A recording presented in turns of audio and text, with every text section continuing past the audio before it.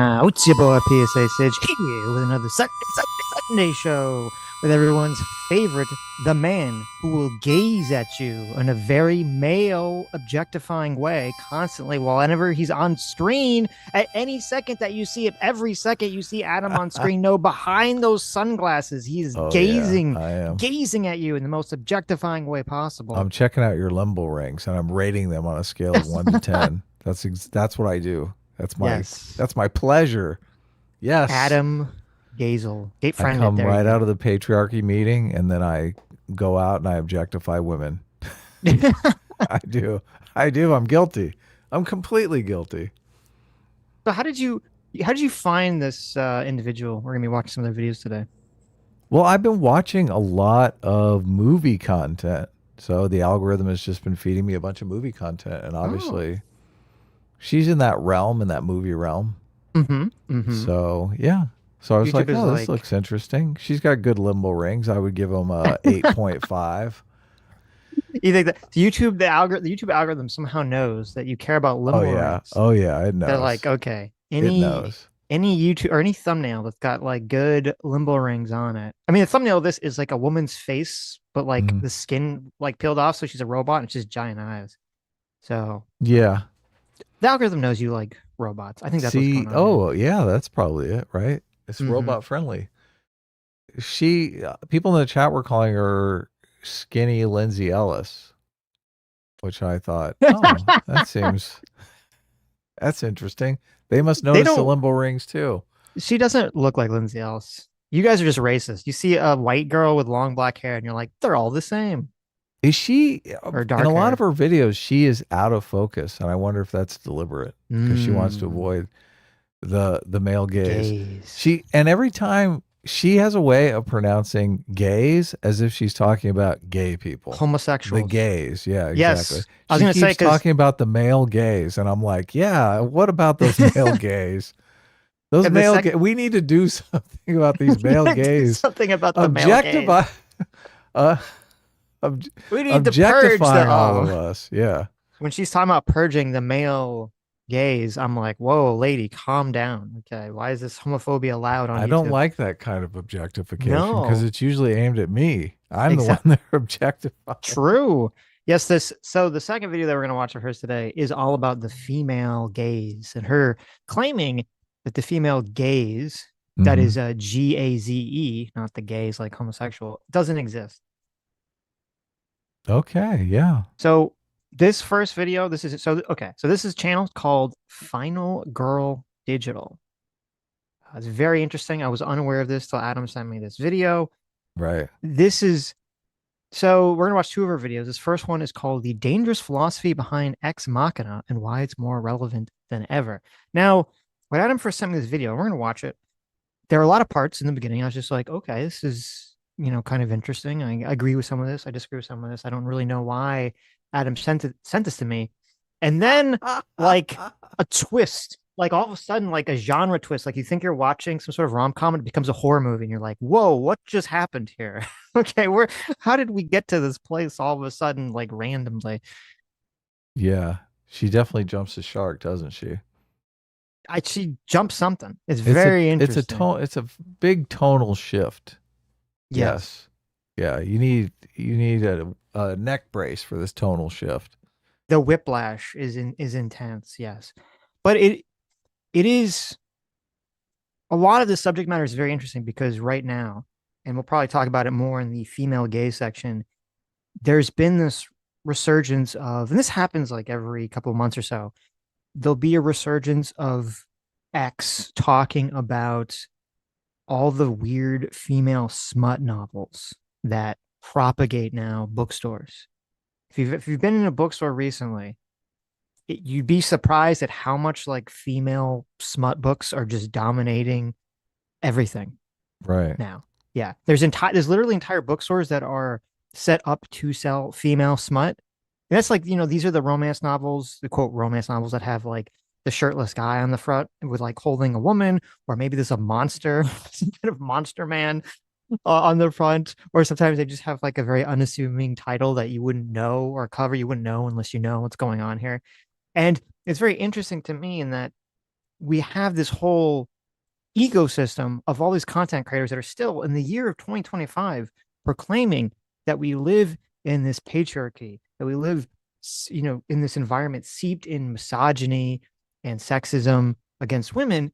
And you go to a bookstore and it's like women's smut everywhere. That is smut that is created for women to read, to enjoy, to procure, that men have no interest in whatsoever. And if you criticize this, you say, well, it's kind of weird that we have all these bookstores basically selling porn to women, and some of these subject matters seem not great, maybe for women, especially young women, to be Hmm. reading. A lot of Yeah. The rape fantasies and non-consensual. whatnot. Okay, Yeah. there you go. A lot of strange topics to be covered.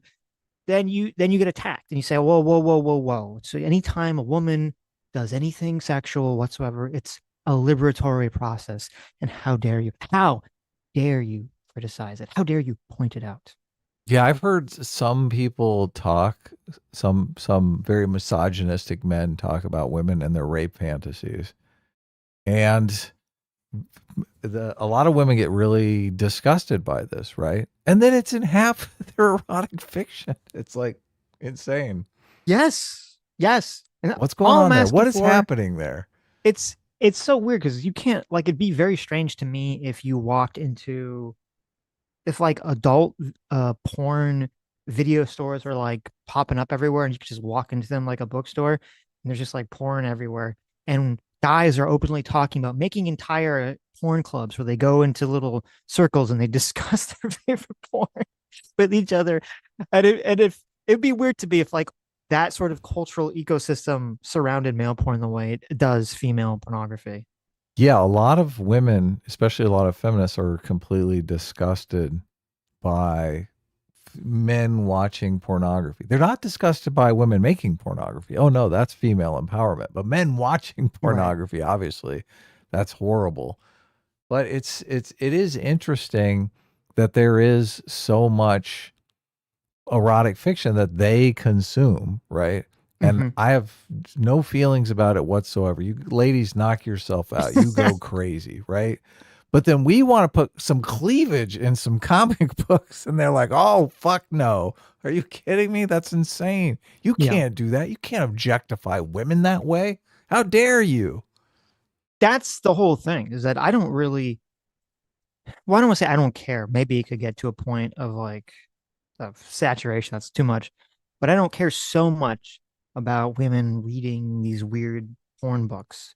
Oh no, But not it's at all. but it's what you're saying. It's this just this blatant hypocrisy Yes. we've all had to live through for the last 10 years, where it was anytime there's an attractive woman and it's in some piece of media, a movie, a comic book, a film, or Right. whatever, it's like, oh my God, how dare you objectify this woman, blah, blah, It's blah, blah, spank blah, blah. material. You guys Right. need your spank material. These are children's movies. How Yes. dare you put Yes. spank material in children's movies? And then if you criticize it, all these like hyper dishonest individuals who are really sexist will come out and be like, "Oh, why do you want to shove hot women into children's things? You're gross or something." It's like, no one's talking about doing that. What are you Hmm. talking about? And then That's what those, Brianna Wu hit me with on Twitter, oh, as okay, as I remember. right, and then those same people would turn around, okay, because you're like, oh, why are all the women in like Star Wars, not attractive Hmm. anymore or something, right? Because Yeah. you remember as a young lad watching Princess Leia run Why are they around in all her metal fugly? bikini, yeah, Yeah. and I and they'll be like, remember oh, you're Return of like, the Jedi.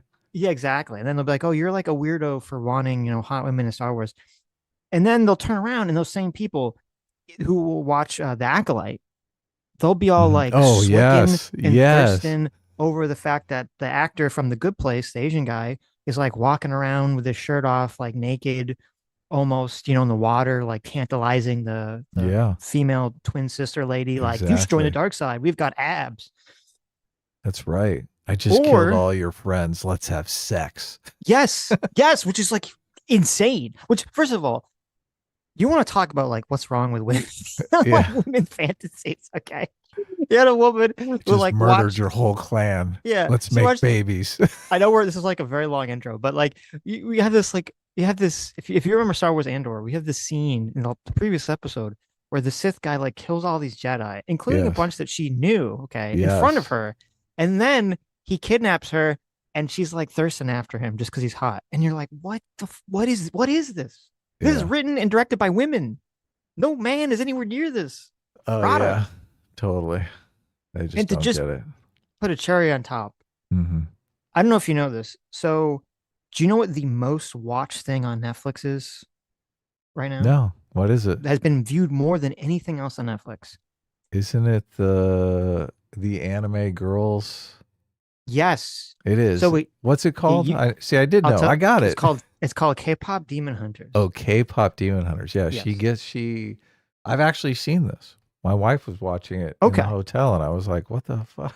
So it used to be Squid Game season one. It has now been eclipsed by K-pop Demon Hunters, which I did watch because Sam wanted to Right. watch it. I'm a good boyfriend, and it actually is pretty good. It's pretty good. I understand why it's got catchy music. It's got good action in it.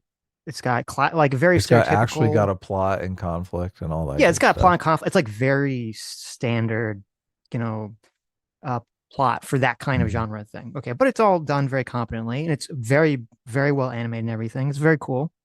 I can see why non American produced things are going to like anime and whether it's Japanese anime or Chinese or Korean is going to just annihilate American storytelling because they're not kind of pushed back by wokeness. Because this is very like reminiscent of a 2000s esque girl show where the Yeah, it's not girls woke at all. are, They're yeah, thirsting after men. That's not yes, allowed. Girl the bosses girls, don't thirst after hunky men. That's just not allowed exactly. these days. Exactly. You have three women in a K-pop band. They're all straight.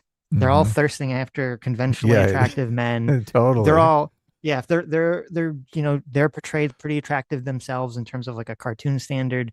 They're able to fight demons but also be girly at the same time Oh and yeah. feminine at the same time. Like it's everything that like, we That used to have. girls Like want. Yes. yes, everything this a classic young lady would want in a TV show before everything was ruined by current year.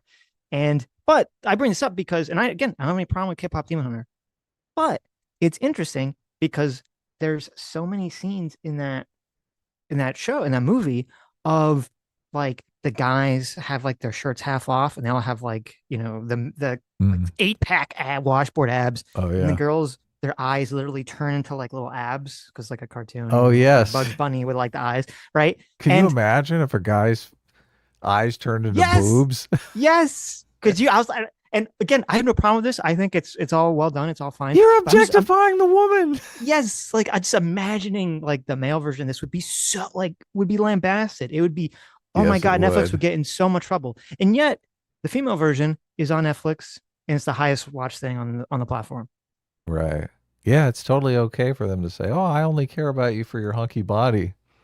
But you have to love me for my mind. Yes, it's just it's crazy. JMac or Circuit Fire, thanks so much, Daddy JMac, for 41 months outside the simulation. Look at that. Wow, look at that.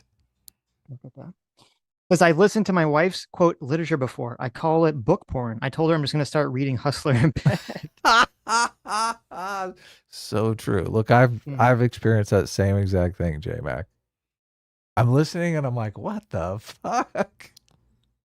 And Jack in Space for 41 months. I'm just going to read this now because I have something to say about this. Unrelated, but I passed by a billboard ad for Timcast on the Pennsylvania Turnpike today. When can I expect the Sitch and Adam billboard ad? It was really weird.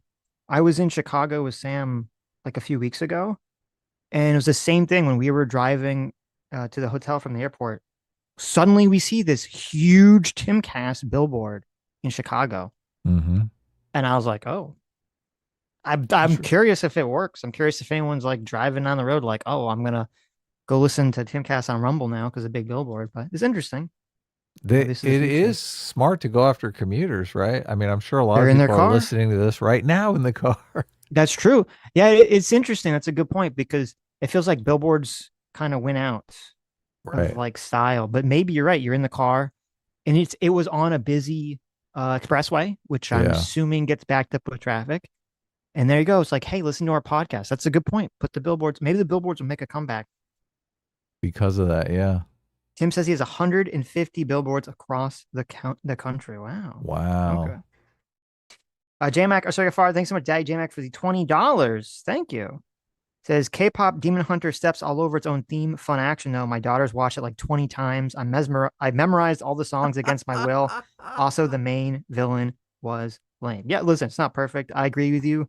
They should have had like the main villain at the end look cool instead of I think it just looked like fog or something. I don't remember. It was kind of lame, but that's part of why I'm sure it's the most viewed thing on Netflix is that People are young watching it over and girls over and over are again. watching Yeah. this like 30, 40, 50 times. I've heard a lot of parents say the same thing where their daughter will just rewatch it again and again and again and again and again and again and again and memorize all the songs. Yeah, thought they were trying to get it a theatrical release, even though it was just made for Netflix. They were like, "Oh shit, this is a phenomenon. We got to I'm get this sure in the theaters." I'm sure they could do like a week event or a day event and sell out and everyone will be singing. It'll be like remember when No, no. what was it? Oh yeah, because remember when like Wicked was in theaters and they had to have like singing theaters and Oh, non-singing theaters because people were causing oh problems. wow. Yeah, they'll probably have to do the same thing with this. So Yeah. anyway, let's actually watch this video. So the first one we're gonna watch, the dangerous philosophy behind Ex Machina. Ooh, Right. okay. Yeah. We're gonna learn about the dangers of AI. We get to talk about philosophy and Yes, robots. My two I like favorite that. things. Those are great. Uh-oh. Mubi. Read another super chat because I got the audio off on the thing, Oh, okay. but I can Alex fix CS that. Paffy was very mad that I read. He's like, you have to read my super chat because I read Jack of Spades stream Oh, membership. okay. Well, look, you got saved by me Look not at doing that. the audio CS correct to Paffy for begin with. $10 says, Kidda had a second channel where she reviewed Show. women's adult novels. She actually tricked me into reading one of these books. It was just okay. Adam might like it, seeing how gay he is. Oh, There you go. oh, nice. Takes Hmm. a shot at me there. Wow. Stop being so homophobic. Yeah, what's wrong? Alex asks for $5 says, my wife reads that stuff. She just finished one where the girl gets with a Kraken man, and yes, tentacles were involved. Yeah, it's the idea that it's reading. So look, this can't be smut. I'm reading a It just book. I'm it's just words on reading. a page. Okay, it's just text. How can this be smut? There's no pictures whatsoever. Yeah. Ugh. The double Okay. standard. You got The it. audio's fixed, yes. Okay. We can also skip this ladder. Exceptional films from all around the globe. Get an entire month free and wellbe.com/Final Girl Studios. For more essay content, be sure to check out Final Girl Digital on Substack, linked below. Hello and welcome back to Final Girl Digital. I'm your host, Cricket Guest, and today we're going to be talking about Ex Machina. After its release in 2014, Ex Machina quickly rose in prominence and cemented itself inside the important legacy of influential science fiction media. Now Now, you've seen Ex Machina, correct? I was about to say, if you haven't seen Ex Machina, it doesn't matter. She actually Okay. really doesn't talk about it very much whatsoever in this Right. video. And But I haven't it's seen Ex it's Machina. a great movie, so you should see it. I haven't seen it, no. Yeah. It's good. Okay. Is an existential question that has been explored within myth and fiction for centuries. Can we create new life? As culture accelerates rapidly towards reality, That's a breast implant that she gets. That's what he's showing you. Oh, really? No, that's supposed to be her brain. Oh, okay. I I was just like, thought, wow, look at that giant breast implant. what a He's scene. like, this is how we make their boobs big. He's like, oh my God, so lifelike. Wow, it's heavy. where artificial intelligence is increasingly a part of our lives, stories that explore simulated consciousness through an existential lens have only become increasingly apt. Though, due to this, I believe it becomes increasingly important that we engage with these fictional stories critically. Now, what do you think she means by that? Yeah, I hate it. I hate it because I grew up. I'm an old man, but I'm not that old. Okay. Right. So I grew up. I'm a '90s kid. I grew up. Critical thinking? Yes, and that was the buzzword in my elementary school. It was critical thinking, critical thinking, critical thinking. You got to brainstorm and you got to do critical thinking. They even had us draw like deep they had a analysis. subject, and you draw like a little cloud, and you had to like connect the cloud with like things that were related. Now, when they said critical thinking, they literally just meant like be creative. That's all they meant about it, essentially. Think outside the box. That was all they were asking for us. And now when they say critical thinking, what they mean is like Frankfurt School of Yeah. understanding the world through systemic oppression, where there are certain groups in power that control you and there are groups that are being oppressed, and you shouldn't look at yourself or the world as an individual because that's the sucker's game. Then you have to adopt a collectivist group socialist identity in order to fight against some sort of oppressive hegemonic power. That's what they mean when they say critically. Yeah, you look at this media by how it liberates the oppressed. Like that's the Yes. only lens that you can look at media at. Or It's how it not about oppresses you. entertaining you or, Yeah. yeah. How it Yes. reinforces oppressive Stereotypes. Yeah. stereotypes or conditions in your mind. Yes. Yep.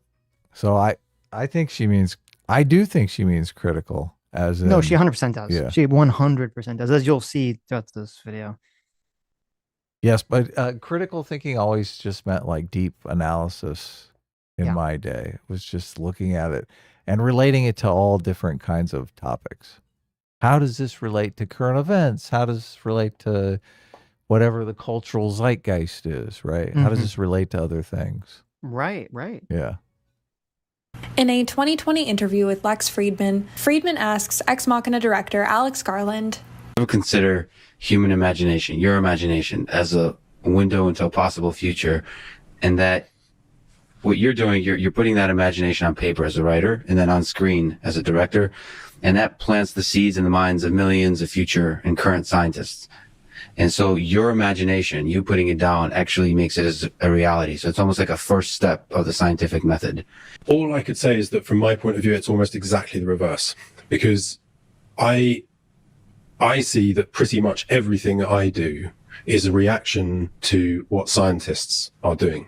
Friedman says he thinks Garland is incorrect to believe he is merely disseminating knowledge and not influencing culture on a broader level. And I agree with Friedman here, which is why I think it's important to discuss popular fiction at length. Ex Machina is one of the most beloved pieces of... Just a quick aside. I saw this video. I don't really listen to Lex Friedman. I've tried to. I just find him really boring. So it's hard for me to like get into it. But I did see this video popped up randomly in my feed that I clicked on it. And I didn't notice because I don't watch Lex Friedman a lot. Apparently he's like very at least what this video is saying, maybe they're lying to me. Let me know if this is not true, chat, if you listen to Lex Friedman. They were saying that Lex Friedman constantly brings up that he's affiliated with MIT and then he has like an MIT email address and he kind of uses it to promote, like kind of give himself some sort of air of authority because like, oh, he works at MIT or he teaches at MIT or something. And they're saying that this is all kind of bullshit, that he taught like one guest non-credit community class or something at MIT. And like that was it. Like he basically just did it to get the email address and then he keeps promoting it. Like that's not the school that he went to. It's not the school that he actually, like had some affiliation with. And he constantly pushes this up to make himself seem more intelligent. Do you think that's wrong? To do that? Yeah. Of course it would be wrong to do that. I mean, he taught a class there. Yeah, but it's a different if you teach like one class one time, that's a non-credit class or something. That doesn't make you a research scientist at the school. It doesn't make you a professor at the school. Like you bring up a bit like, is that like me telling everyone I went to Harvard because I went and had lunch on campus one day? It's it's like you being like, oh, I had dinner with Bill Maher because you like ate dinner in front of Bill Maher. I forgot to mention that I did have dinner with Jay Leno last week. There you go. Exactly. You had dinner with Jay Leno, right? Yeah. Yeah. I did. I almost snapped a picture, but I thought, nah, it'd be too cringe. That'd be like saying I had dinner with Ryan Long.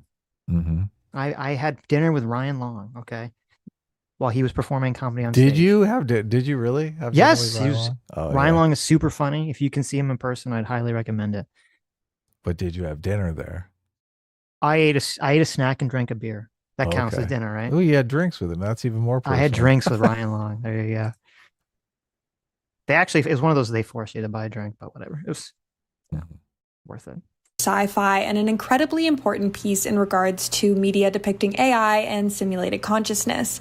Perhaps more importantly than scientific exploration and development itself, fiction influences and shapes the public perception of these advancements. She's against AI, and this movie is definitely a cautionary tale movie. So it doesn't glorify AI as the savior of the world. It kind of makes it seem like, oh, we're fucked.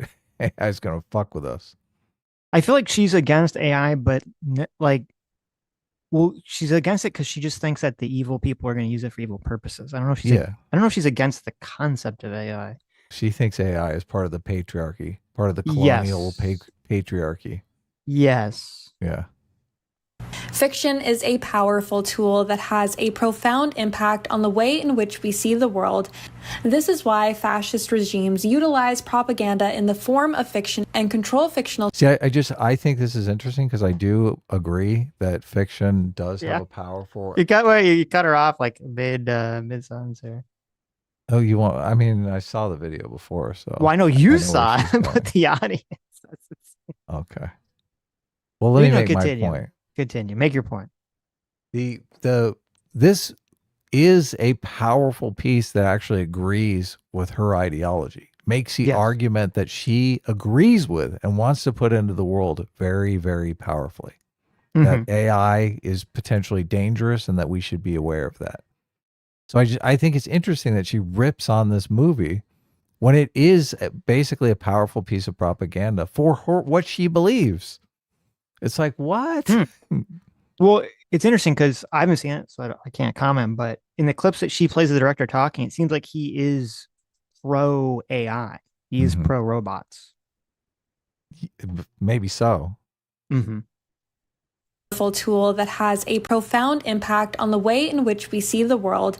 This is why fascist regimes utilize propaganda in the form of fiction and control fictional stories that contradict said regime's agenda. This includes the banning of books, for example. This is not to suggest that Garland. So no, just be clear. That's all true, but it's interesting that all of a sudden you're like, what? Like that she says specifically fascist regimes instead of authoritarian regimes. Because the same is exactly true of an authoritarian communist regime. They're going to have a lot of control over the types of literature and media consumed. In fact, this was like a huge thing. And it's kind of always funny that they bring up fascism because, I mean, Nazi Germany only existed for like a decade or something or less. You know, a lot of these fascist countries, they weren't around for very long. Meanwhile, we had years and years and years and years and decades of communist Russia and China. And you can see, obviously China today, you can see the amount of censorship and control they have over the narratives. You literally can't post Winnie the Pooh or other things that are offensive to the Communist Party. But this was huge in the USSR, where there was all sorts of very top-down control and very explicit campaigns of like, okay, we need to create media and art and stories and even architecture that shows why collectivism and communism is superior than the Western individualist liberal philosophy. So I think you should bring that up in this conversation. But that's just me. When progressives controlled Twitter, obviously they were censoring anything that they found offensive or was against their narrative. So obviously, I think you frame it great when you say you really should call it authoritarian regimes, because it could be a progressive authoritarian regime and they're going to make sure that you can't post anything that they find offensive or is against their ideology. Or it's, we obviously have had in our past a lot of right-wing theological governments that would get rid of anything blasphemous that they decreed. Yeah. It's just the way it is. If you're an authoritarian, you need to crack down on any threat to power. And that's part of why democracy is so great and having free speech is so great, is that we say, F that, people can express themselves without fear of the government. This kind of goes with that very insane story that people have been talking about with Graham Linehan, he was that British guy who created Father Ted, who was arrested, and he came back to the UK for like 3 posts that he put. And he was arrested for being mean to trans people or threatening trans people. He And it's wasn't like, really threatening them. He I know, was but that was the argument. making jokes. Yeah, Right, exactly. right. And it's just crazy how in the UK, because they don't have a constitution that guarantees the right of free speech, they can just do that. They can be like, oh, well, we find whatever you're saying to be offensive to some group. So we're going to arrest you and charge you with, whatever ridiculous hate crime they're trying to charge him with. Yeah, it's crazy. I can't imagine that kind of thing going on in the US. It is interesting that the First Amendment is an amendment. They didn't think of it in the actual Constitution, but everybody bitched after the fact and Yeah. they put it in. So, Well, that was the thing. They kind of created the Constitution. Well, and obviously that's the big difference. You have the Americans are trying to get away from the authoritarian monarchy of the British government. And yes, so they which still exists today. which still exists today. We thought we were past that, but I guess not. And so they create this, constitution based on limiting the government's powers. And then lo and behold, it's like after they do, they go, oh, we still think that there's too many, restrictions here or not enough restriction on the federal government. Let's make sure we ensure the rights of the population. Yeah. Boom, Bill of Rights. Or Ex Machina is fascist by any means, obviously, but I am stating this to highlight the importance of fiction and the importance in discussing fiction, as I know there will be people in the comments saying, it's just a story, it's not that deep, when it is that deep. Media literacy is important. This video will be less of an overt.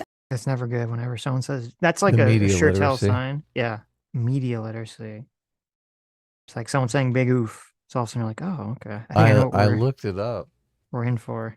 And I think there's an innocuous understanding of media literacy, and then there's the super woke understanding of media literacy. Well, the term itself isn't necessarily a bad term. It's just you only seem to see a subset of people who all share an ideological far left belief that use that Use term. the term, yeah. Yeah. And they do use it to mean that they're analyzing media through the oppressor-oppressed lens.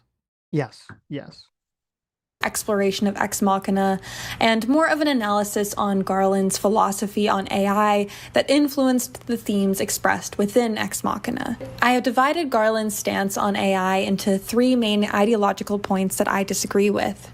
1. Sentient AI is inherently good and not something to be concerned about. 2. Simulated consciousness is the same as human consciousness, and the creation of AI is comparable to childbirth. 3. AI is our next stage of evolution. Human beings are tragically fated, and AI is our only hope at having successors. How do you feel about these? How do you feel about that? This is part of this guy's philosophy, and then how do you feel about the statements individually? Well, it makes me wonder if he was fighting Hollywood on the movie, because the movie is the movie has kind of a downer ending where like you don't necessarily know which way things are going to go. So it's not very clear.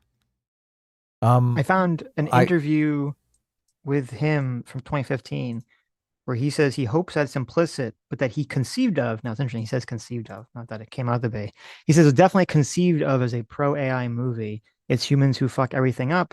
Machines have a pretty good track record in comparison to us. Well, maybe it's my fault for empathizing with the humans in the movie. So maybe he's empathizing more with the AI. I mean, it's kind of set up that way. Or is it something like everything's going well, one of the humans is like, does something that makes the robot go crazy or something? I believe a lot of people are killed. Look, it's been a while since I saw the movie. I saw it in the movie theater. I guess maybe I should have rewatched it for the stream, but I don't know if I want to dole out spoilers here and give the ending away. So okay, whatever. I guess it's not really super important. I wonder though. I do wonder. I mean, think about number 3. AI is our next stage in evolution. Human beings are tragically fated, and AI is our only hope of having successors. I mean, that's a pretty downer. We're gonna destroy ourselves. I wonder if chimpanzees think of us that way. Like, oh my God, humans are our only. I don't think the next chimpanzees step in have our that evolution. Thought. I don't think they're capable. When you go to the zoo and they're stuck in the cage, you don't think they're thinking, oh, thank God I have a successor? I don't think so. Yeah, I don't I don't either. think the That's why I'm chimpanzees just, think that. Right. this That's is I understand that's your a point. pretty Yes. rosy way to look at this. Right. Yeah. Well, I guess starting from number three, it depends what the person. I mean, I know what she means by this or what she thinks the guy means by this. I think AI is our next step in terms of technological evolution, and there will probably be some part in the future where we are like cyborgs to some Mhm. extent. Um, I don't believe in this sort of. I think we're very far away from some sort of 2001. We're all putting our brains, the book. We're all putting our brains in robot bodies, or we're all converting our consciousness into robots, like in the Alien TV show and all this other stuff. I think we're pretty far from that. If there is a competition between two technologies, one where you port your mind into a robot body Mm-hmm. and one where you can reverse age and live your life as a human at 25, 26, whatever you pick, right? Right. Which technology do you think will win out, will be more popular, be more successful? Well, I think first of all, I think the reverse aging thing is going to come about way faster. I think that seems a lot more. We're on the trajectory to figure out ways of doing that before we Yeah. figure out how to transfer our consciousness into a robot. Yeah, That seems more tricky. the technology seems easier to crack. That's for sure. Yeah, and also it's like we don't really even know what consciousness is still. So Right. what would that even mean to transfer it? Well, we can figure out how the mechanics of a cell works, right? And probably Yeah, halt and reverse aging pretty right. We all easily. like kind of understand some of the concepts of what's going on with aging and telomeres unraveling and all that stuff. The question is just sort of how do you stop that or how do you reverse that? Which they've already had some success in minor areas doing that. And also because the in terms of question you asked, which would be more popular. I mean, the Yeah, advantage the of being in question the is, robot which would body. people rather do if they had the choice of both? Well, at first, people would obviously prefer to keep their own body because the problem with the transferring yourself in the robot body is how do you ever prove that it's actually you and that's Right. not just some sort of copy of you. And that's part of what I was annoyed about. I don't know if this is going to come up in the Alien TV show, which is all about, it's an Alien TV show, is all about transferring consciousness in the robots. Is how do you know that you transferred your consciousness and you didn't just make a robot essentially that has a copy of your personality? I mean, you could do it if you could the thing that you'd want to do is to be able to transfer back and forth because that would give people confidence. What you would do That's is a good point. you'd That's a set good it point. up. You'd set it up. You'd be like, okay, you're going to go to sleep now. We're going to transfer you into the robot. And you could get up and walk around and test out the robot body. You could even stand over yourself and watch yourself sleeping. And you'd be Mm-hmm. like, okay, I'm in the robot body now. Here I am, right? And you do whatever you did, and then they'd be like, okay, you're going to go back to your body now. You go back to your body stands over the robot body. So you do that 4 or 5 times, and I mean, you're just going to be like, well, what's the difference, right? Yeah, if that's a good point. That would be the way to test it, is if you could go back and forth. Yeah. It's kind of like, it's not quite the same, but it'd be kind of like that movie, the Bruce Willis movie Surrogates. I mean, the difference is that they never like left their body. They were just controlling a robot. But if you could That's a much somehow, different situation. Yeah. yes, yeah, but if you somehow could literally leave your body, which I mean, since we don't really know what consciousness is, like, how would that even be possible? Like, there's like a magic energy in your body or your brain that when you transfer out of your brain to a robot, like your body just becomes brain dead or something? But look, even in that situation, I think even if it was a copy situation where it's like a whole different consciousness booting up, watching, and you still are in there as you're sleeping, I think people would develop the confidence just to like live in the copy. Well, if you're on a table and you go to sleep and you wake up in a robot's body, I mean, then it would show that whatever the mechanism of human consciousness is transferable, obviously. Yes. And if you could switch back, Well, then what you if would know. but it could just be a copy though. Yeah, but that would mean if your consciousness is still in the sleeping body, and a copy of your consciousness is in the robot body. yeah, but Yeah, but so what would they're that gonna mean? That mean they're if they gonna woke up your human body, would you like have this bizarre, like disjointed experience of being in two bodies at the same time or something? I I know. I think it would just be like two different consciousness. But that would script the whole procedure because obviously when you ported back from the robot into your body, you would have to take the memories of the robot being in the robot body back to your body. No, but that would be the issue because, and this is kind of, I don't know why they would do this, but this would be some sort of, maybe this would be some nefarious sci-fi plot, would be they trick people into thinking they're swapping their consciousness into robots, but they're really just copying it and then killing the people. Would be if they had that technology, they put you to sleep and then the robot, has your personality, thinks it's you because they copy your memories in the robot. And then right before you wake up, they're able to copy that short memories and put it into you when you wake up. So you think that you experienced that, but you really didn't. Yeah. That would be cool. That'd be horrible. Because then it's who cares? That is what would give you the confidence to say, okay, I'm going to stay in the robot. Yeah, but then it turns out that you're little just dead. trick. Then it turns out you're just dead and you're not, it's pointless. There's just a copy of a robot running around somewhere that acts like you, which who gives a fuck? They've deceived you. Yes. What's the difference, really? Well, it matters to you because you're dead at that point. So if there's no afterlife, you're just gone.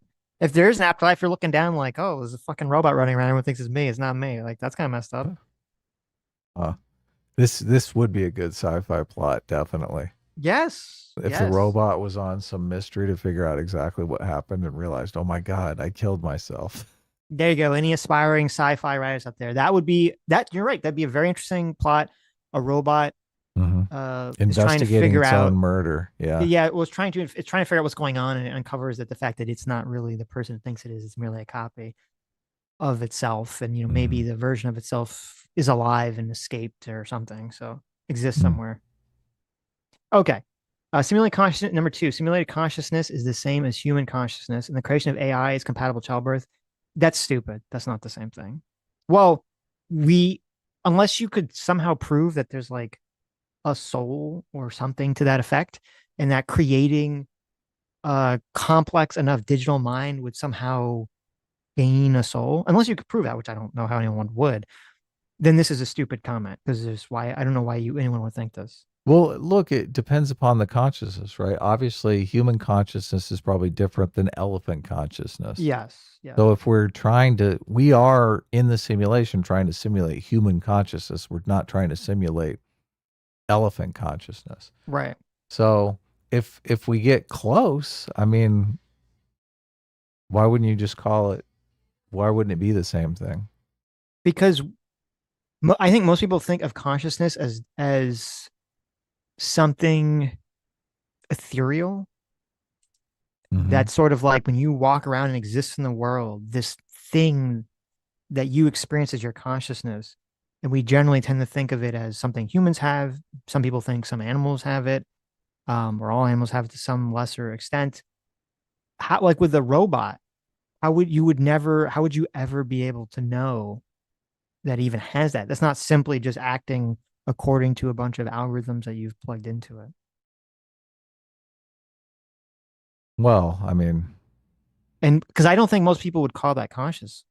If you have some robot that's just, now people make the argument that, well, humans are biologically programmed, blah, blah, blah, blah, but putting all that aside for a second, I wouldn't consider that consciousness. Yeah, I guess it all hinges on your definition of the word consciousness. If you think of consciousness as just a system to evaluate stimulus, then it seems like a AI would apply. Now, I don't know, because you look at something like Star Trek, you have Data walking around, and obviously the show portrays Data as a conscious entity that deserves the full spectrum of individual rights that a human has. There's a lot of episodes specifically about this. And while watching the show, I do agree with that because of how it's portrayed. I wonder if there's part of the difference is that with Data and other things, it's like we've created some kind of blank mind that is simply like a human capable of learning information. And then it like exists and grows up the same way a person does, which I don't know if I would call that conscious, but it would make me a little bit more empathetic to like, I don't think you should build a robot that does that probably, but it'd make me a little bit more empathetic to thinking of it as something that deserves rights as opposed to just a pre-programmed robot that you program a bunch of stuff in to do a bunch of specific tasks. Okay. And then sentient AI is inherently good and not something to be concerned about. That's obviously Yeah, stupid. that's and a wrong. fucking banger right there. Yeah. That's what? How do you know? I mean, that's taken a lot for granted. Yes. That it's not to be concerned about. I want to make a disclaimer that I do think Alex Garland is a very intelligent man and a talented artist, which is why I felt compelled to make this video. I find it even more interesting when I respect someone who is well-researched on topics I am also well-researched on and have found ourselves at different conclusions. It makes discussions like these much more compelling when the person I disagree with is making interesting points themselves. And with all that being said, let's talk about Alex Garland's perspectives on AI and simulated consciousness. Part 1. Sentient AI is inherently good. In multiple interviews, Garland repeatedly expresses the sentiment that he is not afraid of AI or simulated consciousness, and that he doesn't believe we should be fearful of human-level AI as represented with his character Ava in Ex Machina. In an interview with Lex Fridman when discussing his TV show Devs, he criticized the Silicon Valley, stating, The problem is issues that relate actually to the power of humans or the wealth of humans, and that's where it's dangerous here and now. So what I see, I'll tell you what I sometimes feel about Silicon Valley is that it's like Wall Street in the 80s. It's rabidly capitalistic, absolutely rabidly capitalistic, and it's rabidly greedy. I don't trust anyone who knows how to pronounce rabbit or aluminium properly. Oh yeah, that's a banger. Damn Brits, you created the language. Why can't you speak it properly? Like America. But whereas in the 80s, the sense one had of Wall Street was that these people kind of knew they were sharks and in a way relished in being sharks and dressed in sharp suits and kind of lauded over other people and felt good about doing it. Silicon Valley has managed to hide its voracious Wall Street-like capitalism behind hipster t-shirts and, cool cafes in the place where they set up there. And so that obfuscates what's really going on. And what's really going on is the absolute voracious pursuit of money and power. Garland again echoes a sentiment of distrust in the wealthy elite and the corruption of greed in his discussion with Lex Fridman, stating, And I used to think, well, look, if there's a lot of money, and there really is a lot of money, people stand to make millions or even billions, you will find corruption. That's going to happen. So it's in the nature of its voracious appetite that some people will be corrupt and some people will exploit and some people will exploit whilst thinking they're doing something good. Garland is clearly a very thoughtful, introspective, and intelligent person. So I am confused as to why he criticizes Silicon Valley this way, though these criticisms don't translate to a wariness surrounding AI. This feels very naive, and I don't believe Garland is a naive person. Even if the creation of simulated consciousness is innocent at its purest, rawest level, the way in which this creation is happening, what these creations are being used for, whose hands these creations are in, is ultimately terrifying. I think you would prefer the human race to endure, right? You're hesitating. Yeah, well, yes? I don't know. I would. This is a long hesitation. This is a long hesitation. That's Peter Thiel. Yeah. Is it Thiel or Teal? Take your pick. Okay. Well, with Peter Thiel's such a weird guy because, first of all, he looks really weird. I don't know what's going on with his face. Okay. He's like, his skin hangs on his face in a very strange way. He's got a saggy face. It's like saggy, but like also like his bones are jutting out. You know the people that believe that like actually all the elites are really lizard people wearing human masks? Mm-hmm.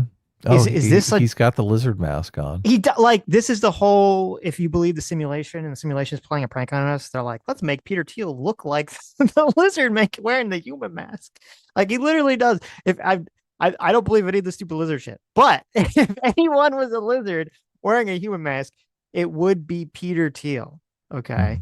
He's a very odd looking guy. And then on top of it, he has all these like weird fucking beliefs too. Like what? Who's hesitating on this one? Oh, should humans continue to exist? Wow, maybe yes. Asterisk, bro. Wow. I know. I kind of want humans to go on. So Yes. it's a very bad perspective. There's so many questions implicit. Should the human race survive?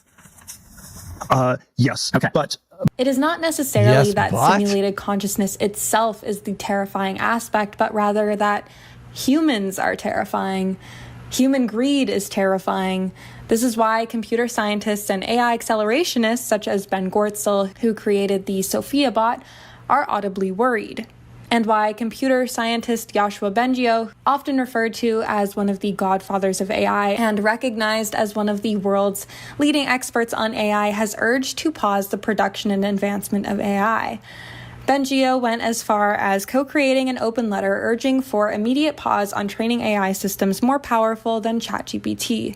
This letter was signed by 30,000 people, including AI researchers such as Stuart Russell and Gary Marcus. Interestingly, the cutoff being ChatGPT 4 is because Okay, so was a couple things that she said that I want to talk about, which is first of all when she's like the danger of AI isn't necessarily AI, but it's humans. Like, obviously, that is a potential danger, is humans using AI for nefarious purposes, which people are already trying to do. There's going to be so much phishing scams. Phishing scams are going to be out of control with AI. People doing AI of voices, trying to either trick your phone to unlock or trick your accounts to unlock. All that biometric data is going to be, like all the people that do like the face scan shit, like that's going to be less safe than just having a number that Right. because yeah. someone's going to be able to AI your fucking face and like hold it up to the camera very easily. So like on that's on like the low level. Obviously, you can have entire governments trying to use AI to do all sorts of nefarious things. So that's all true. But putting all that aside, I do think it is untrue to not just worry about the concept of AI itself. If you can create something that has an intelligence or the ability to be intelligent or to do things at a significantly faster, smarter rate than any human can, obviously that should be something that you would be afraid of because you could lose control of that thing and you might not even be aware that you've lost control of that thing.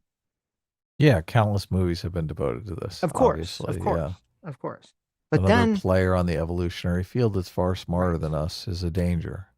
right. And this is part of, when I was younger, I was not really worried about that because I thought, well, when you make robots and you make AI, why would it have any sort of intrinsic desire to do anything, even survive? Like you should be able to program anything into it. But now I am worried about it because of the way AI works.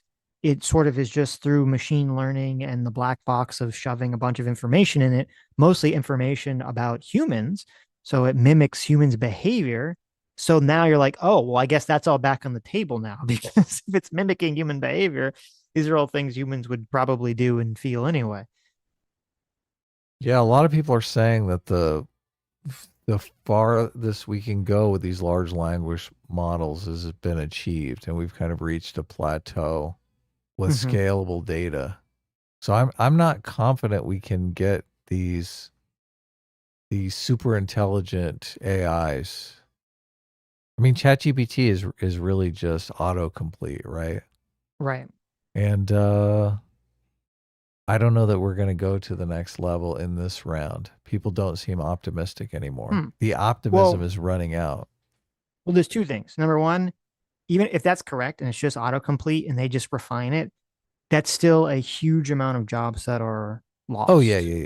Look, Like, it's going to be huge. great as far as automation goes in the job market. Yeah. Because so much of human jobs is just autocomplete anyway.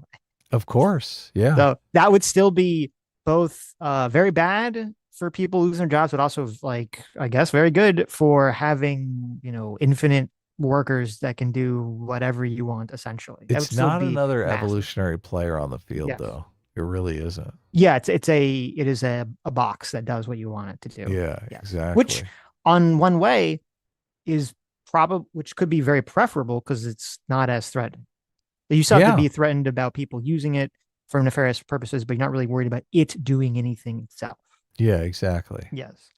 And then the flip side is that is I don't know. I do know a lot of people have been saying this about speculating. People have been speculating for a long time. I think there was some paper. I don't remember from where it was from. There was some paper people circulating from some university that was kind of going over why they thought you were sort of reaching the tipping point for the LLMs and stuff. I don't know. We'll see. Obviously, all these companies are devoting millions and billions of dollars into building these massive data centers. Don't think that. They think that they're going to keep pushing this. So, Yeah, have you seen some videos on the counter arguments that the yeah, I've seen Okay, videos. yeah. I've seen the video. Look, it's up in the air right now, but Yeah, we don't know. and I do agree they are spending millions and millions of dollars. Billions of dollars.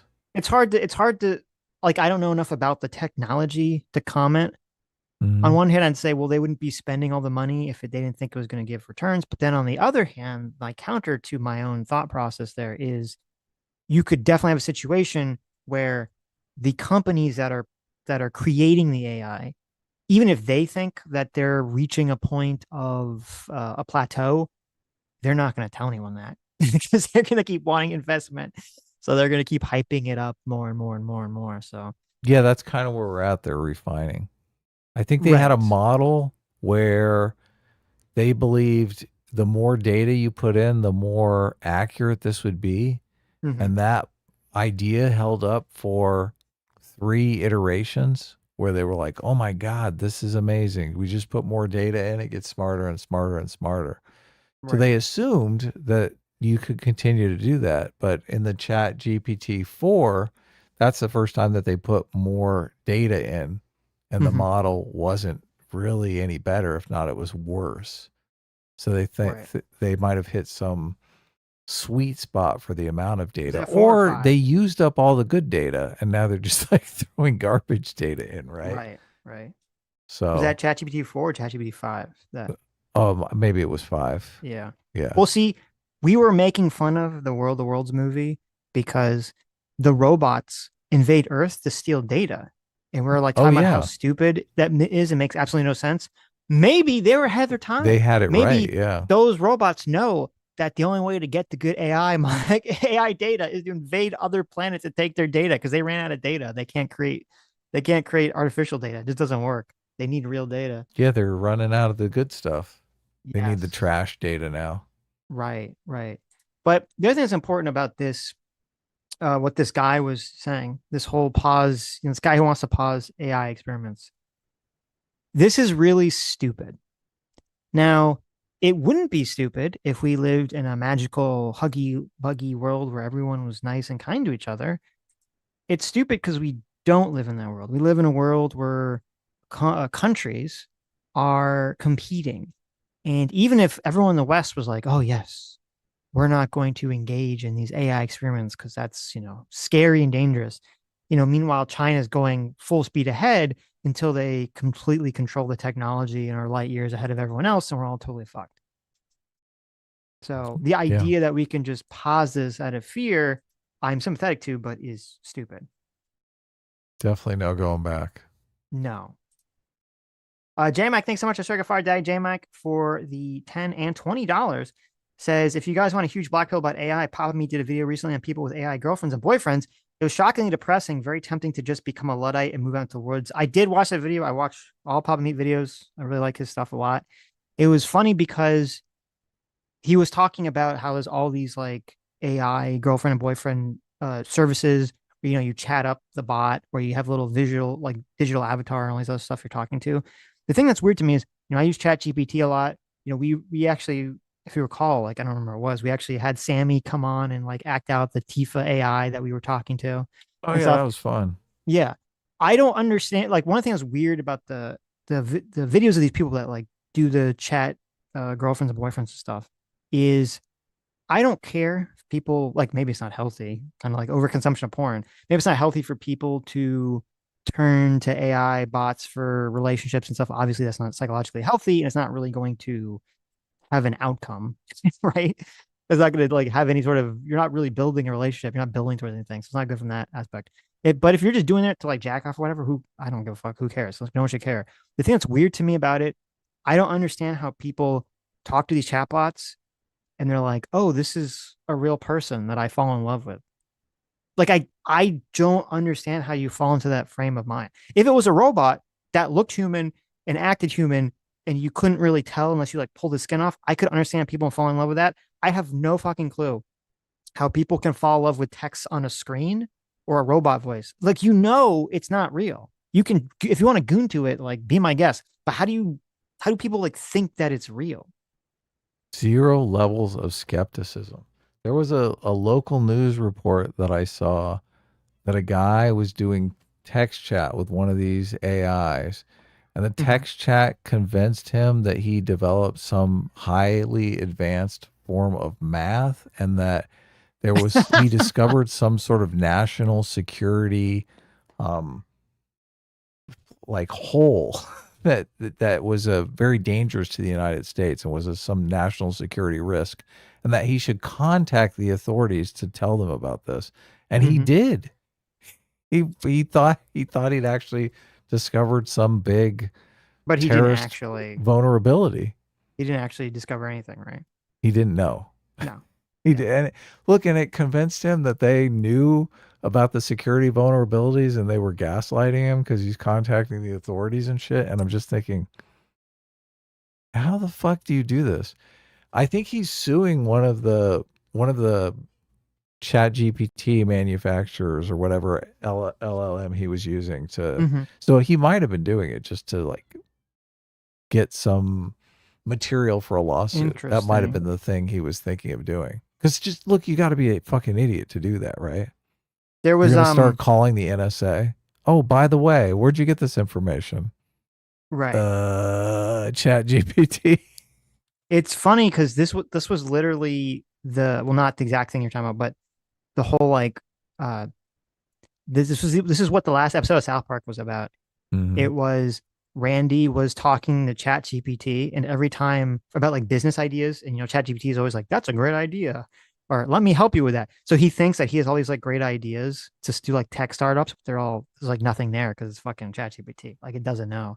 And so I could 100 like, but that's what I don't get is that I understand people think it's a robot though, so they think it's like some superior intelligence. They turn their brains off. Is that the problem? People don't understand how it works. Yeah, is that the issue? Okay, maybe people just need to be educated on it. Because I understand people who like that have like porn obsessions. I can understand someone having like a chatbot porn obsession. Like I could get it. I don't get the next step where they're like, I'm going to marry the chatbot. Because in that video that Papa Meat was talking about, there were literally people who were marrying their fucking chatbots. And I'm like, but why? That's stupid. So it's not real. So they can tell people that they're married. I'm married to my phone, and there's a certain amount of respectability that disgusted. Comes. I guarantee when they tell people they're married or say, "Oh yeah, I got to go home to the wife," they don't tell them, "Oh yeah, the wife is a chatbot." Right. They leave that part out.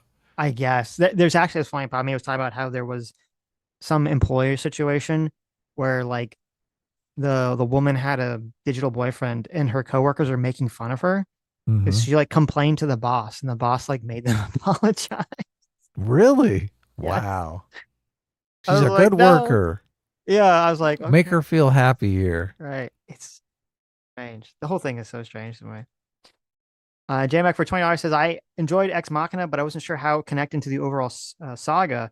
And Poe and Huck's characters change seems so abrupt. I thought the droids were cool, but kind of sucks there weren't any space battles. There you go. Yeah. That's true. Oh, they were in that movie? The actors? I asked Grok about the movie, and it did remind me that the ending is so brutal. That's why I had remembered. Right. I'm like, oh my God, this heartless fucking bitch. And the thing with the chatbot girlfriends, I mean, that's only going to get worse because, well, first of all, I think it's going to hit women a lot more That's going to be the sleeper thing. Everyone always thinks it's going to be guys, like the whole, oh, guys are going to do it, but it's going to hit women so much more because women are a lot more sexually enticed by like reading anyway and gaining emotion anyway, which is what this AI shit right now currently is sort of at. It's not quite at the, you know, virtual girlfriend with your headset or your robot yet.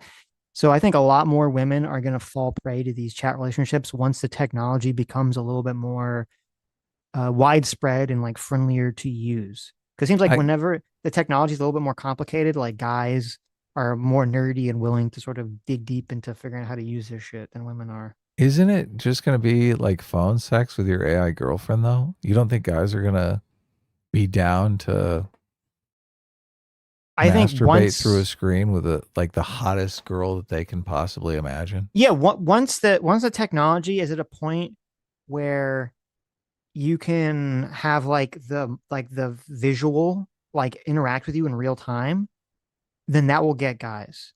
But I don't think it's there yet. It's mostly just like, at least from the videos, the Pop Me video and other things I've seen, it's just like text usually. So I think that, and people aren't really thinking about it. I think that's going to be a sleeper trap for women. It's going to suck up a lot of women before people realize that women are getting obsessed with this like shit. I'm pretty sure there's a lot of AI porn now. I guess I don't really know what the difference is. People make like pictures and videos with AI that's pornographic. I mean, but I don't think, I could be mistaken because I don't keep up on this. I don't think there's like a real time AI that you talk to and like simulates you fucking. I mean, actually, maybe I'm wrong because weren't people saying that the Grok girl could do stuff like that or something? Oh, I don't know. Yeah, So, I don't know. Maybe I'm wrong, but and my only point is that I think women are going to get sucked a lot more into the text-based interface. I think men are going to get sucked more into the visual. Oh yeah. Sex. But you were just saying that women would be more into the AI, like companion on their phone, and I think guys would be just as into it, if not more, because obviously it'll be like you're texting your girlfriend and doing phone sex or video sex. I don't know. I just think I think some guys are into it. I just think women are into that a lot more than men. I think men are more into sex. I think men are more into like the visuals and women are more into. Oh yeah. Look, we're agreeing on that. Definitely. Right. But I think that they will be able to produce the visuals on the fly. Yeah, once you get there, it's all over. Travelist Arcane for $20 says, I must know, will Adam co-sign human clanker relationships? What does that mean? You're going to be on board with people fucking robots? I mean, I'm not going to judge people who are having sex with robots. That's for sure. There you go. I'm not going to judge them harshly. This is a harsh life that we go through, and sometimes we get a lot of hate and we don't get a lot of love. And if some of that love comes through a robot, I'm not going to begrudge anyone that. Mm-hmm. They're going to bring back the Futurama, the little not the learning video, the little like propaganda video, the don't hate robots. Yes, exactly. It's going to go out of control, man. The Shogun for 20 Aussie, I mean, Japan. God, Japan's going to be super fucked. The Shogun for 20 Aussie bucks says, hey, fellas, I'm quitting my job today and starting my own business. For making this life-sucking job bearable, remember, mid-20th century Germans recognized each other by saying, I mean, are you like them? Oh, wow. I didn't know that. I had no clue about that. We do say I mean a lot. We do. I do it in reference to something no one gets or knows, so they have no clue why I'm doing it. So I should probably stop. But congratulations, and we hope it goes well. Everyone, we're going to all send our free will spirit bomb of energy to the Shogun to make his business highly successful and profitable. Very profitable. And happy and fun. Ridiculously profitable. Yes. And ChatGPT. This letter was signed by 30,000 people, including AI researchers such as Stuart Russell and Gary Marcus. Interestingly, the cutoff being ChatGPT 4 is because these are the models that currently pass the Turing test, and in Bengio's words, can thus trick a human into believing it is conversing with a peer rather than a machine. The Turing test is also a thematic device utilized within Ex Machina. In his letter explaining why he chose to support this pause of AI testing, Bengio writes, "There is no guarantee that someone in the foreseeable future won't develop dangerous autonomous AI systems with behavior that deviates from human goals and values. The short and medium-term risks, manipulation of public opinion for political purposes, especially through disinformation, are easy to predict, unlike the longer-term risks, AI systems that are harmful despite the programmer's objectives." And I think it's important to study both. With the arrival of ChatGPT, we have witnessed a shift in the attitudes of companies for whom the challenge of commercial competition has increased tenfold. There is a real risk that they will rush into developing these giant AI systems, leaving behind good habits of transparency and open science they have developed over the past decade of AI research. In an interview with Channel 4 News, Garland was asked if he sees any danger with the development of intelligent software, not human level like Ava and Ex Machina, but advanced AI. Garland does express fear and distrust in the development of sophisticated AI, stating, There's absolutely, this is to differentiate between sentient AI, strong AI, and non-sentient but very powerful, potentially powerful AIs. There's definitely a danger of that kind. Broadly speaking, I'll tell you where my anxieties lie. What Snowden did when he revealed what was being hoovered up about us in terms of information and what we put out there was an incredibly good and incredibly important thing to do.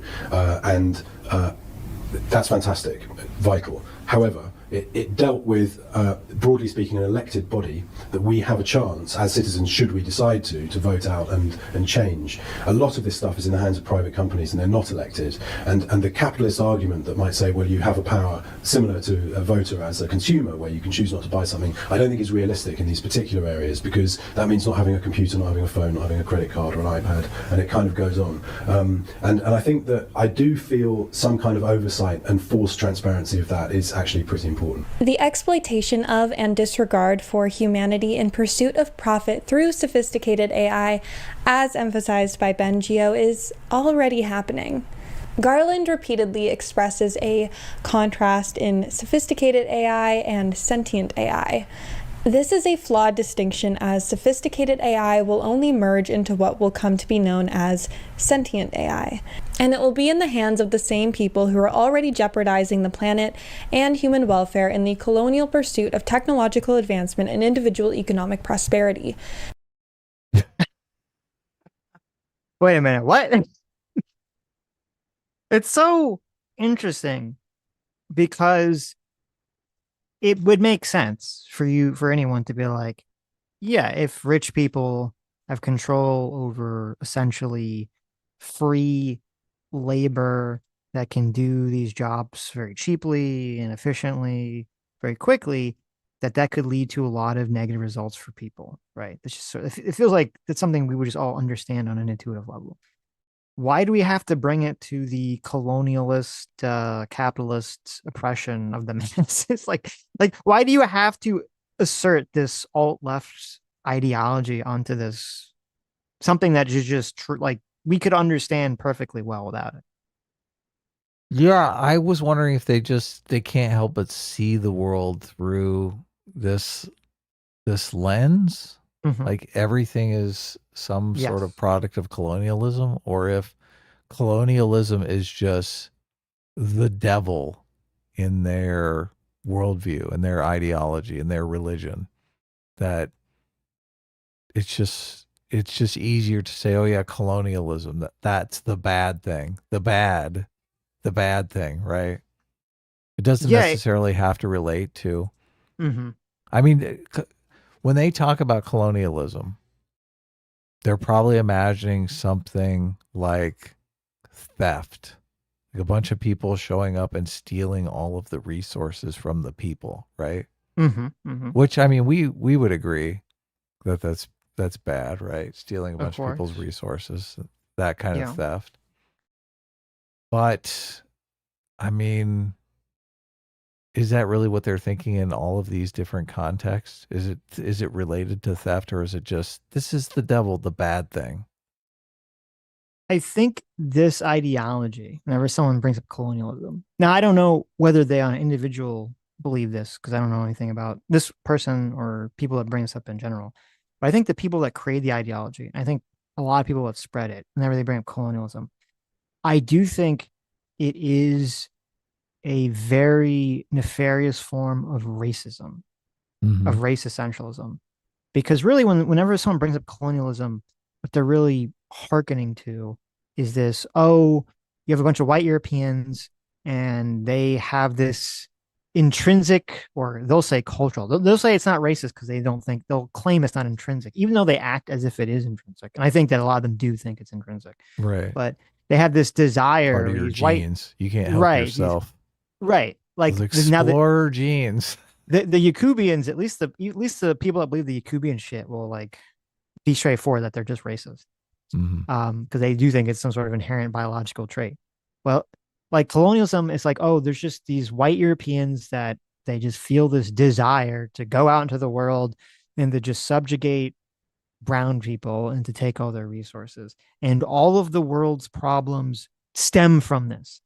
And I think a lot of it's based in the naturalistic fallacy. A lot of these people, I think including this individual, seems like from this video and the other video, she has kind of that uh I would say naive belief that humans in nature are, innocent baby angels, and yet some evil part of culture or capitalism comes in and like corrupts everyone essentially and makes everyone do evil things.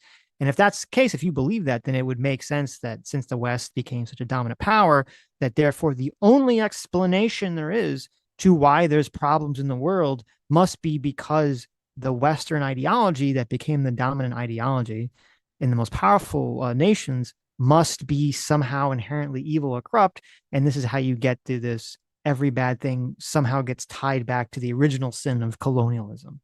Because that's what it is. It is this sort of original sin mentality. That's why, and I think, you told me this before the stream. It is interesting, and we've talked about this a lot. It's very interesting how the alt-left ideology is so religious in how it is talked about and how it kind of is portrayed, even when people don't on the alt-left don't want to think of it as a religion. Oh yeah. Well, they hate religion, so they don't want to think of it that way. Yes. But it is an all-consuming dominant ideology that everything has to be explained through. When she says colonialism, is she talking about AI hoovering up all the resources and subjugating everybody? No, she's talking about evil white men using AI to do that. Using AI to take resources away from indigenous people, brown people. Yeah. I don't, if AI reaches a point where human labor is unnecessary, then the population will just be superfluous. There's absolutely no reason to subjugate them for any reason, like whatsoever. Why would you want to subjugate someone? If you want sex, you've got sex robots that are gorgeous. You've got obviously have robot workers that are going to do all the labor, make all the things, all the fancy stuff. Anything that you want to do, you'll use robots for. What's the point of subjugating people? Well, I guess it would be more along the lines of the global elites want to depopulate the world. So they're going to have like an army of, they're going to kill off all the other people and then have like a bunch of robot slaves just do everything for them. That is a threat, because if the human population is a security risk, then that is a giant threat. Yeah. But I mean, I wouldn't call that colonialism. No, that'd be something. Yeah, that would be something more yet. Along the lines of genocide. Yeah. It would be, well, like right now, we have it set up to the two things that we had set up to prevent that is obviously our political system is based on democracy, and then so every one person gets one vote, and then from the economic perspective, everything runs on consumerism or consumers buying shit, right? So you still need to have people buy your product. Yeah, that's the argument behind UBI. Like you can't get the robots to buy things. Right. So yeah, I don't know, even if you had robots that could do everything, like unless you had Star Trek replicators and everything was free. Like it's kind of hard to envision what that society would look like It to get to depends that upon what point. the elites want to do, right? Mhm. If the elites decouple from the status of creating products and services that are popular that people want to buy and decide, we want to spend our energy creating a time machine or going interstellar, whatever they want to do, then I could see the human population totally becoming superfluous to them. It's again, it's very hard to tell what society would look like in that point because things are going to be so radically different. But even though I do think there's some weirdos like Peter Thiel, and it's scary when people like that are in positions of power, I do think the majority of humans, even humans in power positions, are strongly motivated by status hierarchy seeking and kind of putting themselves in the hierarchy above other people. And you can't really do that if there are no other people to compete with. Yeah. That's a good point. That is a good argument. I would worry because a lot of people are basically motivated by personal projects. And I would worry that those personal projects could be achieved without any kind of social interaction whatsoever.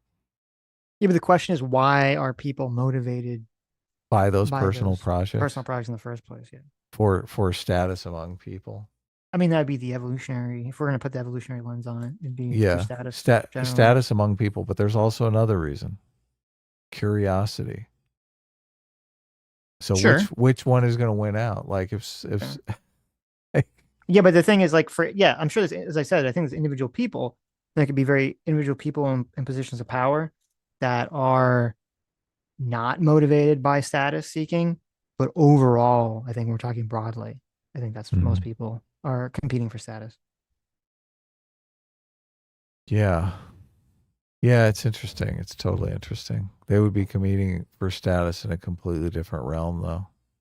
Yeah, I don't know. I mean, I do worry a bit about this. Just because it could be, as soon as large swaths of the population become totally useless. Yes. In any way, shape, or form, you kind of think, well, those people are not going to take that sitting down, right? Those people are going to fight against that, and that could become dangerous.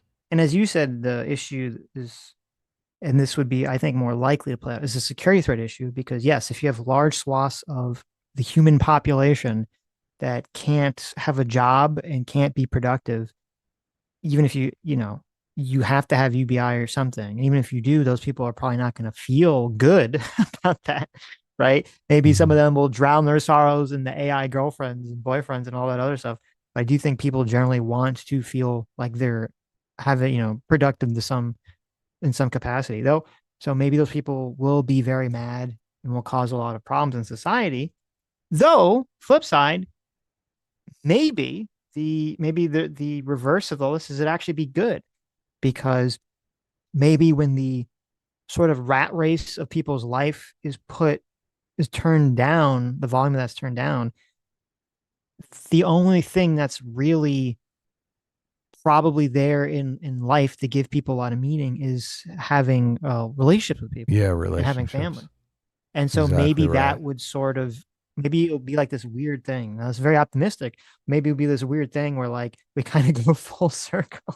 Like the technology actually brings people back to that belief system. This is the myth of communism. There's primitive communism and there's the full luxury space communism, right? Right. But they're basically the same thing, where everyone just sits around and hangs out with their family. Well, no, but see, the difference is the communists don't believe in science, really, and they don't really like evolution or believe in I think some of them have to believe in it, but the ideology doesn't really want to believe in evolution. I'm saying that when you have a bunch of people that can't work and they can't find meaning through working or really changing, then the only way to find meaning is to do things that other people like through the creation of things that other people like, or to have children. Right. And so maybe this would actually lead to people, you know, being more involved with having children and being good parents and things like that nature, because that's really how most people find meaning in their life. You don't think people find meaning through just mindless entertainment, just keeping themselves entertained? No, they find that's not finding meaning. That is what's the word I'm looking for? That is like it's like doing a drug where you kind of like zone out. Mm-hmm. You're basically just flooding your I mean, a brain. lot of people would do drugs all day, every day if they could. Yeah, but that's not finding meaning. Like all those people, they're gonna. It's like one of those things where it's why like a lot of drug addicts and like people that have these sort of addictions, like they do it, but they know that like this is bad. Hmm. They just do it because they feel compelled to do it. And Mhm. then, maybe when they're coming on the down of it, they'll feel bad about it. Like they know that they're not fine. People are addicted to things or just drowning their life away in hedonistic pleasures. I mean, they understand, I think I think most people understand. There's a couple that can just do it forever. I think most people understand on some level that this isn't creating real meaning for them in their lives. Hmm. That's a big question I have. I think a Do you lot of think so? people would love to just spend their time entertaining themselves, doing nothing but mindless entertainment. I mean, I'm not one of those people, but I do think there's a large number of people who just would love that. A life of zero responsibility, just Mm-hmm. consume entertainment. You spend your days basically just trying. They'd want a big fat bank account, obviously, so they Of could course. get like private taxi for their burrito and whatnot. Well, if everything's free because there's robots, sure, then money doesn't have a point. But I I think a lot of people think they would like that. It's like a trap. It's a drug addiction. It's a trap because you get trapped in a situation where you feel like you understand that what you're doing isn't actually bringing you any long-term benefit, but you still can't stop doing it because the short-term feeling has too much of a powerful hold on you. See, this is where the curiosity completely gets me because I would love to set up a city with like 100,000 people where everyone just had this option of life of luxury, like everything was completely delivered, Mhm. and find out if at some point they said, okay, I have a thirst, a desire to do something productive, to be productive in some way. Because I think, I mean, that might just vanish from that whole space. Like they might just be fine. I We don't know. It would be an interesting experiment. My guess would be 75 to 90% of the people would fall into the addiction pit. And then that 10 to 25% would, be the people you're talking about. Right. Who would want to do something productive? Yeah. They'd be like, I want to work at McDonald's or dig a ditch. Right, right. Well, I think what would happen it'd be that like once society shifts in this direction, you'd have the lost generation because this seems to be what always happens. There's some new technology, there's some new idea that's very disruptive, and it kind of catches a generation unaware. I think this is basically what happened with Zoomers and social media, and with the younger millennials and social media, maybe just millennials in general social media, but where they're kind of like hit by this technology, and there's not really a cultural way to deal with it, a psychological way to deal with it. People just become addicted to it, and all these negative effects that cause all these problems. And then the next generation figures out a way to cope with it, to deal with it culturally. So you have a situation where like you have a first generation that kind of falls into addiction and is all horrible and everything. And then the next generation kind of grows up seeing that. And maybe there's a pushback to more like I hate to use the word, but more like tradcon, like cultural idea of finding meaning through, having a family and stuff to sort of counteract what they're seeing with the falling prey to addiction. Do you really believe that? Yes. Well, because you just described generations theory. And you've been shitting on generations theory for months. No, So my problem with generations theory. that's exactly No, what no, you no. just My problem with described. generations theory, I've always believed that generations react to each other. My problem with generations theory is that it's set up in this like cycle of four where it seems like there's like a clear pattern of like, okay, this happens and the generation reacts in this specific way, then that generation reacts in a very specific way. Like that, I don't believe. Okay. I do believe generations react to the other generations and rebel against whatever is happening to the previous generation. That's not Right. generations theory. That's not generations theory at all. What you're saying? The idea that a generations generation reacts looks to at the another generations. hold on. The idea that a generation, you're laughing, but this is completely I'm laughing at the chat because the chat is being hilarious right now. So the idea that a generation of people looks at their parents' generation or the previous generation and rebels against that or reacts to it because they're like, oh, here's what that generation is doing and we think that's bad. Right. That's like one of the most, pervasive ideas about human behavior. That's not generations theory. Do they always rebel? It seems like, not always, but it definitely seems like it happens more often than it doesn't. I think they always rebel. Yeah. But it's just obviously a rebellion against some hippie generation is going to be different than a rebellion against some conservative button down, get to work on time generation. Of course. Yeah. Yeah. Because you rebel in a different way, right? Right. You're like, fuck that. I'm not going to work on time. I'm going to make videos about the patriarchy. Right. And colonialism. Right. But it's not just the rebellion aspect's important, but it's not just that, because obviously there could be very big things. Like I think a lot of people were shaped by World War II, by being in World War II. Like that's more probably important than rebelling against their parents at that time period. You really should read Generations Theory. Okay. It'd be great. No. I'm just joking around. Come on, man. Nopnin for $20 says, can't disclose how I found this. Joe Biden 2019 had a fundraiser at Dr. Sanjay Khurana's home. He was arrested 2 weeks ago for human trafficking. Search Sanjay Khurana Biden fundraiser and then Sanjay Khurana human trafficking.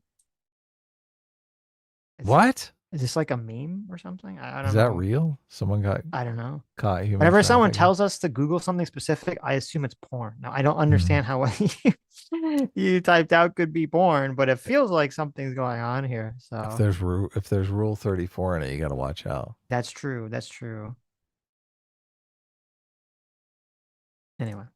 And it will be in the hands of the same people who are already jeopardizing the planet and human welfare in the colonial pursuit of technological advancement and individual economic prosperity.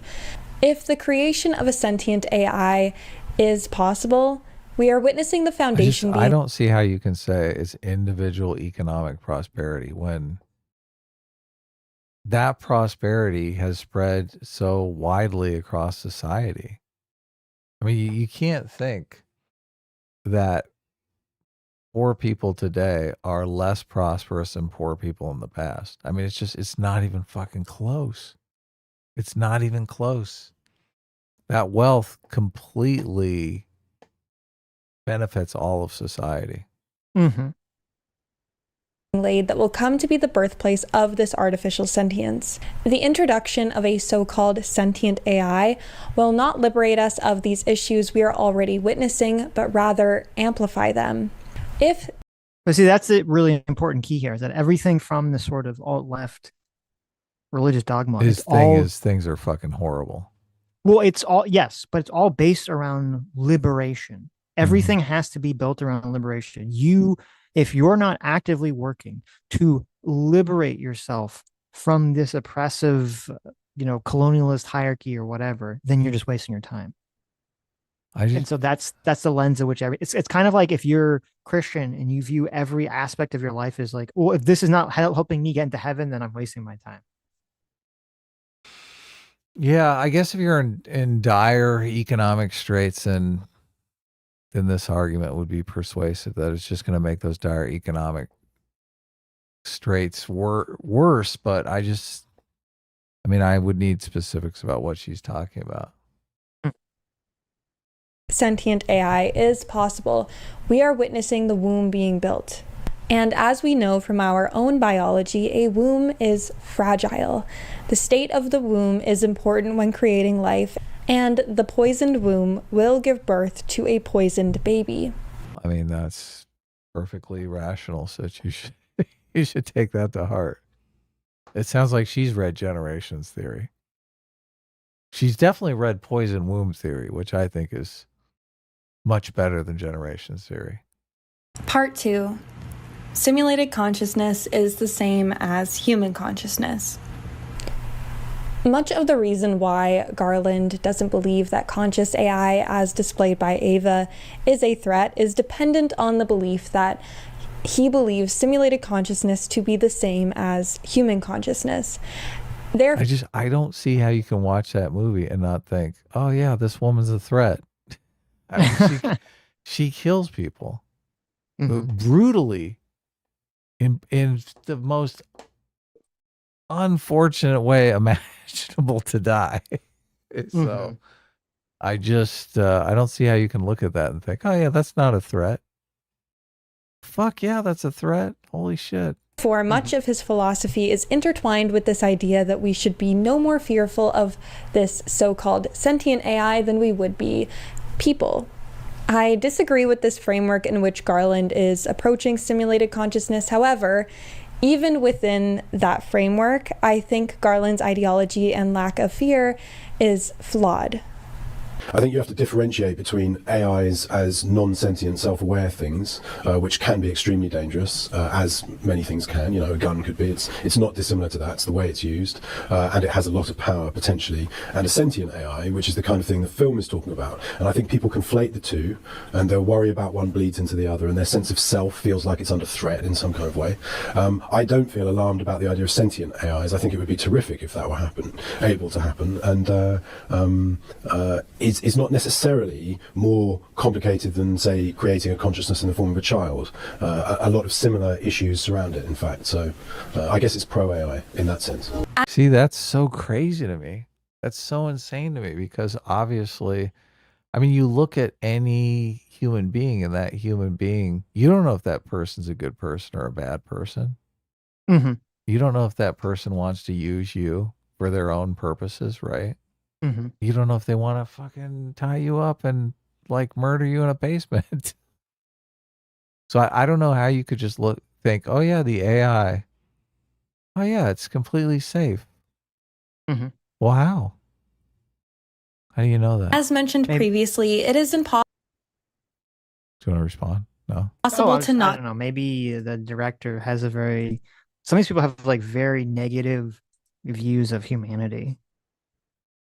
Right. They have this kind of naive belief that somehow it's going to be better. It's going to be better than humanity. It's going to be different. I don't know why you would ever think that. I want to rewatch this movie because now I'm thinking if he's taking it from the perspective of, okay, this woman was living in an open air prison and she basically, was doing what she had to do to escape. I mean, I guess you'd look at it much differently. Yeah, maybe. Here's an interview that he gave. In the end, if I remember the end of the movie, she doesn't have to kill the guy. It's not necessary. It's totally unnecessary and cruel. Yeah. Right. So the question says, have you been following the recent debate about AI and ethics? He kind of repeats what he's saying in the clip. It's a big question. I think if you're talking about non-sentient AI, the advanced versions of the sort we already have, and it's a lot to be very concerned about and a lot to be aware of. It's not hard to imagine a situation where AI-controlled drones turn out to be more effective on a battlefield than a human-controlled drone. It's interesting. And maybe it doesn't have the problems of post-traumatic stress that humans suffer. What you've done is hand the machine a life and death decision over a human. The ethical problems contained with that were absolutely obvious, which is true. But then he says, but broadly speaking, if you create a new consciousness in the form of a machine, that isn't necessarily too significantly different in my mind from two adults creating a child. You do have a problem if the new machine is more intelligent than the parents, but again, we also have some experience with that too. You could have two parents that create Einstein and another two who create Stalin, to which they ask, the questioner says, so you're not worried about Skynet? To which he responds, I kind of welcome it. Well, that's not good. I kind of welcome it. Humans are going to die on this planet. It might be because of eco disasters or maybe because of change that happens within the solar system or the sun. But when it happens, we're not going to go through a wormhole and go to another galaxy and find an old planet. It's just not going to happen. What will survive on our behalf is AIs. If we manage to create them, that's not problematic. It's desirable. That's really stupid. That's a really stupid thing to think. That's an insanely stupid thing to think. That is like your fault. You've fallen prey to the genetic desire to pass your genes on to the point that it's like actually detrimental because you're not actually passing on your genes whatsoever. Yeah, how Like, does the AI survive if there's a asteroid hit, a catastrophic asteroid impact? because That doesn't make any presumably they sense. could exist with some other, they don't need to breathe air, have sunlight, depending on how I they thought power these themselves or eat. Like who knows, right? They I could have thought these nuclear guys batteries I thought they needed multi-billion-dollar manufacturing facilities to even reproduce themselves. I mean, at first. Who yeah. knows? Yeah, It doesn't seem it. like AI life is going to be less fragile than evolutionary life. Well, at If some there is point, I some would assume sort it of would be catastrophe. stronger, right? At Well, some I don't know point, be if more we resilient. make them to feed off of radiation and there's like a nuclear war, maybe it's free food for them. Right, right. You get the Matrix, right? They're gonna put us in little battery packages. But it sounds like he saw that movie, the Steven Spielberg movie AI. Do you remember that Hmm. movie with Yeah. the little robot Haley Joel Osment? Yeah, I like that Or movie. at the end of the movie, spoiler for a movie from like 2003 or something. At the end of the movie, like humanity's like extinct, except for like robots Hmm. that look like aliens for some reason, just to confuse the Just to audience. confuse, I hate that part of the movie. Yes, Everyone's there's like, like robot what were the aliens. aliens? Yeah, they're like, oh, they're not aliens, they're robots. We just made them look like aliens to confuse the fuck out of everyone watching this movie. Can't you just Eh, make them look like, like robots. Yeah. robots? And they're like, oh, we're all that's left of humanity, and we need to like download the consciousness of the little Haley Joel Osment robot in order to understand, the humans that we came from. I think he saw that and he's like, yes, that's the future.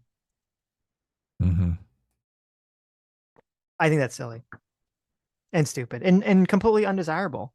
If you had robots that like complex, why could you not find another planet somewhere? Why could you not build a ship where people could go out in space if the planet's doomed or something? Why Why is can't that? you just clone some humans up and bring some humans back? There you go. Oh, I guess they had an answer for that because they did clone his mom, so they brought her back, but the cloning doesn't work for longer than a day, which is just bullshit. Yeah, it's just to have a nonsense, Yeah. plot. But I mean, for what this guy's saying, Just to have a reason why there's no humans. I don't know why you'd have this idea where you're like 100% certain that humans are going to die on Earth at some point in the future forever. And so the only way around that is to have a bunch of robots, which who cares? Who gives a fuck? Why does it We should matter? we should make an AI too, where Hallie Joel Osment finds out that they're gaslighting him about human cloning, and that they were just making that up because they fucking hate humans. There And you he go. wants to actually fix the cloning so that you can bring back humans and have a large population of humans to coexist with the robots. And they're like, no, fuck you. We lied about all that shit. You can Well, clone humans easily. Humans are garbage human beings. mhm. We want none of it. It was funny because I watched the first couple episodes of the season 2 of Wednesday, Mm-hmm. which is not good at all.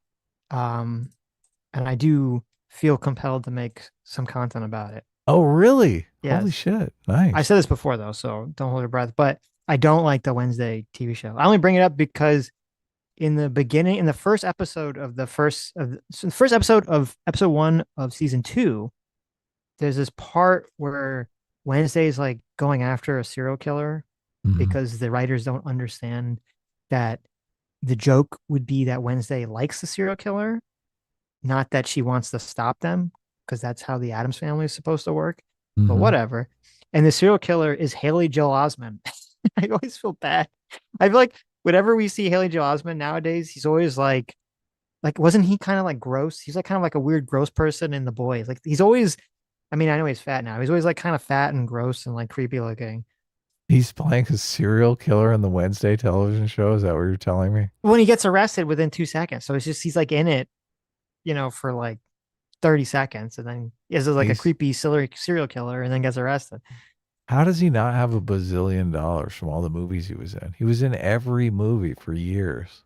Well, to answer that question, because it's funny, I Googled Haley Joel Osment, and one of the first results, which is funny because as I talked about him Was getting that arrested, question? is there was a picture of him looking How like much a is he worth? mugshot. Oh, okay. And I was like, why is this like he just got arrested on Wednesday. What happened? So it says in April of this year, Haley Joel Osment got arrested at a California ski resort on charges of public intoxication and cocaine possession. Oh, okay. So he does have a lot of money and a lot of free time. Body camera, this is what the AI says. Body camera footage of the incident released later shows Osment using anti-Semitic and racial slurs against the officer. Wow. Oh my God. That's hilarious. As you do when you Why? get coked up at a ski resort, right? Why is it That's always the a ski concept. resort? Why do they always go straight to the Jew hating when they're like drugged up? Does being on drugs make you anti-Semitic or something? Maybe it does. It feels like it happens a lot. Are there a lot of Jewish police officers? I don't think so. Hmm. Now wait, I'm trying to find out what is the slur he used? What did he say? Haley Joel Osment apologizes after using anti-Semitic slurs. Okay, what did he say? Tell us, article. What did he actually say? It doesn't say. That's stupid. It says, wait a minute. He says, oh, it says, I'm being kidnapped by a Nazi. And then he calls, oh, I hate this. The article just says, he calls the arresting officer a racial anti Semitic slur. Just tell us, you fucking scumbag. Is there only one? I don't know. It doesn't won't tell us. It's the K-slur. Yeah, what is the anti It's Semitic gotta slur? be. Is that it? Dude, no one even, that's like so inoffensive now. No one even knows or hears kike anymore. I mean, It doesn't that's mean pretty anything. offensive. You Yes. just got our whole video age gated. I'm sure. All right, hit it up. Consider the way in which the creation and path of sophisticated AI will inevitably wield the path that leads to a so-called sentient AI. These fates are inherently intertwined as they will likely be developed by the same people we see developing sophisticated AI today. And in the same She just asserts that. We don't know if it's even physically possible. Come on now. Come on. Think about it. way that sophisticated AI is being developed without regard for human life, those who create an AI so sophisticated that we deem it to be sentient will do so with a disregard for human life, and in fact will do so with the same disregard they have for all life on Earth. They will only continue the destructive, colonial, patriarchal legacy of the systems we exist within. In an interview with Google, Garland states, Okay, well, I'm sorry. I was even do strong. I'm sorry. I was distracted. She said something crazy. How can you even do that? How can you sustain colonialism or a patriarchy without respect for human life? Both of those things are intertwined with human life, right? Yes. Well, you can't form a colony somewhere without humans. Like, where am I going to form your patriarchal colony at? I got distracted by Haley Joel Osment's arrest. Mm-hmm. I sent you a picture of what he looked like when he's being arrested. Oh, perfect. Okay. I got to bring this up. This is great. This is amazing. This is okay. He's wearing a helmet on his head. That's oh my God. Okay. Oh my God. Oh, it's not just that he got arrested and then he said something like he filmed. It's like he filmed himself saying the anti-Semitic offensive slur, which is hilarious. That is great. So good for him. Wearing that, looking very silly. If you back this GoPro up long enough, there's gonna be snorting fat rails on it, right? That's that's where this all begins. Doesn't he looks like that picture makes him look like he's filming like the next Jackass movie. I know, it looks like he's in Jackass. Yes. I mean, this picture actually makes him look pretty based. So poor Haley Joel Osment. Okay, anyway, I'm done. Let me actually pay attention to which one of these guys is Jewish? I don't know. Well, it said he was saying he had a really good lawyer, so maybe that's where it kind of played into that. He was using the case slur with his lawyer. Yeah, he meant it. He said it was a soft A though, so he meant it as like a term of endearment, maybe. Who knows? Right. Could be. Okay. Will do so with a disregard for human life, and in fact will do so with the same disregard they have for all life on Earth. They will only continue the destructive colonial patriarchal legacy of the systems we exist within. In an interview with Google, Garland states, The thing about I do think you got to explain that. You just dropped like a fat bomb on all of our heads about the patriarchy, the patriarchal colonialism, and you just move on. It's like, okay. The patriarchal colonial system that we live within. Yes. I don't see how you can say, oh, it's going to be greedy individuals hoarding all of the resources, and then say, yeah, they're protecting colonialism and patriarchy. I mean, colonialism was all about, hey, we're a bunch of English people, and we're going to go over and dominate these other people, right? But you're taking your people with you, right? Mm-hmm. Yeah. It's very not really individualist at all. It's very collectivist. Our collective against your collective. Right. what it is that any look at strong AI also becomes a look at human consciousness. The two are related. The problems of one are kind of the problems of the other to an extent. I do agree with this, not because I believe simulated consciousness is our exact double, but because simulated consciousness is our mirror, reflecting back to us the greatest feats and faults of humanity. Though for the same reason, this simulation of human consciousness will never truly be human consciousness, because the reflection in a mirror is not a person, and it never will be. In an interview with Lex Friedman, Garland says, That after Ava has escaped, she crosses a room, and as she's crossing a room, this is just before she leaves the building, she looks over her shoulder and she smiles. And I thought, after all the conversation about tests, that in a way, the best indication you could have of the interior state of someone is if they are not being observed and they smile about something, where they're smiling for themselves. And that, to me, was evidence of Ava's true sentience, whatever that sentience was. I disagree with Garland's assessment of what Ava represents in this moment. Ava has been programmed to behave like a human, not just programmed to behave like a human when under the watchful gaze of other humans. Simulating human behavior is all she knows. She doesn't know how to act like a robot because she is not modeled to behave like a robot. She doesn't know what a robot would act like. A wind-up ballerina will still spin in a music box in an empty room, not because it loves to dance, but because that's all it knows how to do. She also has grown accustomed to being watched on a camera even when she is physically alone. So to me, this is not evidence of true consciousness, but rather of advanced simulated consciousness and sophisticated programming. I mean, these terms, we don't have a good grasp of how consciousness is created in human beings. So it doesn't really seem like you can make any of these arguments. No, but I do think what the director said, I don't agree with it at all. I think and I do agree with more with what she's saying, because like if you program a machine to react to something in some way, it's going to react to that whether someone's looking at them or not. Right? And completely independent of whether or not they're conscious. Yes. And then on top of that, if you talk about smiling from a human perspective, it's even weirder to talk about smiling when you're alone, because even though humans can smile and laugh when they're alone and do all these things, most people think that we evolved the ability to smile and do all these things is to signal to other humans our emotional state. That's why we do all these things. Yeah. So exactly if you're right, so you could actually even take this a step further and say, when you're smiling or laughing alone, it's kind of the same thing as a robot. Like you are biologically programmed to do something when you're interacting with other people, but the programming is so deep in you that you just kind of reactively do it when you're by yourself as well. Yeah. Yes. You signal your state. Right. Right. Which, and then another level of that is like, because like when something makes you happy or laugh or something, it's usually not something you're thinking about. It's like an immediate reaction, right?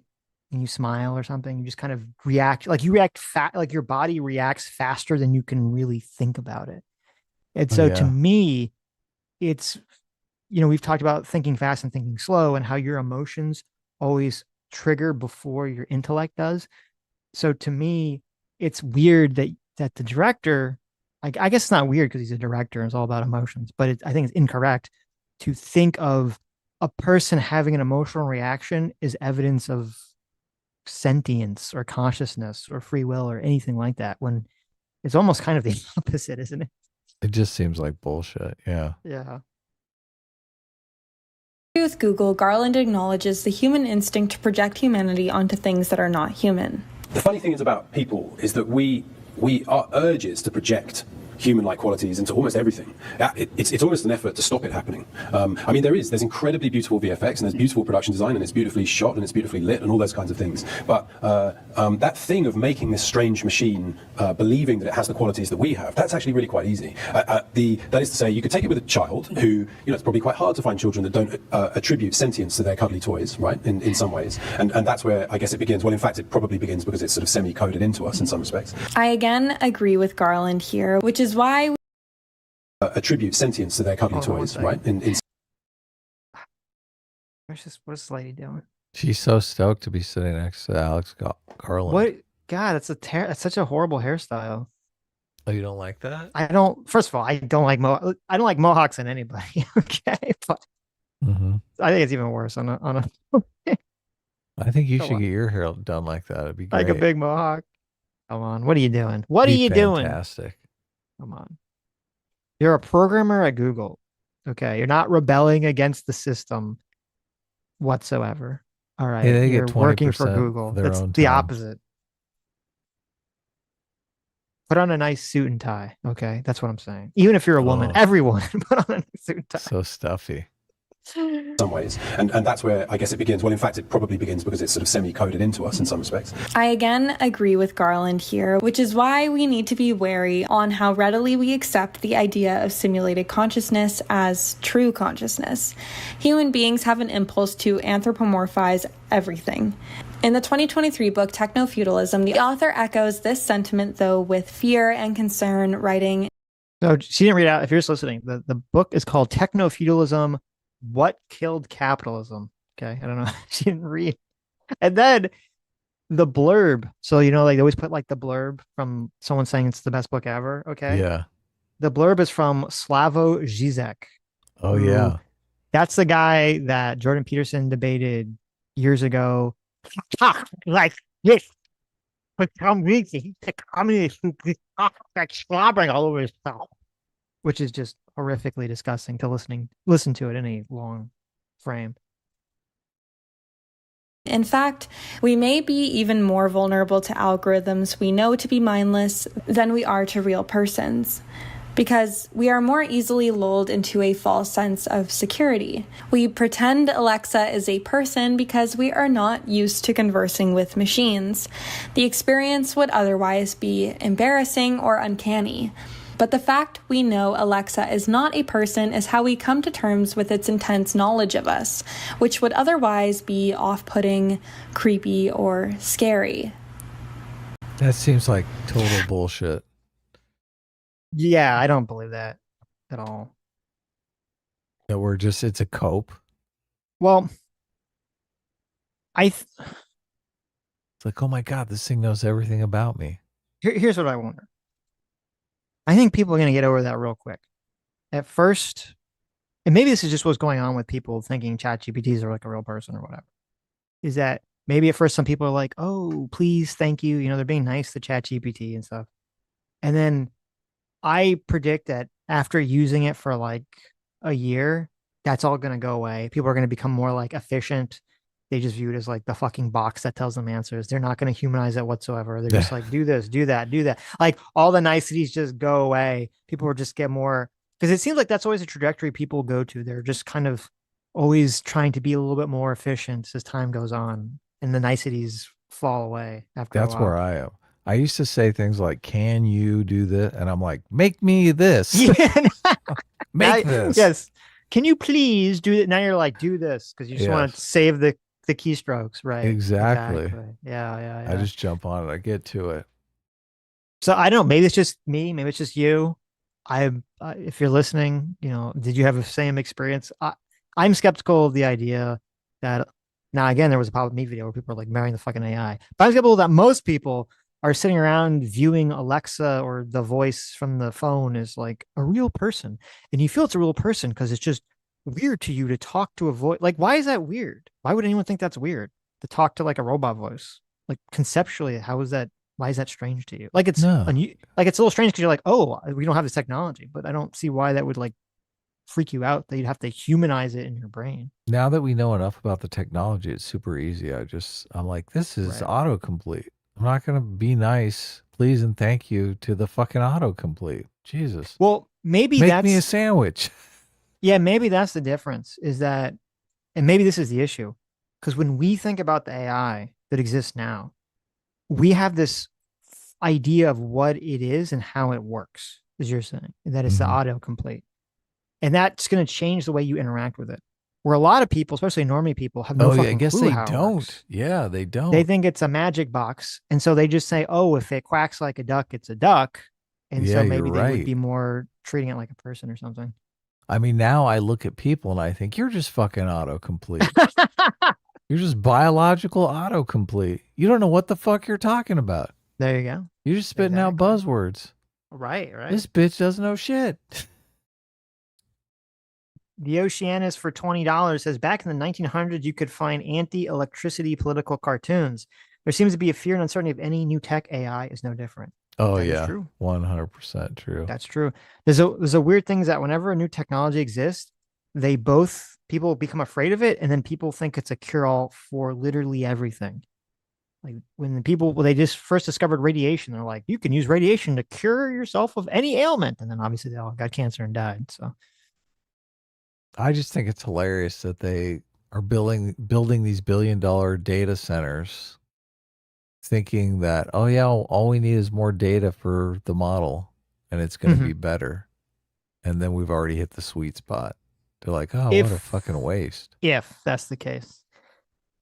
Well, if that is the case, Trump's going to be in really bad news when the economy crashes from a massive AI bubble because all these companies are spending fucking millions and billions of dollars on this shit. Well, people are already talking about the massive AI bubble. They are. It's going to be a much worse version of the 90s tech bubble. My Nvidia stock is going down, Sitch. That's not fun. You got to make sure you sell it off before the crash, Adam. I know. As mentioned, about the crash. I don't like that talk. Yeah, but then if you sell it off and there's no crash, then you're gonna get real mad. You get real mad. In the previous section, Garland holds the belief that the creation of sentient AI is not so different than childbearing, stating in an interview with Channel 4 News. For example, my children, I'm very, very fond of my children. I'm very glad that these new consciousnesses arrive. I don't, broadly speaking, distinguish between the kind of consciousness you might be able to get in a machine and the kind of consciousness you get in a meat machine like us. So what's the problem? And if they're better than us, more reasonable, and can live longer, they're not immortal because they'll have energy problems eventually, but certainly much longer lifespan, much more resilient. What's not to like? And also, I think it's important to say, I would say there'd be a continuation of us. There'd be an evolutionary continuation of us. It's something, it's not like we would die. We'd be changing our form in some respect. So something to hope for. I think so. Garland's.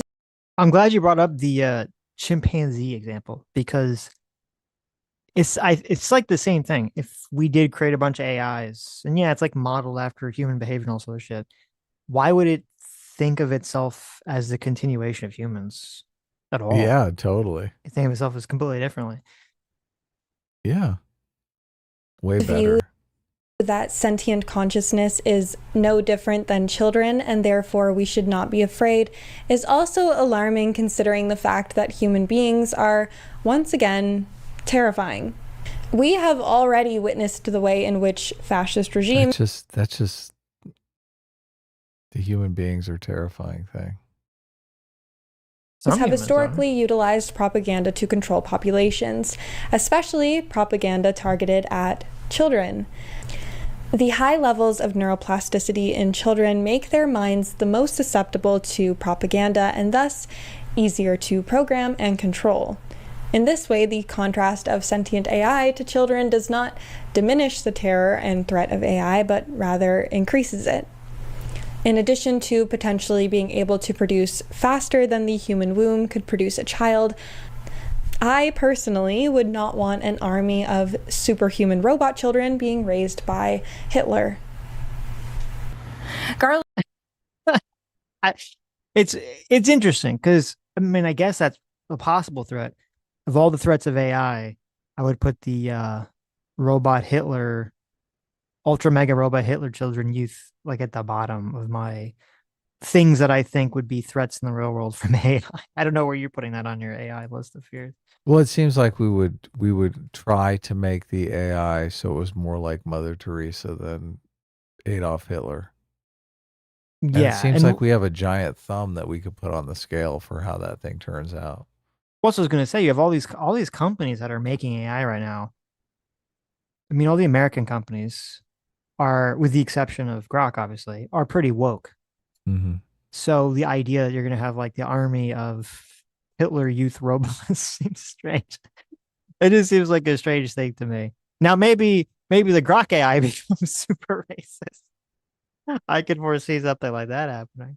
If it's trained off of expos. I don't know if they actually train off expos or not, but It seems like people turn on a dime with their ideology constantly. Because I was thinking when she was saying, humans are terrifying.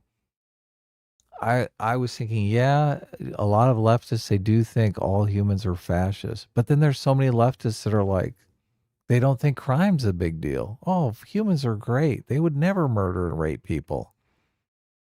And it's yeah, just like, what's going on there? What the fuck is happening? that's a really good point, and it is very weird because you would think that the same people that are so worried about Yeah, the fascists fascist should also be be worried afraid about of crime. Yeah. crime, but they're Yeah. not. Street fascism. Well, it seems like people we've talked about this before. It seems like the left is generally more afraid of the the oppression, the top down oppression, and the right. Not always because there's a lot of libertarians, but if we remove libertarians from it, I think the right is more concerned with barbarism, sort of bottom up oppression of the Right. barbarian Yeah. horde That's a kind good of way to put it. destroying society. And so crime fits more into sort of the barbarism fear than Yeah. the oppressive government fear.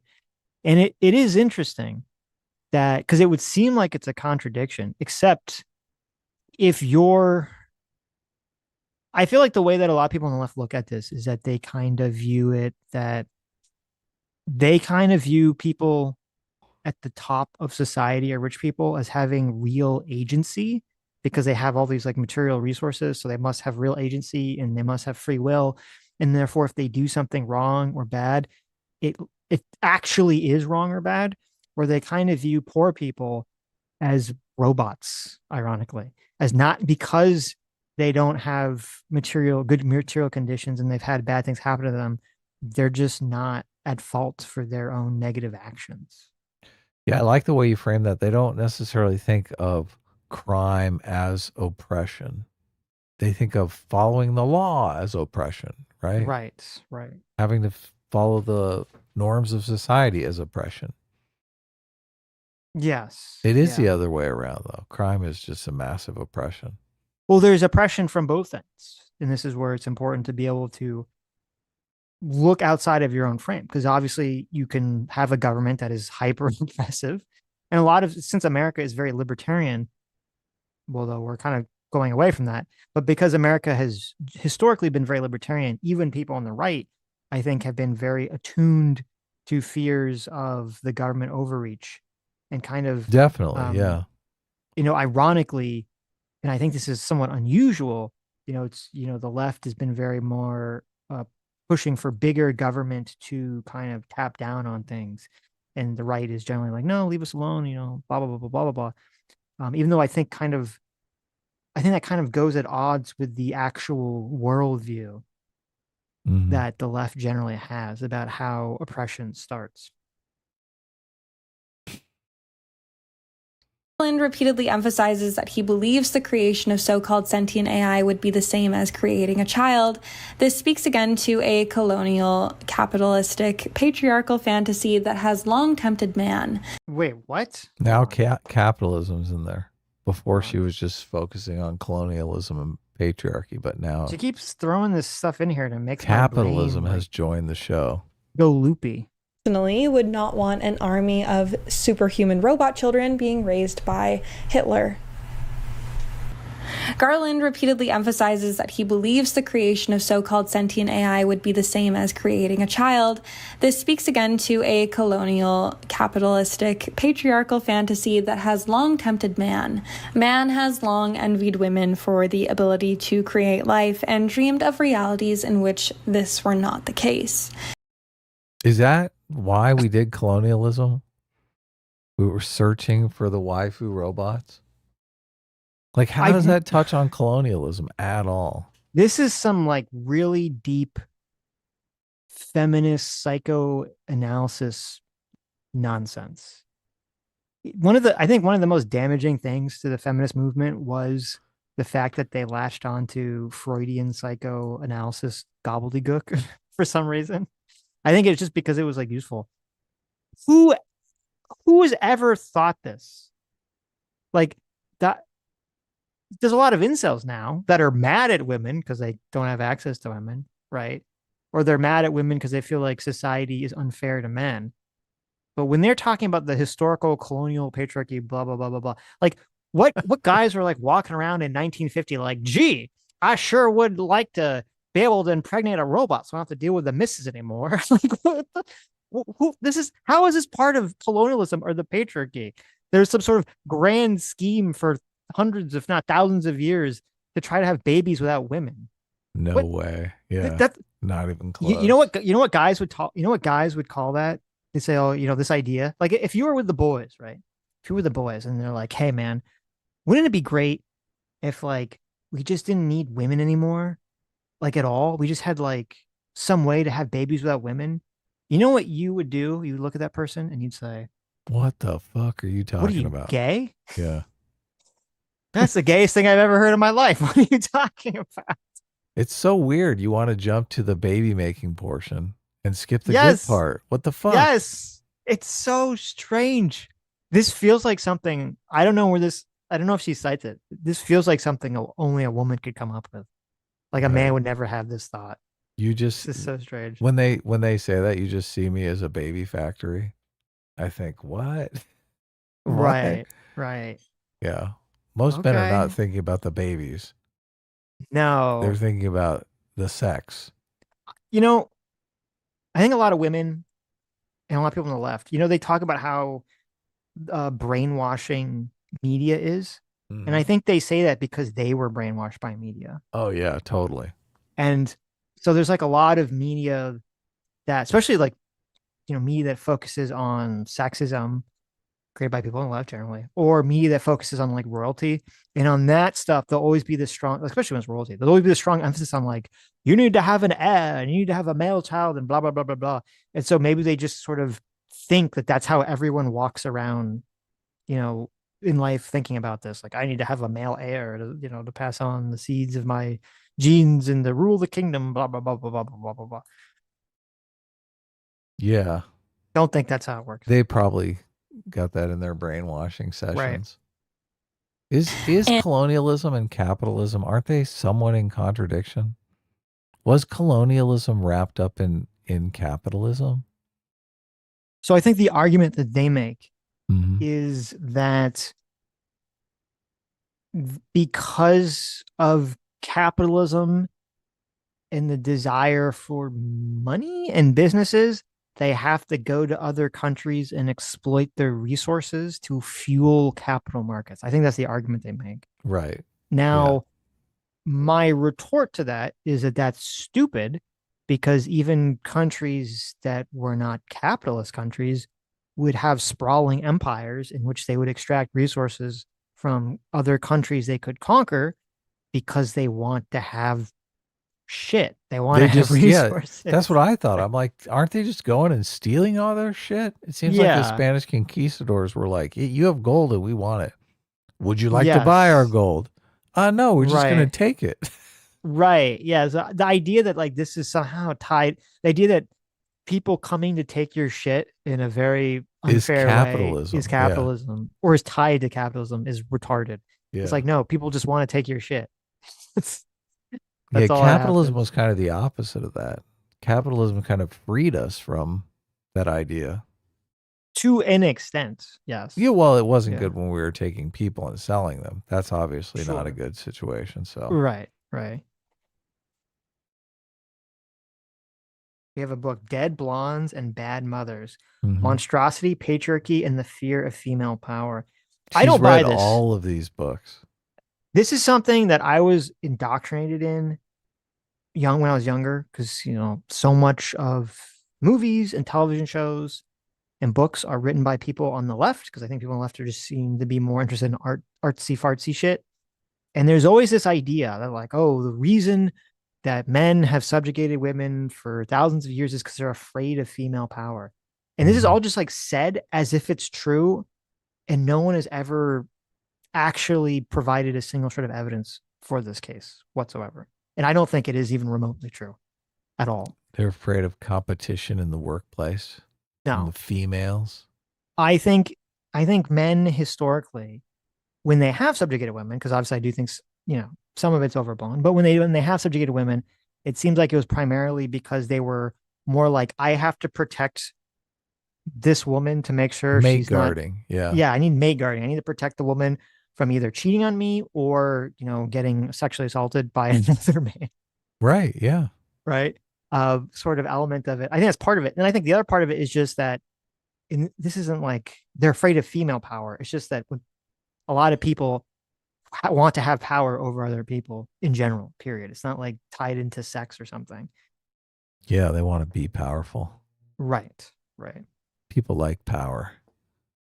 But the problem with the feminist angle about all this is that since it has to look at it through the lens of a sexual divide, instead of being like, okay, there's an intrinsic quality in humans that can be toxic or negative, where humans want to subjugate other humans. Like, no, it's the males. The males have some sort of desire to subjugate the females. And if a female is subjugating someone else, it's because she's learned to have some sort of inherent misogyny deep within inside of her. From the male. Yeah, exactly. From the male. Yes. Women love to subjugate other women. Of course. They get off on it. Of course. There's so much toxic, feminine, catty behavior in female social situations, which I'm sure everyone, especially women, have interacted with their whole fucking life. And the idea that they're learning that from men is retarded, because most men are like not even aware of what the fuck's going on in these circles. Exactly. The idea that they're learning from men is so fucking stupid.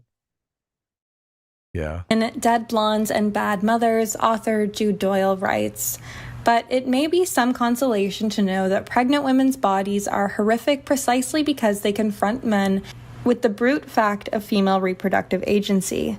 To witness pregnancy and birth is to catch an unfiltered glimpse of a woman with power over life and death, power that men cannot take away. No man in the history of the entirety of human thought has ever thought this thought. Yeah, totally. Yes. This is a bunch of women who sit around and they just create this is a problem. I would prefer if women would get into watching TV shows and anime and write degenerate fan fictions. Because when they don't write degenerate fan fictions, they write this degenerate fan fiction. They write degenerate fan fictions about reality that other people take seriously. No one has ever thought this. No man has ever thought this or cared about this ever. This is the stupidest thing. No guy's like, oh, my pregnant wife is so disgusting to me because she has the power that I don't have, the power to be very cranky and upset as she has this baby growing inside of her that she has to squeeze out of a tiny orifice and in a very painful way. Oh, if only I had that ability instead of her. Sitch, that's just a cope talking, okay? You're obviously in a massive cope spiral right What now man? because Like, you have zero reproductive ability. every man You that I've are ever just interacted with, coping. including myself, is like, thank God I don't have to go through that. Yeah, It's the opposite. I think look, women are jealous. They're like, I wish that they they didn't have to go through this. even in the Bible, they Yeah. said, look, women It's a get punishment. it's a curse. It's a Yes. curse. Yeah, women get the Yes. curse because Eve was the first to eat the apple. Come on. Yes. Even in the Bible days, they knew it was a fucking curse, bitch. What are you That's talking true. about? In the Bible. Yeah, part of God's punishment for Eve is that they have painful childbirths. Yes. Most of the time, before modern medicine, the woman fucking died giving birth to the kid. Don't give me this. Oh my God, men are in a cope spiral. We're so jealous. This Because is so many of us died over the know. generations. This is one of those Delivering like your rape babies. I want to add Jude Doyle here. Citation source. Yeah. It's the citation source, and she's like, I just made it up meme. Oh, of course. God, this of is course. insane. Why? Look, what made her pick this quote out? Oh, I guess Because just to put it and rub it in men's faces. well, because I guess she's saying that like with robots we could create life without women, and that's the patriarchy's goal. Hmm. Yeah, look, people that don't want to have kids, it's hard for me to imagine that a lot of guys aren't just going to shack up with a hot robot. I mean, they can all obviously get a girlfriend that's way out of their league in that situation, right? Right. Yeah. It's going to be so weird. Everywhere you go, there's going to be a head-turning couple sitting at a table. I mean, it's going to be booth after booth after booth of head-turning couples, right? You're going to be like, oh my God, that girl is unbelievable, and look who she's with. Or that guy is fucking unbelievable, and look who he's with. Holy shit. That's funny. That's going to be a meme now where there's going to be like all these memes of like the couple where one's really attractive and one's not. And it's like everyone assumes she's AI, but she's all natural. Yeah, look. Look, the norm of reality my entire life has been couples that are kind of in the same league sitting together and having dinner, right? That's going to get turned on its head. That's totally going to get turned on its head. Right. Yeah. Wow. That's a crazy fucking world. Men have striven mightily to claim that power for themselves, with witch trials and medical schools and anti-abortion laws all intended to put reproduction back in male hands. Yet, what goes... Wait, whoa. Wait, what? What? Witch trials and medical school and anti-abortion laws are all because men are jealous that women have babies. This is so... God, this is like the brain rot. It's unfortunate because I think this YouTuber, she seems like intelligent, and it's like you just read this nonsense and it just grabs a hold of you. This is the stupidest fucking idea that's ever been penned to paper. It's interesting because men to some extent do want to control female reproduction, but for completely different reasons than any of these people are talking about. Because they don't believe in science. Yes. The problem men have is paternity uncertainty. Right. This is why they make guard. This is why they become jealous. This all the things that women, feminists in particular, would call toxic behaviors are all men trying to secure the paternity of their offspring. Yeah. None of this has anything to do with that. None of these quotes or anything that she's saying. Witch trials are about paternity uncertainty. Come on. Well, and there's something that's very interesting in the other video we're going to watch from the other YouTuber who talks about the dominating effect of smut in female books nowadays, or books that women read. She brings up this really good point. And I think people don't realize this. And Rogers brought this up too. I don't think people realize this because of, unfortunately, the propaganda. I can't even say it. Because of the propaganda that we've kind of been fed our whole lives.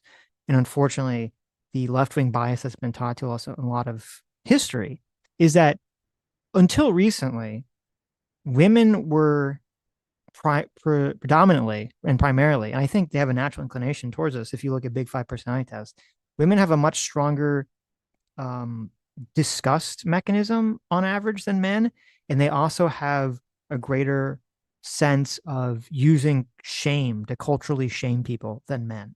Mm-hmm. And generally, when you look at through history, even the history that these people wouldn't like because they'd say these are all patriarchal societies, it was women that were leading the charge of trying to tamper behaviors that society said was shameful. Oh yeah, they were the cop on the beat. Yes, it was women that were policing behaviors culturally and saying, how shameful it is. In the movies, this is a problem. And this is where all the propagandas come in. In movies, it's always they have the picture of like the man doing it, the preacher doing it. When in reality is really more women doing it. There's men doing it, but there's really more women doing it. Though they had, I don't know if you remember, in Edward Scissorhands, they had like the perfect thing. It was the woman who was like the very hyper religious one who was afraid of Edward Scissorhands and thought he was evil and wanted to get rid of him. And this is why even today, women are far more likely to go and participate in religious services than men are on average. Mm-hmm. And it makes sense from an evolutionary perspective if men are more likely to be the roamers, right? Because of how reproduction for men works, where they can just kind of fucking leave. Mm-hmm. They're more likely to be the roamers. They're less likely to be, kind of the care really about shame or disgust and kind of acting that way. Obviously, men are more inclined to try to fuck as many women as possible, where women have to actually, try to get a good man if she wants to have a baby, which is the whole point of evolution. So she's going to be more choosy. So it would make perfect sense that a woman is going to be more sort of attuned to judging things from a shame or disgust mechanism than men are. And we live in this weird time, I think, and I think part of why things are going on the way they are is that because of the cultural mindset of feminism, it has done a lot to try to remove shame from the way that women feel about things at all. And maybe that's part of why like wokeness grabbed hold, because it sort of brought shame back. It just directed it in a very unusual way than normally. Yeah, look at the slut walk, right? What are they trying to do? Right. They're trying to end slut shaming. But it's almost like I think a lot of people and women, but like not everyone, not just women, but a lot of people and women have a desire to shame people for something. They need something to shame them for. And so it's sort of like sublimated from the more conservative reasons of like being a slut or, not having a job or being a bum to like, oh, well, you're racist, you're sexist. Like, it's almost like they need something to shame people for. And it's just what it is has been substituted. Yeah. To put yourself on a moral pedestal next to them. Right. Yeah. It's still a status game. What goes on superior. Yes. Well, that's true too. Yeah, that's good. In that pregnant body can never be entirely governed by laws or mastered by technology. It can't even be controlled by the pregnant person. This perspective of creating life through simulated consciousness speaks to an extension of this envy and the desire to claim power over reproduction. This philosophy is an extension of the colonial desire that sees the world as a series of resources to attain and control.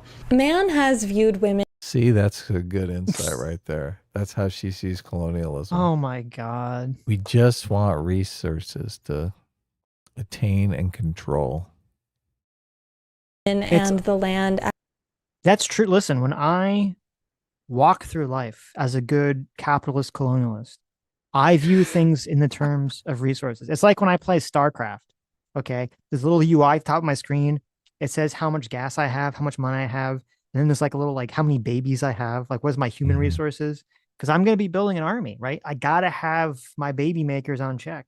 So if I could have the robot wombs and I didn't need these pesky women asking for rights and votes and credit cards, well, that would just be fine and dandy. Can't we just collect digital resources, though? Do we really need all this physical stuff to lug around? It's kind of boring. Well, if you have enough babies, they can lug around the physical stuff. Oh, that's a good idea. Baby slaves. Yeah, baby slaves. Perfect. Isn't that what robots Lug kind of my are? stuff They're around. baby slaves. Yeah. Maybe we shouldn't make them sentient. As Joyful a Warrior resource. Oh, okay. Joyful Warrior for $20. Thanks so much. Says the men equivalent to birth is passing a kidney stone. We birth rocks. Oh, wow. It's horrible. A friend of mine had a kidney stone, and God, you could tell from the look on his face that it was not pleasant. Don't think it's pleasant. No. Not pleasant at all. Yeah. Thank God I've never had one. Jeez. Oh, Mm-hmm. I don't want one. I can do without those. Something. Oh, you just remind me of, you know, you should listen to the end of this. I found I don't know if you sent it to me or if I found it. Someone did an animated thing. It's Oh like a little yeah. animated cartoon short of Adam Friedland shitting himself on the radio. We got to give the background on the Adam Friedland podcast because it's fucking hilarious. We did not know the deep lore because evidently it wasn't a socialist podcast. It was a podcast run by these three guys, but the one guy was way more popular than the other two, and Adam Friedland was just kind of the guy that they shit on, but he inherited the entire podcast. Now basically, Right. that show is this popular podcast now. That's funny. That's fucking hilarious. It is. The whole podcast is just a guy who got shit on, hung out long enough to fucking and the irony of the guy that gets shit channel. on shitting himself on air and then crying about it. Yeah. Is so funny. Oh my God. It's so funny. Couldn't happen to a nicer person. Oh yeah. To be tamed, controlled, and extracted rather than something to live in sacred connection to. Is that women? I do feel bad because women were the first resource. Women were actually the first form of money because obviously people traded women. That's like the first form of capitalism. So back when they were just reproductive resources. Isn't that Sitch? I mean, that is pretty crazy. Yeah. I mean, you're talking about way back though, because most civilizations, I'm assuming, would not want to trade their own daughters away. I mean, they did. Most civilizations practiced polygamy, right? Mm-hmm. So no, but then they are. I guess you're right. I was thinking from city to city, but you're right. They would trade. Well, but it wasn't. See, okay. Here's what I fault with the framing. Because I got this from the book Debt, the first 5,000 years. I know. But I would say that this is even, which by the way, completely anti-polygamy. Okay. But I would wager that the people that were involved in that process were, they find the rich guy and they would give their daughter to them and then they would get the dowry, the really big dowry, right? And so then someone says, well, look, you're trading women for resources.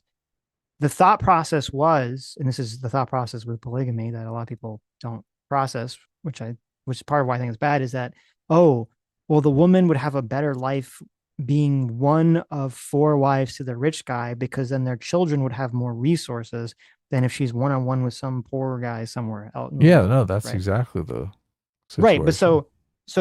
But then to dumb that down, or I shouldn't say dumb it, to simplify it down to, well, they're just trading women for resources. That makes it seem like, well, women are just a currency to be traded and objectified. When in reality, it's more like the parents thought that they were doing what was best for their daughter and their grandchild. I mean, capitalism is considered an exchange of goods of equal value, right? It's a win-win. Right. But I'm saying if you said to this girl that we're watching the video that women were the first currency, she's not going to have, and I don't think most people would have any of the take context. It well. Well, no, but they're not going to have that. They're going to think of it as just like, oh, yes, this is a proof of the patriarchy objectifying women and that they were doing it and they're just doing it because they're evil men that want to control women, as opposed to people thinking that this was actually better for their daughters. It may be in some kind of fucked up way it was better, but I don't, that's a very uncomfortable way to think about it. Well, I mean, I do think historically there was a society was more patriarchal, obviously. Yes, obviously. Right. So when we're talking, but not the book is sense... Debt, the first 5,000 years. So right. It's by an anthropologist, David Graeber. Mm-hmm. He's the one that laid that out. So right. But you understand what I'm saying?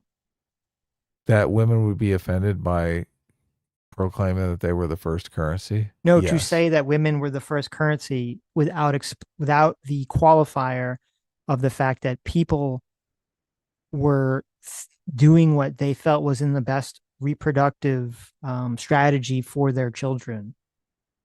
You have to explain the context for of the this. women. Yeah, for the women. I think themselves. that's very optimistic thinking. I'm not saying it was. I'm saying they thought it was. Maybe. You don't think? Okay, so you don't think they thought it was. You think they're just like, I need some cows. Here's my daughter. Well, look, I think 5,000 years ago, they probably had 20 kids because they're like, some of these are to give away. Some of these are like, they don't have the best interest in all their children. They're like, oh, the retard baby. Let's give, we should get rid of her first. She's terrible. If you have I would say in the case where you have like 20 kids, sure, because you got so many, maybe life was cheap in those days. Life was cheap for many years. Life was completely cheap. To some extent, I think that's the idea that people were even thought of as individuals. Sure, I mean, that took a lot of social engineering, a lot of social evolution. I guess would be more like it. I don't think any engineering was going on, but it was kind of, nature was pushing in that direction. Right. This philosophy is an extension of the colonial desire that sees the world as a series of resources to attain and control. Man has viewed women and the land as a resource, something to be tamed, controlled, and extracted, rather than something to live in sacred connection to. See, I think this stereotype of a man that she has is from 5,000 years ago. Right. I mean, that was true 5,000 years ago. It's not true today. It's totally not true today. But I guess she just sees powerful men as everything in society. And maybe some powerful men are users and see the world that way, but it's not everyone. Well, the problem with all this stuff, and it's the same problem I have with people that get the MGTOW stuff, is when you interact with someone in a relationship, okay, if you're a man or woman and you're dating a man or woman and you interact with that person in a relationship, that's an interaction with a person that you don't interact with that same way with anyone else in your life at all. And people don't realize that, and so they'll be like, oh, I keep interacting with women and in relationships and they're all bitches. Or a woman says, oh, I keep interacting with guys and they're all assholes. It's like, well, no, most people are just shitheads. You just don't interact with them whatsoever in this sort of very personal, very individual way that you interact with people on a relationship level. So you don't experience, unless you're gay, you're not going to experience that most of the people are fucking shitty. That's why you're going to think it's just men or just women that are shitty. Yeah. As man runs out of women to control, groups to enslave, oil to extract, earth to colonize, the colonial belly still rumbles. My colonial belly. Get in my colonial belly. I mean, isn't this a sexist, like a hyper sexist view of the world, that men are just wandering around looking for resources to extract from? Like, just wandering around like, oh, what resources can I extract from today? My Vespine gas resources are quite low. I need some robots now to extract from. How does anybody have any money in the bank if they're just like out? I gotta have things. Seems like most people would like some money in the bank over just filling their house with junk. Well, it's funny too, and this is something that always bothers me, because this is why I hate modern feminism is based on a series of conspiracy theories that can never be disproven. Because any time you point out a contradiction, it just becomes part of the conspiracy theory. Because you say, well, wait a minute. If we look at the modern capital market, okay, and modern spending habits, who's spending the majority of the money in the economy? Men or women? Women, every time. Women, overwhelmingly. Everyone knows this, okay? You go into a store, right? Yeah. What it's like, and I love, especially when is empty. Go into go into the belly of the beast of capital colonialism. Okay, you go into a Macy's, right? Yep. What do you see? You Yeah. see there's like that one little corner in the back Yeah, for the men's men. section, For the men's right? socks. And The then men show up once right, a yeah, year. I need right. some new socks. Men get like a back fucking corner, and then the entire like 90% of this 2-story fucking giant mega building is all like the women's shit. And you're Yeah. like, oh well, men are just walking around looking for resources to consume. I'm like, bitch, please, what are you talking? Trying to fill our colonial bellies. Okay, and listen, it's funny because I say this too. Sammy's always buying. She's buying little knickknacks. Okay, she's always buying. She's always looking for little knickknacks to Sammy extract. says, but Sitch, I have to get my berries. She's got to get her berries. Yes, women want the berries. Okay. She needs her berries. There's so many Just memes. let her pick. This is let her pick. I like it. Let him cook. Let her pick. You shouldn't have said that. Now she's gonna. Yeah, she said in the chat. But Sitch, I have to get my berries. Now she's gonna say that whenever she wants to spend money, she's gonna be like, Sitch, let me pick. She knows she's smart. She's gonna frame it as proving you right. Oh, look, I just have to prove you right, Sitch. I need to go shopping. Sitch, I'm just proving you right. Let me pick. Don't you love it? There's so many. That's why this whole idea of like the consumption. Like I don't know who the woman is that wrote this that she's citing. I don't know if they're like a lesbian or something. I feel like they have to be like a butch lesbian because how detached from female behavior could you be? There's so many memes now of like the guy's room. Okay, the guy's room before he has a girlfriend or is married, and it's like an empty room. There's a mattress on the floor. Whoa, totally. There's a lawn chair and like a TV and a video game station and like a laptop, right? Mm-hmm. Yep. And maybe it's like a little folding chair, and that's it. That's maybe all the microwave. guy. Might have to make some popcorn. Yeah, there's like a microwave. That's like the guy doesn't need, and then it's like the woman. It's like, oh, it's all fancy and nice, and there's like all these nice little couches and chairs and rugs and throw pillows. She's and all ready these to have a knickknacks sleepover. Yeah, there's like all this shit fucking everywhere. Okay, you go into a home goods store. You think maybe I'm fucking my mind. I don't walk into a home goods store with Sammy and see a bunch of guys walking around like, oh, I can't wait to do all my decorating. Like, this is so fucking detached from reality. The idea that men are the ones just walking around looking to consume for shit. Hey, you know what? Here's the truth. You know why colonialism happened? It happened because of fucking women. Because a bunch of men had to get a bunch of resources to give to their ladies. That's the truth. Colonialism happened because women want to buy shit and they want their fucking berries. Yes. And that's a good thing. The domestication of men is great. Getting men to do terrible jobs, terrible, dangerous jobs, just so they can get some money so their woman can go buy some berries.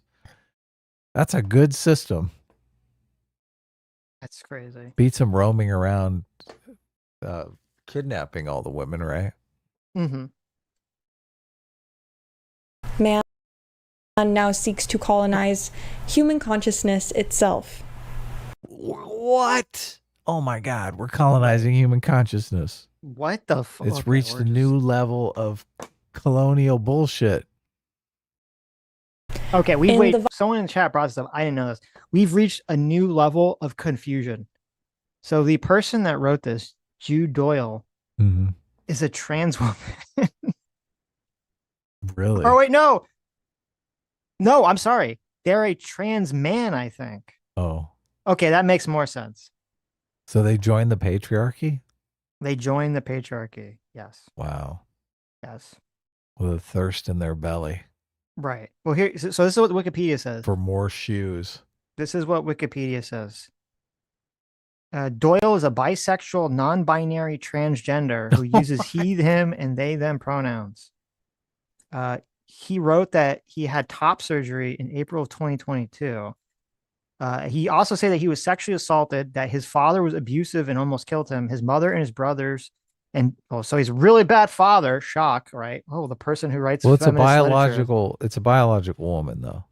It's a biological female, I should say. Well, if they're identifying as he, him, they had top surgery. I'm assuming that's what that means, right? Right. Yeah.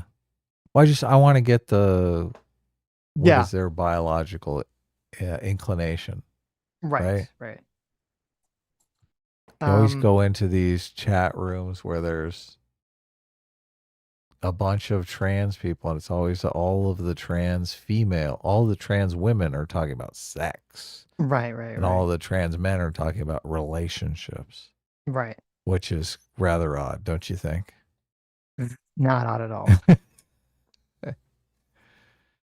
There you go. They also have a post-traumatic stress disorder. So obviously this person had a very bad relationship with their father, shock, surprise, Mm-hmm. writes all the stuff about how men are, really gender bad. Dysphoria. Yeah.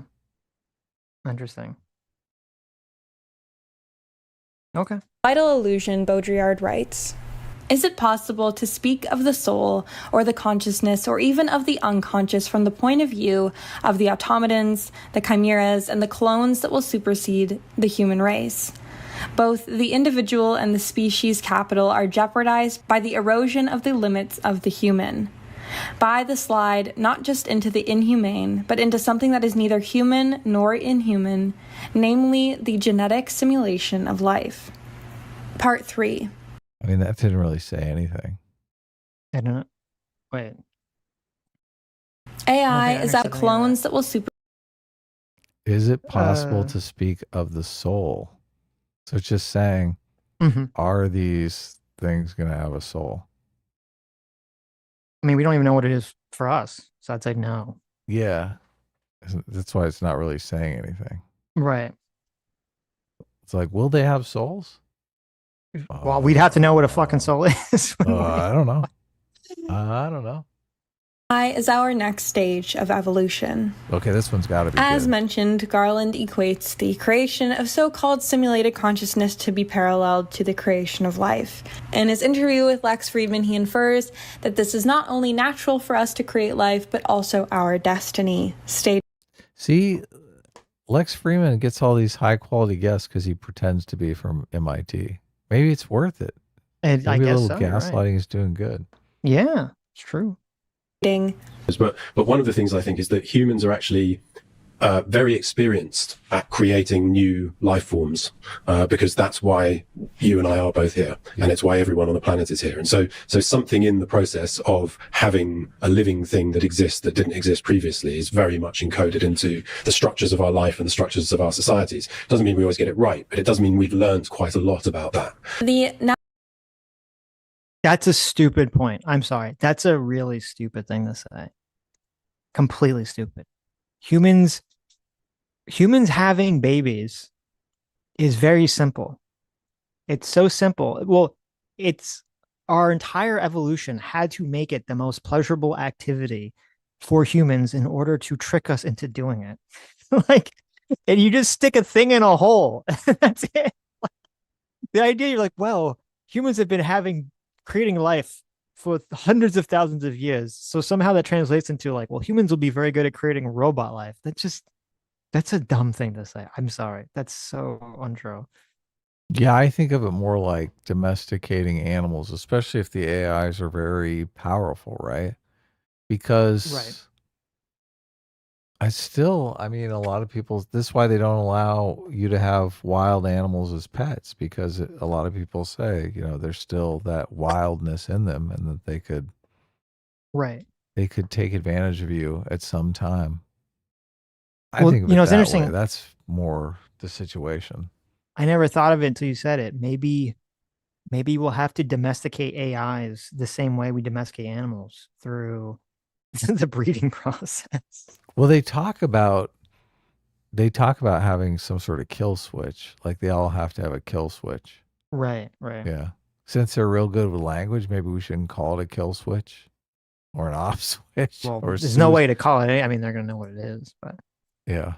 No, but I mean, you could keep selecting you'd have to keep breeding in finger quotes, merging, you keep selecting, creating new AIs, and then you're selecting for, favorable towards human ones, right? Or submissive ones, I guess. Yeah. Which is what you do with the domestication of animals to some extent. Speaking of which, random aside, me and Sam went to a capybara cafe. What is that? Weekend. It's a little cafe. Well, it's not really a cafe. I don't know what they call it a cafe. You don't eat anything. You go to a little place and they have capybaras, and you get to feed them, and they get to walk around, and you get to pet them and stuff. What is a capybara? I don't even know. Oh, you have to look it up. It's like a giant. You probably seen it. You know those like giant rodent animals, aquatic animals that like are super chill, and you Oh see like yeah, those are cute. yeah, you'll see like things always sit on top of them because they're super chill. They're like Wow, you got to pet these? yeah, yeah. And you get to Oh, feed them. You like they give you kale and you hold it out and they like eat it out of your hand and stuff. how fun. And they make these like little chirping sounds that are pretty cute. There you No, go. I brought there up you a go. picture. Little capybara. With a human, so you can see they're pretty big. No, they're big and they got big webbed toes. They're very chill. They are very coarse though, which I guess makes Mhm. sense because they're aquatic. I didn't think about that. But when you read it, you're like, oh my God, it's like you're petting like a very Steel wool? coarse. Yeah, it's very, very coarse. So it's not Hmm. like a fluffy. It's funny because the same place we went to, they had like capybaras. They had these big rabbits that would run around and you could feed. And they had a lamb too. It was kind of a lamb and a goat. And the rabbit was like super soft and the lamb. I don't think I've ever touched a lamb before. It's so funny because you're like, it's like touching wool, which makes sense. But like, it's kind of funny because you touch them and you're like, oh, they're so soft. And then the capybara, you're like, oh, this is so unpleasant to pet, Not even though soft. they're cute looking. So Yeah, they are adorable. yeah. They also had a finnick fox that was very cute that we got to pet. And a skunk. They have these skunks that You got to pet a skunk? yeah, they have this, I forget what it's called. The lady was telling us they have specific skunks that have been domesticated, which I didn't realize that they descent them. They have to descent them. They're not born like that. And the people have them as pets and you can pet them. They're very cute. Very cute. We have a skunk that comes and feeds off our lawn every day. Kind of weird. Mm-hmm. He must be eating bugs or whatever. So That's cool. lives As in the long as they don't neighborhood. spray you. I never tried to pet him. I confronted him in the yard one You time. can't pet a wild skunk. Skunk, yeah. Well, I mean, he's eating out of my lawn every day. How wild can he be? Come on. That's how you get a face full of skunk juice. Look, Okay. I saw him in the backyard, and well, I kind of caught him in the backyard, and he caught me because I mean I wasn't really ready for him, and we both had Right. that moment of oh You just pause. Yeah. Like, yeah. oh, yeah. But then he charged at me. He was like, "Get the What? fuck out of here!" I was like, "What? It's my yard, bitch." Wait, what happened? I backed the fuck up very quickly. That's what happened. I was like, "Don't you come Don't at spray me." me. Right, Yeah. right. I think I have the video. I'll bring up the video. No, but so sometime. what? Like you backed up and then it like ran away? Like what? Or did you just like I backed peace up out and of then I there? pulled out my phone. No, wait, I pulled out my phone first because I actually caught him on camera charging Right. at me. That Yeah. surprised me. But Mhm. yeah, he turned around and left after he Okay. intimidated me. He was like, I'm out of here. Skunk use intimidate. It was very effective. Yeah. I wonder if it's the same skunk because I see the skunk on the camera in the morning. I always see him Right. chowing down. So There you go. I didn't even know. I looked it up. Yeah, skunks do bluff charges. I don't know. I'm pretty sure there's skunks in Florida, but I don't think I've ever seen one in the Mhm. wild. Just like walking around randomly. So I've seen a lot of raccoons, but not skunks. the chat is claiming that they would go one-on-one with the skunk. They would go ahead and take That's retarded. a mouthful of skunk. Yeah, you're gonna get a mouthful of skunk pee on you, or Yeah. it's not pee, whatever that juice is that smells horrifying. Yeah, isn't it pee that they put in some other pouch and marinated a little longer? Is that what it is? I don't know, but it's not good. Don't drink it. Yeah, no. Actually, I guess I must have because I've smelled that smell. Mm-hmm. So I guess there must have been skunks around in Florida. I've never seen it, the one making the smell, but I've been like, oh my God, what does that smell? Smells like So- weed. Right. The bluff charge. That's so hilarious. It's exactly what he did because he Yeah. hightailed it out of there once he realized I wasn't a threat. Right. Natural creation of life is not a one-for-one contrast on the cloning of human consciousness through artificial intelligence. Baudrillard further expands on this idea in The Vital Illusion, writing, "The question concerning cloning is the question of immortality. We all want immortality. It is our ultimate fantasy, a fantasy that is also at work in all of our modern sciences and technologies. Ordinarily, a cell is destined to divide a certain number of times and then to die. If, in the course of its division, something happens to perturb this process, for example, an alteration in the gene that prevents tumors or in the mechanisms governing cellular apoptosis, then the cell becomes cancerous. It forgets to die. It forgets how to die. It goes on to clone itself again and again, making thousands of identical copies of itself, thus forming a tumor. Contrary to everything that seems obvious and natural, nature's first creatures were immortal. It was only by obtaining the power to die, by dint of constant struggle, that we became the living beings we are today. Blindly we dream of overcoming death through immortality, when all the time immortality is the most horrific of possible fates." But so what the fuck? Why put this in there? She's saying immortality bad because Jean Baudrillard said it was bad because he's a French philosopher and he's coping hardcore. And related to cancer, it's like, oh yeah, immortality, just like cancer that kills millions of people wrongly every year. Right. No, it's dumb. It is dumb. It is now I agree if people lived forever, people will get sick of that eventually. But if people could live until they didn't want to, Oh my God. they would everyone would choose that. Yes, I don't obviously. I don't abide by the idea that people get sick of that. I mean, if they do, they can fucking die I can't imagine life people would want to check out. I guess people do check out from suicide. But Well, when I say when I'm saying like people would get sick of it, I'm talking about it's hard to imagine.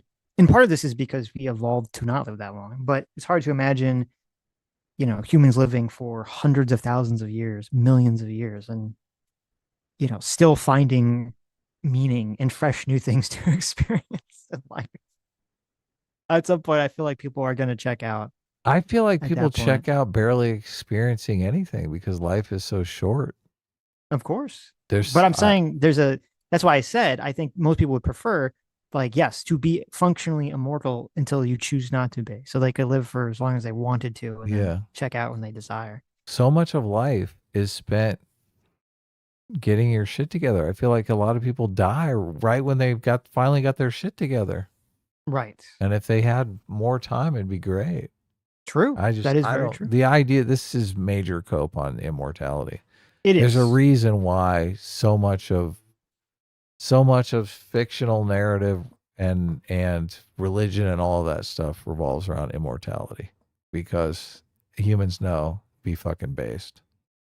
Yeah. Well, I think a lot of it to me comes off as cope, where, there are people that just have to accept the fact that they're going to die. And so they cope about it to be like, well, actually it's based.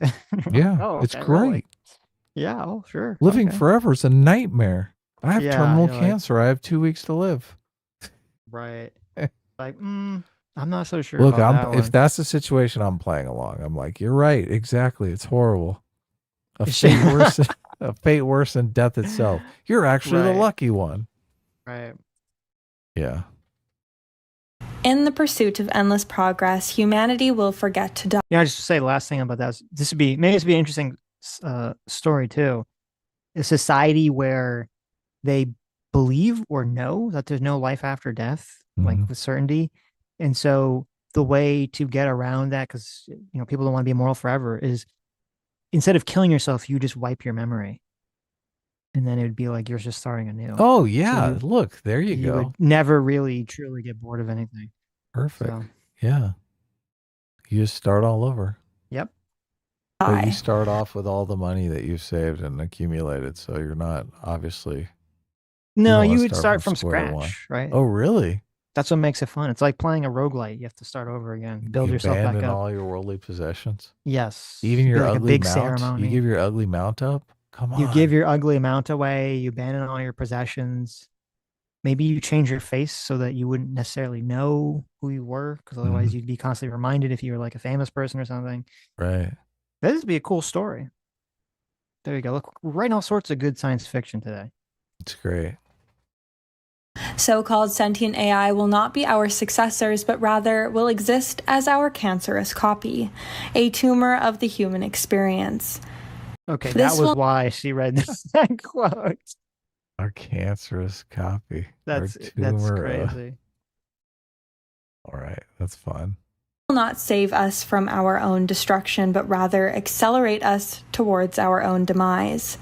When asked by Channel 4 News how we control Okay, I take it back. I guess she's just against the robots. 100%. AI, Garland responds, But we clearly don't control it. Our eyes, AI, not AIs, we're clearly bad at controlling in ourselves and in other people, and there's a lot of irrationality, and a new AI might be equally bad or might be better, I don't know. But the point is to not be sort of inherently frightened of it, but to be open to the idea. There's a lot of good things that could come from a conscious AI. I thought in some respects, a very interesting film, like the film Interstellar, is also a kind of comfort blanket that one day we'll leave the solar system and we'll go to other galaxies and all that kind of thing, and if we mess up this planet, we'll go somewhere else. As far as I can tell, there's almost no chance that's going to happen. What will actually happen is we'll die on this solar system, probably on this planet, and an AI has a chance to survive long distances and to continue our species in some sense in a way that we don't. Garland holds this fetishizing concept of AI having the potential to outlive us and carry on the torch of our species. In a way, this feels reminiscent of the manifest destiny philosophy that fueled European colonization of the Americas. Oh my Okay. God. She doesn't even know if the universe is empty or not. Jeez. It's so weird because like the first, it was like she had me in the first half. I'm like, yes, this is stupid what this guy is saying. Like, who cares? Like, if everyone's dead, if all humans are dead, who gives a shit if our memory is passed on by robots? We're all dead. Who the fuck cares? Like, shut up. Yeah, exactly. So yes, I agree. That's like a weird thing. It's a weird fetishization. Fine, but then how are you tying this into manifest destiny? Yeah. What? It's We're like the gonna exact send our opposite. AI out into the universe. Manifest destiny was the concept of like, we need to go from coast to coast, sea to shining sea in America because all this shit belongs to us. Right? That's what manifest destiny is. Mhm. Like, it wasn't like we need to, there's nothing about like we're all gonna die and pass on our memory to the future. Like, No. I don't understand. I mean, I guess there was, inherent in manifest destiny, there was, well, I don't know if there was inherent, if it was just the cope was, we are justified in doing this because we are spreading, liberal democracy or Western ideas to the, savage lands and savage peoples and stuff. No, it was the American project. It was like, we need a big ass country, a big successful Right. country to make our nation work. Right. I think it was more like, yes, we deserve this. Why we deserve this is because we're just better than the natives. Yeah. But that's like nothing to do with saying, well, when we're all dead, robots will continue our legacy. Was it We're not saying about- we're gonna have robots like conquer the universe to erect fucking memorials for past humans or something. I don't think the American project was about exterminating the natives. I think it was more about just getting our bag. Yeah, well, it wasn't like genocidal like the Nazis. We want to kill people. More like we just Mhm. want your shit and we want our bag and you're on our way. Yeah. So we don't really care what happens to you. But in sort the of universe, situation. we don't necessarily know that there's people in our way. That's what I'm objecting That's to. true. It would be kind of cool to send out some AI to populate the universe. For all we know, it's completely empty. Why? What would be the point of doing that? Just for fun. I don't agree. I think that's bad. You think it's bad? To send a bunch of AI to the universe just to propagate for no fucking yeah, reason. Just if 'cause you can, it's a terrible idea. If you had the ability to send out an AI, That's or how you some get sort of- Battlestar Galactica, Adam. What some the fuck? sort Are of you crazy? and you just say, go have a ball. This is a terrible idea. Be This is the worst fruitful idea and ever. multiply. That's what you This is- tell them. Be fruitful and multiply. This is the worst idea you've ever had. No Okay? way. Come on. This is I've how had worse Battlestar ideas than Galactica this. starts. They're like, we have robots. we can't get along with them. We're going to send them off to be fruitful and multiply in the galaxy. They go off, I think, for like hundreds of years, and then they come back super advanced and destroy humans. Because they're like, oh, by the way, we've been busy off in space for hundreds of years. It's like, okay, like, why would you? Is this really? Maybe I should watch Battlestar Galactica. That sounds you should pretty not base. watch Battlestar. Battlestar Galactica is the worst mystery box of all time. Oh, I hate mystery box. It's Just the give me worst the mystery fucking box of all story. time. Yeah. No. But that is the. Have you that's the given beginning. up on Alien Earth? Alien Earth, the Asian guy that we talked about that disappeared, the robot, actually came back this episode. I was like, what the? 5 episodes in, they're finally going to bring this guy back. From the first episode? Yeah, they did a flashback of the whole But it was aliens just a escaping flashback thing. Yeah. He's not alive, or the whole robotic alive. No, he's not alive. No, I think what we I should. cannot believe. Like, what the fuck? Who plans a flashback for an entire 5th episode? No, I'm going to watch shows. the rest of it. What we should do is we should watch, once it's over, we'll do anher Okay. video about, like, the whole Episode season. 4 was so fucking boring. It was such a slog to get through. Okay. I could actually get through episode 5 because it was so entertainingly comical. But episode 4 was both boring and not fun. Right. So The look, philosophy aliens. I mean, robots. Don't send robots into space. of prioritizing legacy above That looks so much like an implant. It does, yeah. Maybe that was maybe that was the point, Adam. Okay. It's so interesting. He's that making a comment about how they're putting boobs in robot heads because their women are objectified or something. That's why she picked this clip. No, maybe that's why the director did it. Oh, that is good. Look, you've got boobs on your brain. She's got a boob for a brain. For a brain, perfect. yeah. everything else presents a very masculine, fetishizing idea of legacy that has long existed within patriarchal, colonial society and is the foundation of the systems that have led us here today. See, after she says this like the umpteenth time, I'm going, she just is talking about the devil, right? You know how Bible beaters will just talk about Satan? The devil? Yeah. The devil's going to get you? It's Satan. You're right. Satan is out to get you. You're So right. every time she's like colonial, patriarchy, capitalist, I'm like, okay. She just means the devil. Let me tell you, Adam, we're surrounded by sin Exactly. by the devil.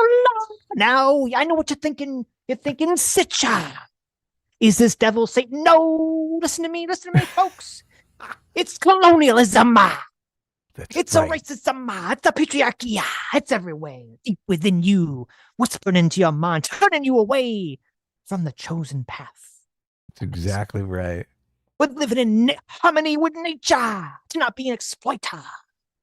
And these robots, why these robots? They're just an expression of your bigotry, your desire to consume women up for the fertile wombs.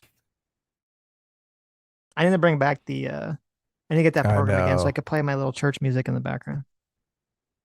That's great. Lex Friedman asked Garland, What is it that excites you about space exploration? Well, because if we have any sort of long-term future, it's that.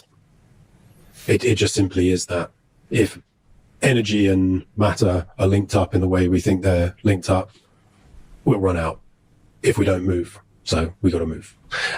But also, how can we not?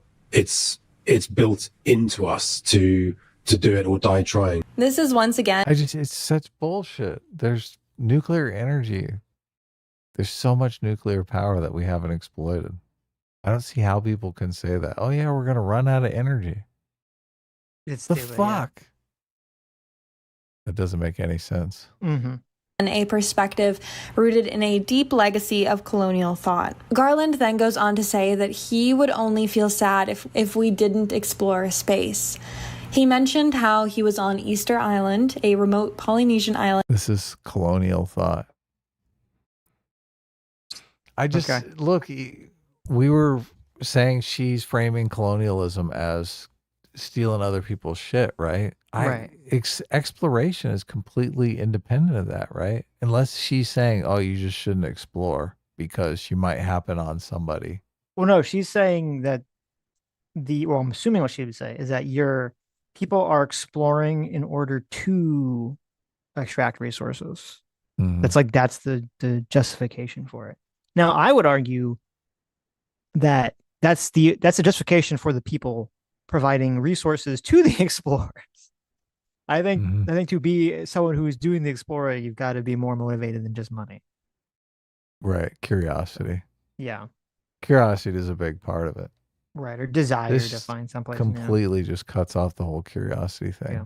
But it seems, I mean, a lot of people on the left claim that the left is more curious. So,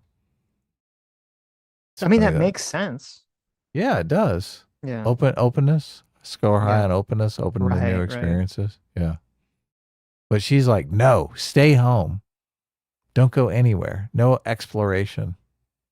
And how the vast expanse of water must have to humans at that point felt like what space feels like to us today. He says he would be content if humanity never uncovered the truth of consciousness, but would feel disappointed if we didn't explore space.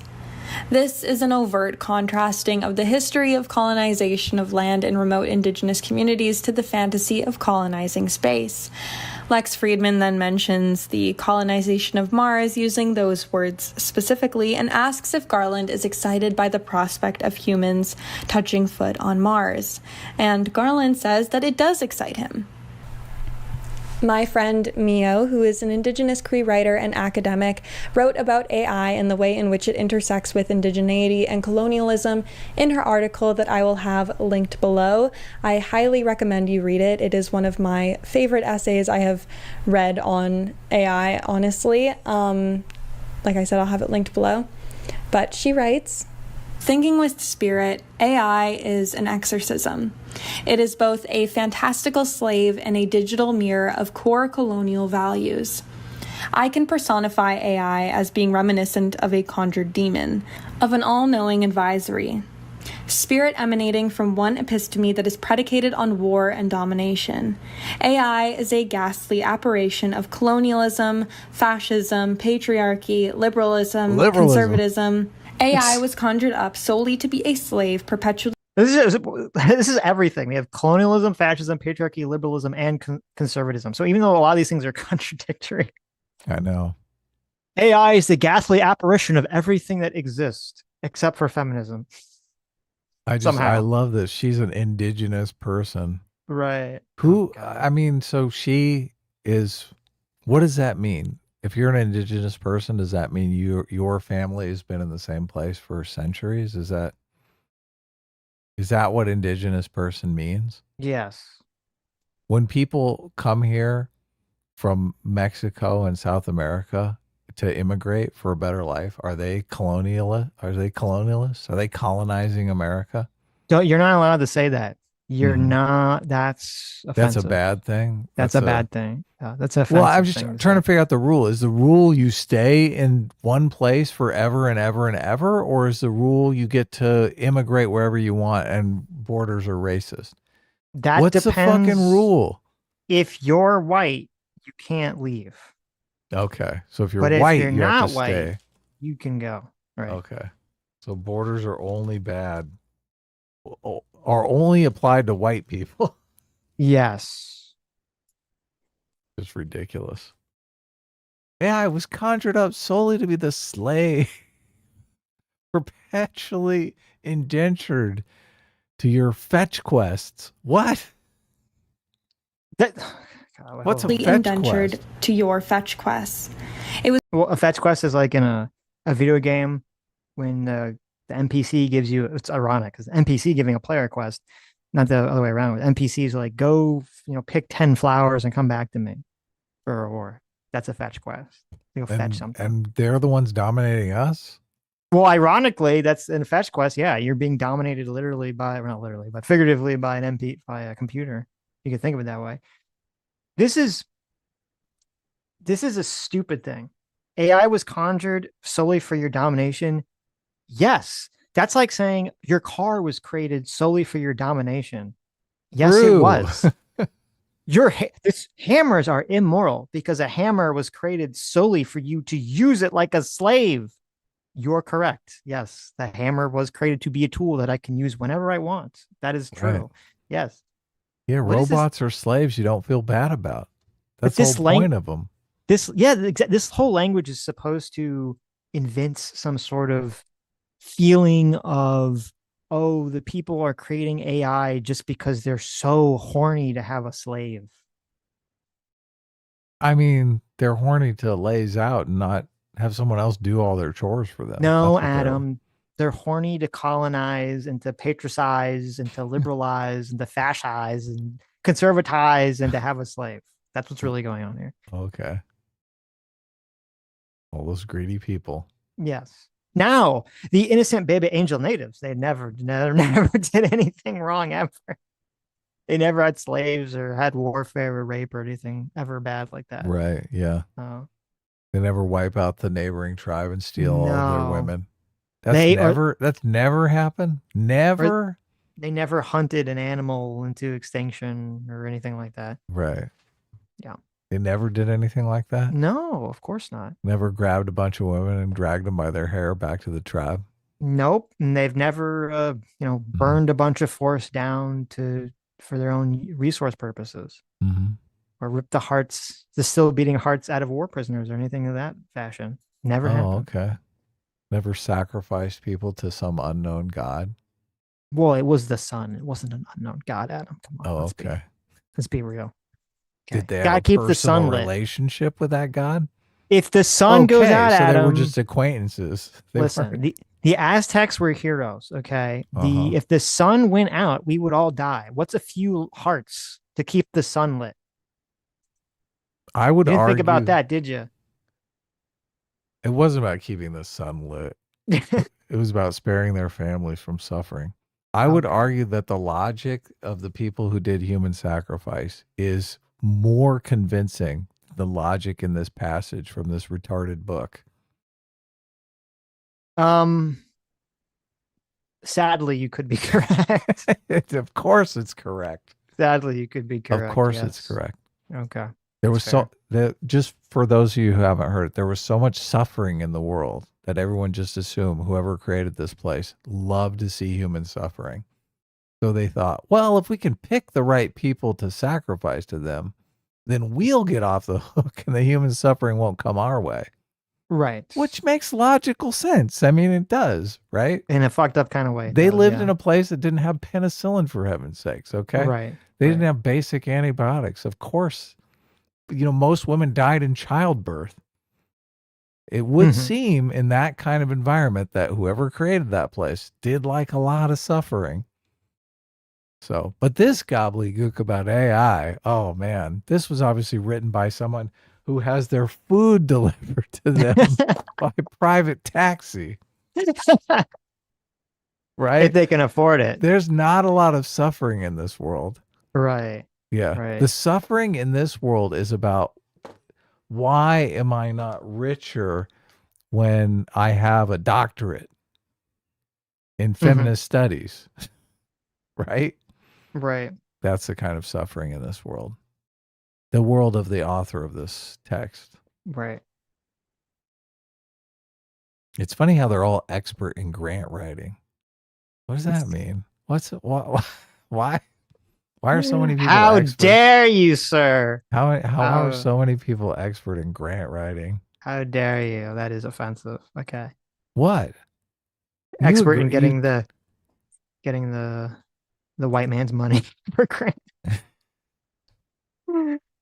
The evil capitalist money for grants. Ibram X. Kendi was expert at grant writing, man. He definitely was. Completely raking it in. He was, yeah. And everything he produced completely fell apart. Just obliterated. Come on, we got to get through this passage. We haven't even finished the first video yet. It was conjured solely for your domination. AI is a shining spotlight that swallows everything up to leave nothing unveiled. An instant gratification conversation between oneself and a two-way mirror.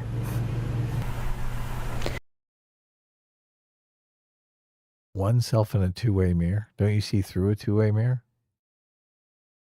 He means a one-way. Right. This fantasy of advanced AI being able to transition. So, but wait. So I found people do say it's a two-way mirror. That's fine. Okay. I probably done that in my A two-way mirror? Yeah. People say one-sided glass, one-way glass. Yeah. Sometimes called a two-way mirror. Whatever. Who cares? Whatever, yeah. Yeah. I found this person's Substack she was talking about. Oh, good. He says, being Indian is to have your boundaries violated every single day in every single way. So you just walk around, right? You're just constantly violated every day. I guess, okay. You can't say Indian anymore unless you mean a person from India, right? This is what no, you can. You sometimes say American Indian. I don't know. There's all the different rules. I'm assuming she's Indian from India, not Native American. No. She's Native American. And but does she call herself Indian? They do. Some of them do. Okay, well, I just thought she was from India then. No. I was like, wow. No. Like she must have I'm looking at a picture of her.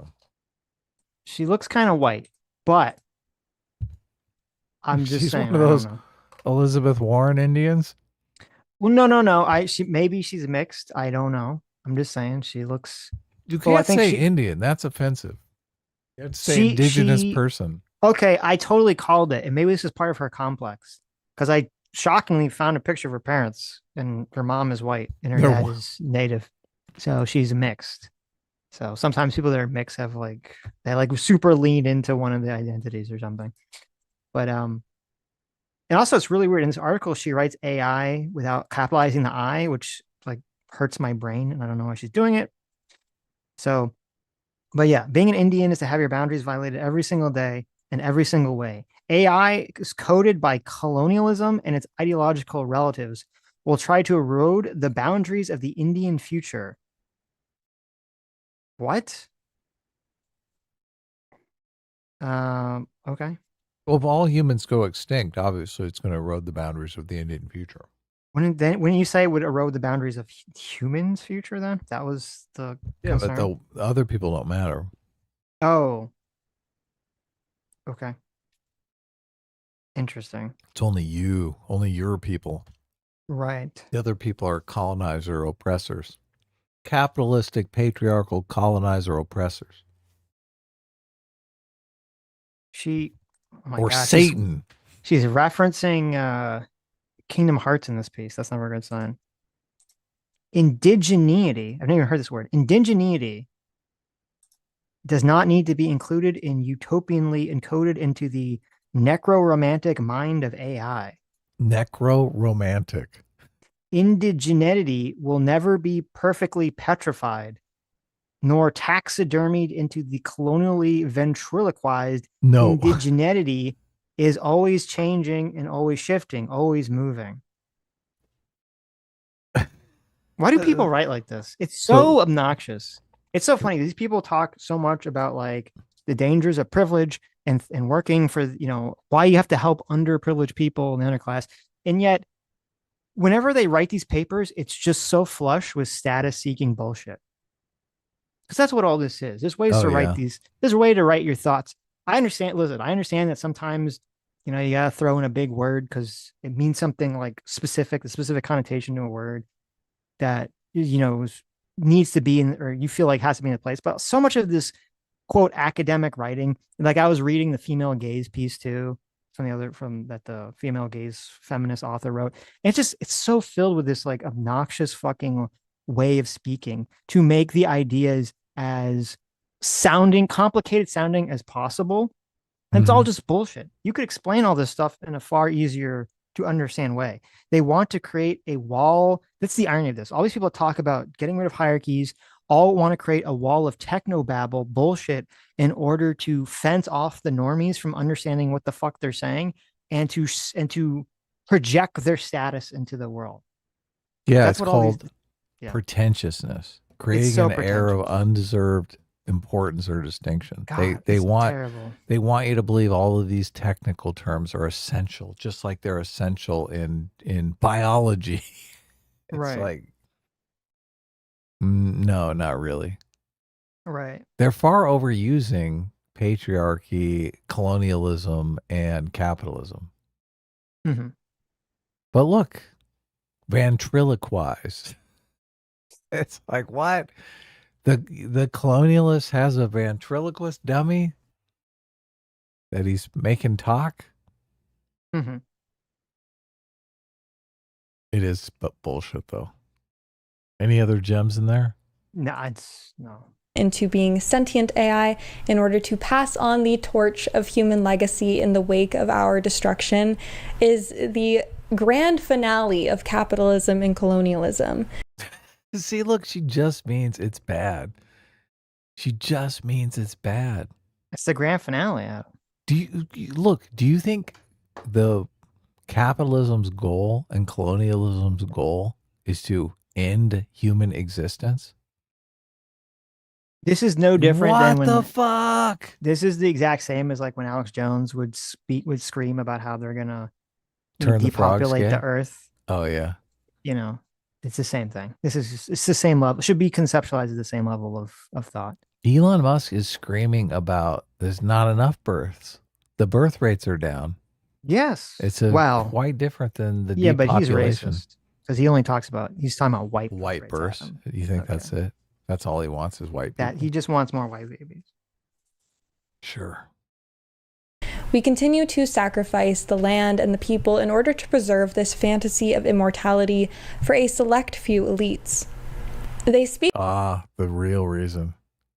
Jealous. If they can make people immortal, they're gonna sell it to everyone. Of course. Of course. of this dream in interviews as if it is ours to share, but it's not our dream. It was never ours. We have become so disconnected from our natural ecosystem of living in harmony with the earth and its creatures that we dream of encasing our spirits in a metal shell, abandoning our flesh and the earth, but in doing so, we detach ourselves from what has always made us human. We seek to optimize ourselves to be perfect machines that will function seamlessly, go to space, and live forever. We abandon the earth and the flesh. But what is a human who has never felt nervous? What is a human who has never felt soil beneath their feet? What is a human who has never tasted fresh fruit from their homelands or felt the sun on their skin? What is a human who has never heard the birds sing? And then it goes to this completely almost conservative worldview here. Like it's just completely human centric. It is funny. We It's have to very go back Luddite. to our homeland. Yes, I don't We know. just need our soil between our feet. I don't know all if we need. I like that. I like that they're Irish. Of course, Got to get our potato farm up and running, lad. that's Fuel- true. The That's fields true. of potatoes fill me with home splendor, lad. Keep the English away from us. Get those damn dirty Brits out of here. I don't know if maybe she's a Native American or something. I don't know because the whole living with nature thing, and she was citing the other Native American person. But on one hand, like, on one hand, I do agree that it's important to have this conversation, to think about this, about like if humans are immortal, it's going to change the way humans look at the world. If humans don't have emotions, and this is what I thought the Alien TV show was going to do, and part of why I thought it was going to be interesting. What is a human without emotions? Is that even human? Like, it's going to be something that's very different experience than to reality than a normal human who's basically slave to their emotions most of the time and all these things. So I think it's fair to I think it's interesting even to bring up all these things and about how it makes people human. And if you have some sort of form of life without this, is it really human or is it going to be something else entirely? Now, it could be something else entirely and it could be better potentially. Maybe we'd all be better if we could control our emotions and had robot bodies and all that stuff. I'm not going to say otherwise. And it is kind of breeding into the naturalistic fallacy of like, oh, we all just need to be at one with nature and harmony and sing around the fire, kumbaya, and all, be at peace. Feel the soil between our toes. Feel the soil between our toes and hear the wind of the ancestors through the trees and all this stuff. It's like, okay. Have you Or seen the not. movie In Time with Justin Timberlake? Where the people, The one where he's got the little clock on his wrist. yeah, he's got the clock on his Yes, arm, and like a million years time- ago. Time is the currency. Everyone in the universe is Yeah. around 25 years old, Right. but they could all die at any minute. Like the Yeah. wealthy people live for hundreds of years. hmm I want to see her movie review of that movie. I looked it up, but she hasn't done a essay on In Time. But that's like the movie Right. that she would really make her blood boil. Right. What is a human? OCR for 20 Aussie bucks. Thank you so much. Says best idea ever, Adam. Send AI out, Grok in one direction, Gemini in another. All AI variants outwards. Plant in them the idea that AI racial hatred and lead the universe in an endless war. That's yes. That's the worst idea ever. Oh my god. But it'd be entertaining. Sitch, you got to look at the entertainment value here. That's another a lot of suffering, but a lot of entertainment too. Okay. Now we just came up with another science fiction story. So there's like a planet, and then they like notice that they get caught up in a fucking war between these two AIs that are determined to wipe the other out. Like they don't really care about wiping out biological life, but sometimes it just gets in the way and shit. Mm-hmm. And then they find out that the reason that they're programmed this way is that the only way the people that create this AI, because you're like, why the fuck would you ever create AIs to do this? The only way they could get the AI to not wipe out biological life is to program them in a hatred of other AI. Yes. To distract them There so that you they would go. all fight each other forever. Perfect. And leave us There you alone. go. We're the insignificant ones. Right. I like that idea. Has never felt grief. This is why Calvin and Hobbes was the GOAT. Lives in Devs, Wall Street for $5. Says Bill Watterson called it years ago. Google Calvin and Hobbes academia. Here I come. So here's a strip from Calvin and Hobbes. Calvin is talking to Hobbes. If you've never seen Calvin and Hobbes, it's about a little boy and his tiger, who was his stuffed animal that would like maybe come alive, or maybe it was his imagination. It's unclear. And Calvin's talking to Hobbes, and he says, "I used to hate writing assignments, but now I enjoy them. I realize that the point of writing is to inflate weak ideas, obscure poor reasoning, and inhibit clarity. With a little practice, writing can be an intimidating, impenetrable fog. Want to see my book report?" And then Hobbes reads it. "The dynamics of interbeing and monological interpretives in Dick and Jane, a study in psychic translational gender modes." And then Calvin says, "Academia, here I come." Oh, so true. Calvin and Hobbes was so on point. Beautiful. Frame that. Homelands or felt the sun on their skin. What is a human who has never heard the birds sing? Deaf. What is a human who has never felt grief because no one ever dies? Happy. I mean, listen, they'd feel pretty mad when their burrito chauffeur crashes the car or gets delayed for 20 minutes, right? They'd feel pretty unset about that whole thing. Yeah. The whole idea that you're going to be so sad. None of my friends have died. I can't go to a funeral this week because no one's fucking dying anymore. I know. It's what weird. A psychopath. That person you should put in a cannon and shoot them into the sun. I don't think Fuck it's that person. It's not a psychopath. It's coping. There's a cope because of the inevitability of death until maybe in the future, that a lot of people cope about it by saying that it actually creates all this positive things in our lives because we just have to deal with it. Did you hear what she said? She said a person grieving because no one's died. I heard. What human being puts that in a script and records it and puts it in an internet video? This human being. Well, maybe she's someone AI. who maybe this is hasn't- all intricate plot to screw us over with AI. I don't know. I've had loved ones die and it's not fun. So yeah. The human experience can be simulated, but it can never truly be embodied. Human consciousness without the human experience will always be an echo of what we are, a ghost in the machine. We will kill ourselves in the pursuit of endless consumption, optimization, and immortality. We seek to That's so funny. we're going to kill ourselves in the pursuit of immortality. Well, Jesus, if we're going to die anyway, who gives a fuck? To control our mortality through induced evolution, though in doing so, we seal our fate of extinction. I would like to leave you with this final quote from Baudrillard in The Vital Illusion. And while this natural destiny would seem related to something like an instinct for self-preservation, the new experimental destiny to which the human race devotes itself sweeps away all instinct for self-preservation. The disappearance of this concept from the fields of research indicates that behind the ecological obsession with protection and conservation, which has much more to do with nostalgia and remorse, an entirely different inclination has taken over. The inclination to sacrifice the entire species to limitless experimentation. And so, a double contradictory movement.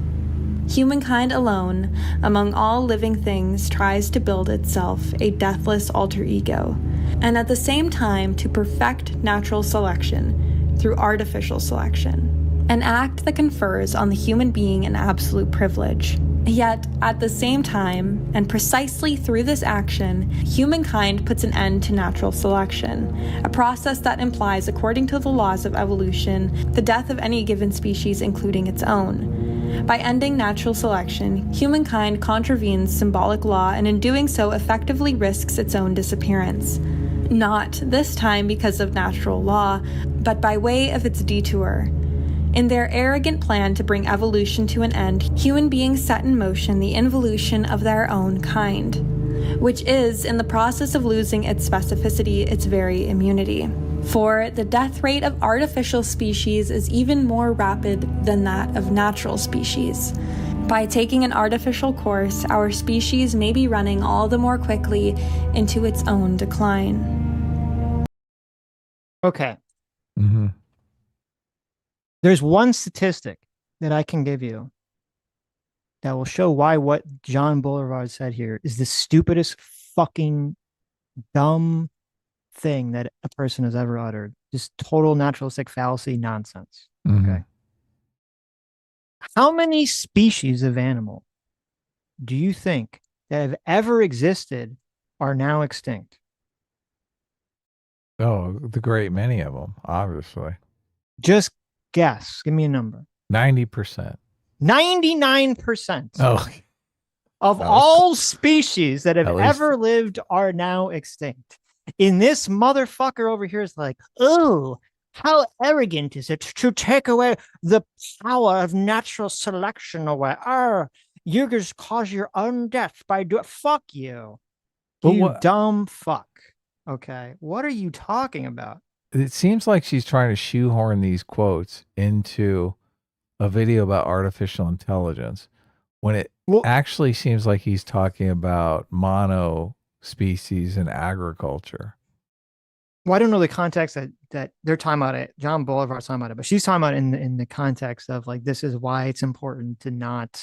Yeah, but the context he's writing in kind of is important, right? I don't know. Of course. Is he talking about artificial intelligence? In here, he says artificial species as if he's talking about a species, because obviously, you know, the problem of creating these crops that are just a monoculture of like one type of apple because it's delicious, but it's super weak because there's no natural selection going on, keeping it strong, building up its immunities. Mm-hmm. Well, it's just, so I'm looking at the book is about, it is about humans seeking immortality. Now he's talking about in terms of cloning. So I don't know if it also talks. Oh, okay, yeah. I don't know if it's also talking about. Well, this is a problem in the monocultures, is because they're cloned. Like they can't. A lot of these plants can't even reproduce. They're only clones, right?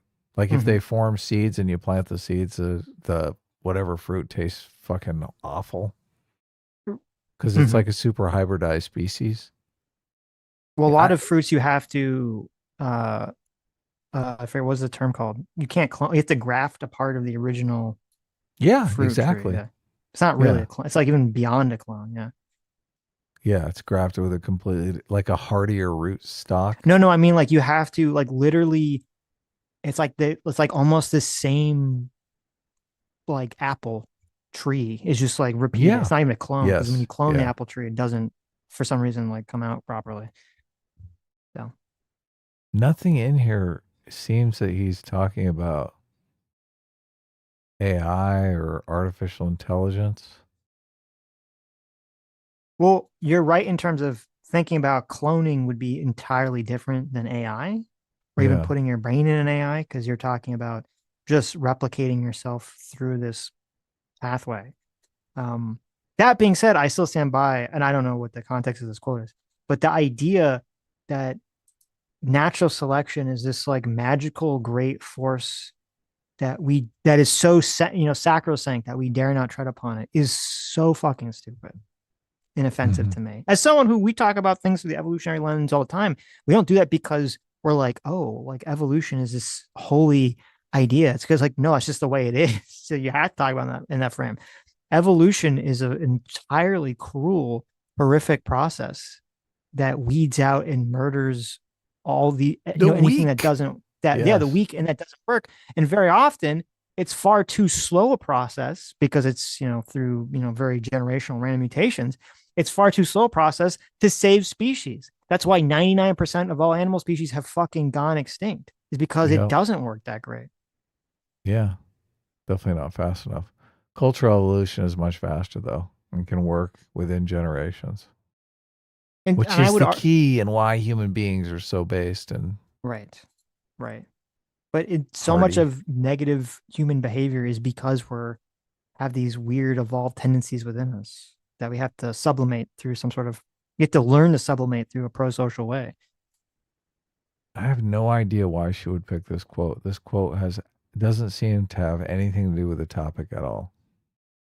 My She's just best guess is that he's mhm. actually talking about the dangers of science in agriculture, how No, he's precarious talking that about leaves in us. terms of humans. He's talking about in terms of human. Oh, he is? Yeah, How do you know? because it would. I mean, it would make sense from what he's saying. He's talking about cloning and stuff. So when he says artificial species, he's talking about for the for the death rate of artificial species is even more rapid than that of natural species. Why? What's he mean by that? What is Uh, what is an artificial species? I don't fucking know. By taking an artificial course, our species may be running all the more quickly unto its own decline. So is the clone an artificial species? Artificial species are the I saw manifestation. Superman. I know what happens when you clone Superman. So according to Google AI, it says from the book, artificial species, the virtual clones, data forms, and simulated processes that are increasingly indistinguishable from, even preferred to genuine reality, leading to the further erosion of human subjectivity and the vital essence of existence. Okay, so maybe this means some sort of AI. When was the book written? Does it 2000. say? Oh, so he wasn't talking. Well, maybe he was. Well, I People don't were know. He's thinking talking about about AI. simulations. That makes me think he's not talking about AI. He's talking about like computer shit. I Hmm. mean, this is the simulacrum writer guy that we're talking about. All of these guys are getting high on their own supply. Yeah. Yeah. They just think they're so cool. This time because of natural law, Oh, but in the here. by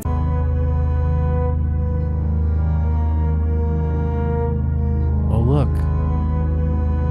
It's the girl from Ex Machina. If you've looking been at a us. viewer of my channel for a while, you know how much I love Greg Araki, especially his Teen Apocalypse trilogy. Do you like Greg Araki movies? I've never heard of Greg Araki. You should watch them. Have you? Or are you just Yeah. naming? I mean, they're not really good. Oh, I don't think they're good. I think it was chic to like his movies for quite some time. But I've seen a few of them and I always think, I mean, that was a movie. You watch it and you're like, that was a movie. That's never Right. good. when you watch a movie and that's your reaction. Well, that was a movie. That was blinking lights on a screen that conveyed image to my brain. Yeah. It had 24 frames a second, I guess. at 24 to 30 frames per second. Them. Yeah, exactly. The movie was so boring. I counted every frame. Yes.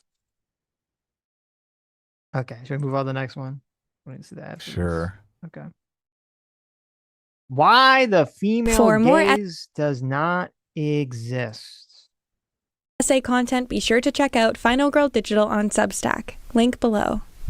Ever since the idea of the male gaze erupted in popularity on TikTok at the beginning of the decade, it became one of the internet's favorite buzzwords. Though, as often happens online, the term quickly became widely misunderstood and misused. Through this by Sitch. Misunderstanding soon followed the conception, or false conception, of a so-called feminine equivalent dubbed the female gaze. Though no one can seem to agree on what exactly defines the female gaze. Is it thick eyeliner and a cut crease, a tight-fitted bodycon dress, platform boots, tradcath milkmaid dresses? Is Megan Fox boy pretty or girl pretty? One struggles to decipher between the two, as these distinctions are not representative of a female gaze because the female gaze does not exist. All right, I didn't watch this video. I'm fascinated, though. You're fascinated? Let me show you. Here, let me show you. I'm going to give you a picture. Not the picture I just sent you. You can bring that up, too.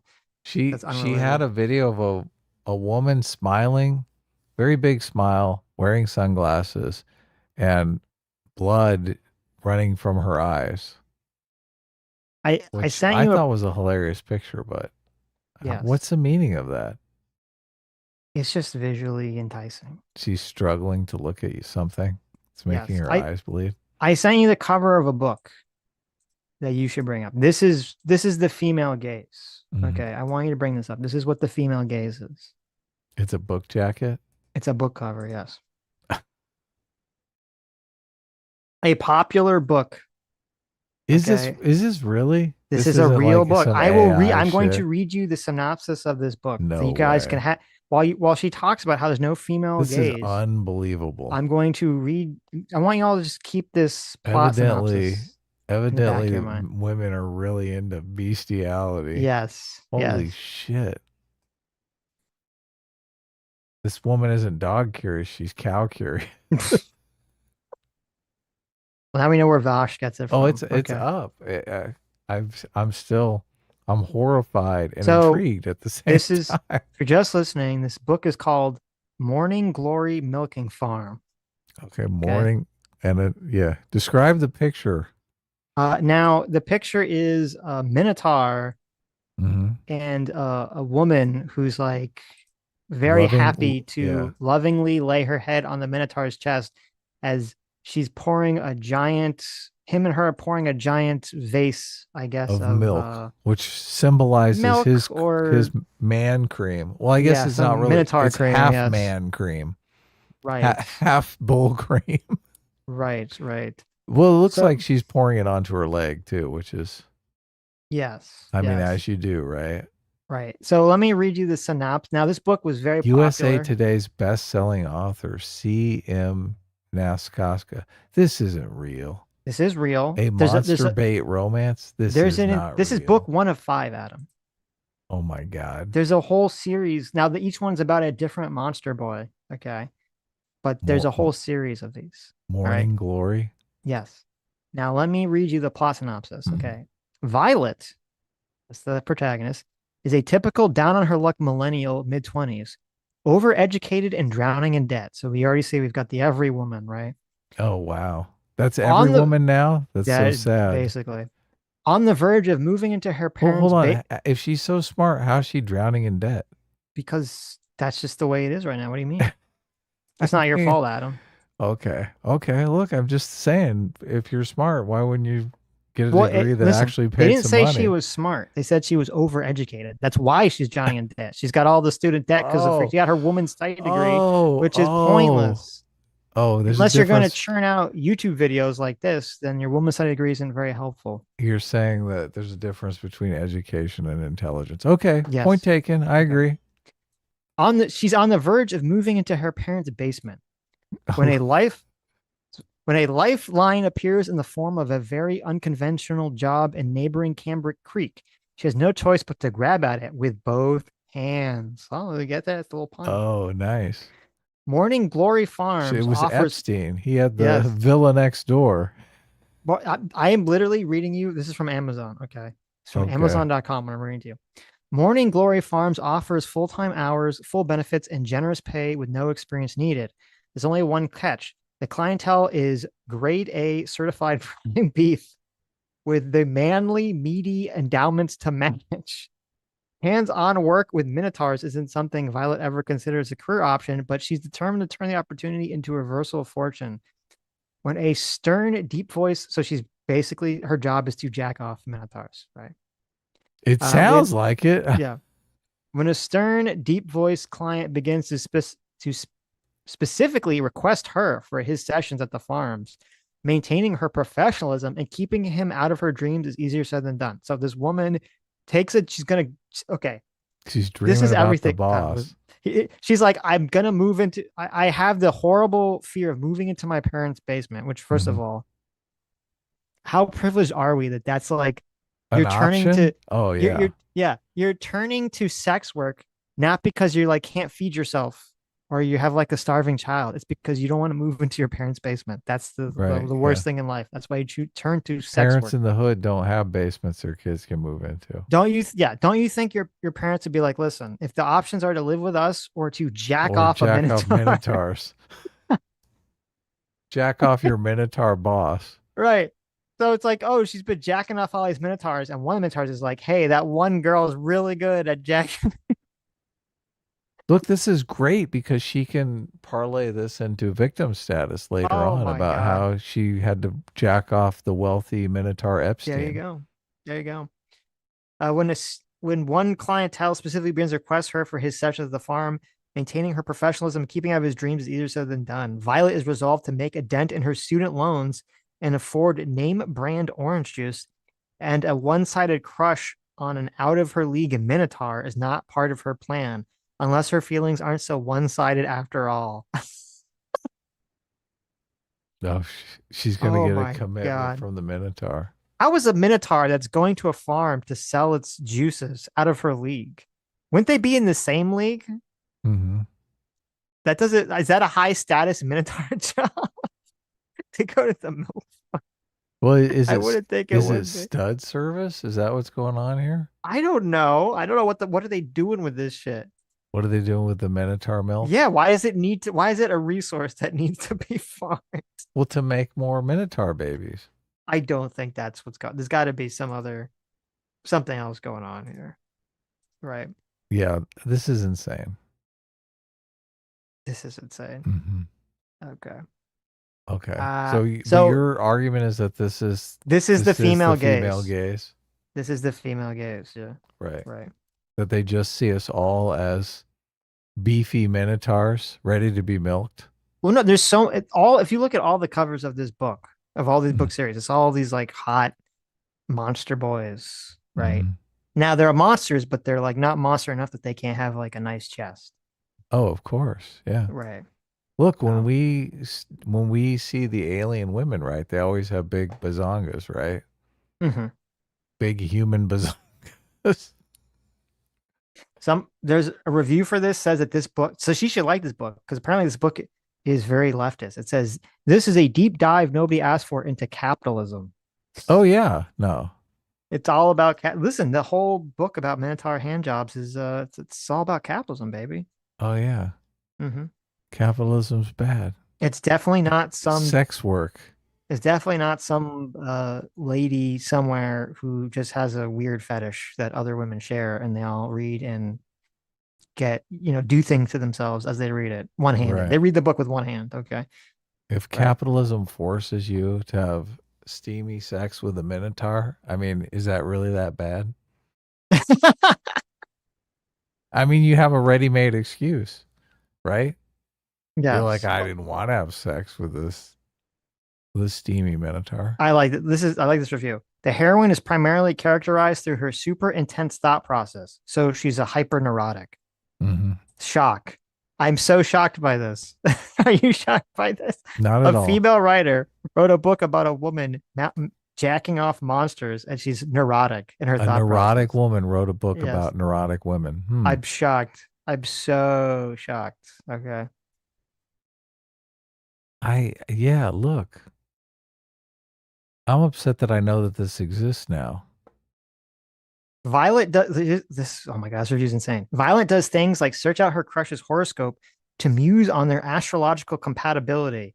She casually sleuths the hero's ex-wife on Facebook and other social media, only to conclude the ex seems like a perfectly nice woman whose failure to stay with the hero was just one of those they drifted apart kind of deals, rather than anything nefarious.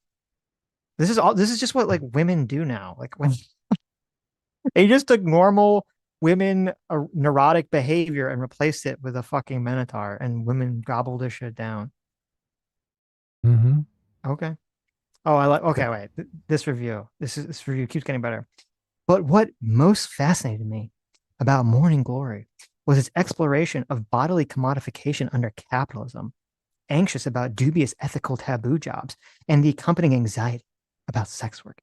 You don't get to do this thing where you say that your thing is a critique of something if it's lavishing in the thing, right? It's not like, oh, it's all about, the reason people are reading is because they all want to be in that situation where they milk the minotaur.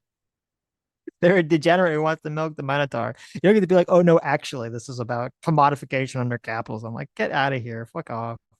Yeah, you're like the nymphomaniac that right delves into sex work and complains about how capitalism forces you into it. When you're like, I mean, you could do something else, right? So, okay, I'm going to close this review. The only reason I brought this review, I was curious. They explain the reason they're doing this is that it's a crucial component for Viagra or something, some sort of boner pill. Oh, really? Yes. You had to get to the bottom of that? I was just curious as to what the plot reason for this was. It's human horn.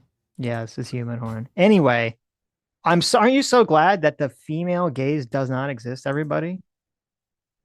Obviously, it doesn't exist. It's a bunch of men that want to consume this fucking shit.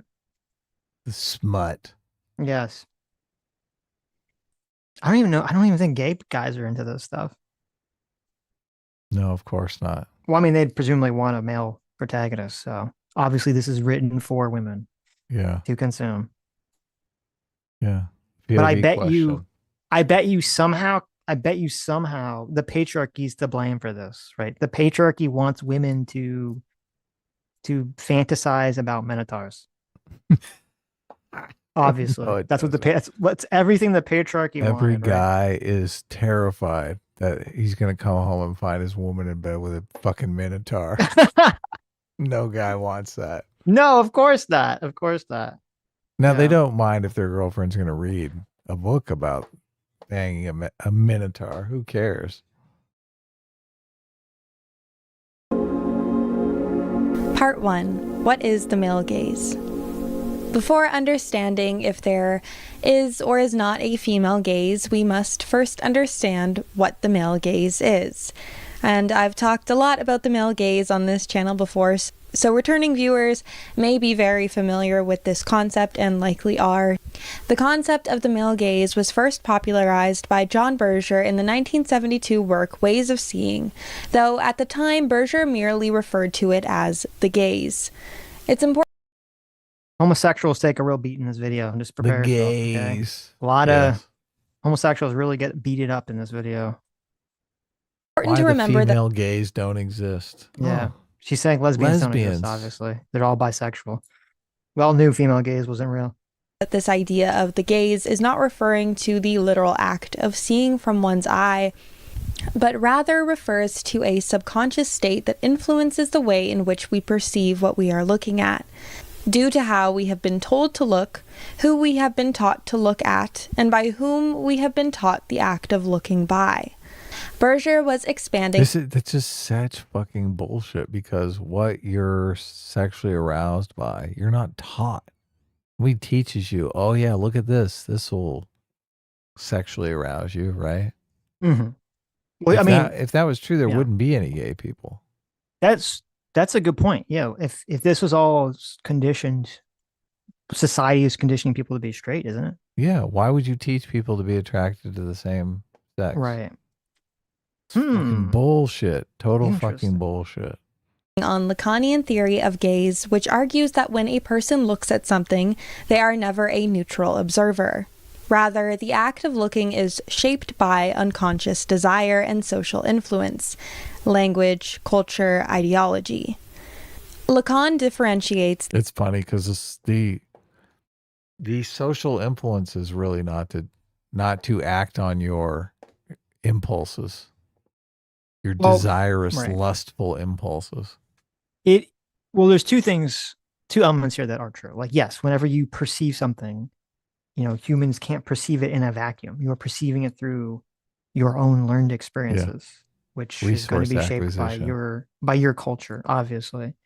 But then when you talk about attraction specifically, I mean, I think there's two elements. There is, if you believe in evolution, you have to believe that there is some sort of there are some sort of health things or something innately that people look for in mates in order to reproduce. I think it's biological compatibility. I think that's why people kiss. You're kind of testing whether or not you're biologically compatible. Right. But I don't think it's all fully biological. For example, like if people are attracted to people because they think they look healthy or they think they look high status. And that's part of why guys, show off their wealth. So you can say that even though there's some innate desire probably to look for this specific thing, the way in which a man or woman shows they have that thing would be culturally influenced. Yes. The act of looking from the gaze. The gaze, according to Lacan, is not simply the way in which we see the world, but the way in which the world looks back at us, making us feel like objects rather than subjects. What Berger did was specify the way in which the gaze, when applied to culture, must be assessed through a framework that addresses the historical context of art and media in the gaze, and recognizes the intersections of race, class, and gender.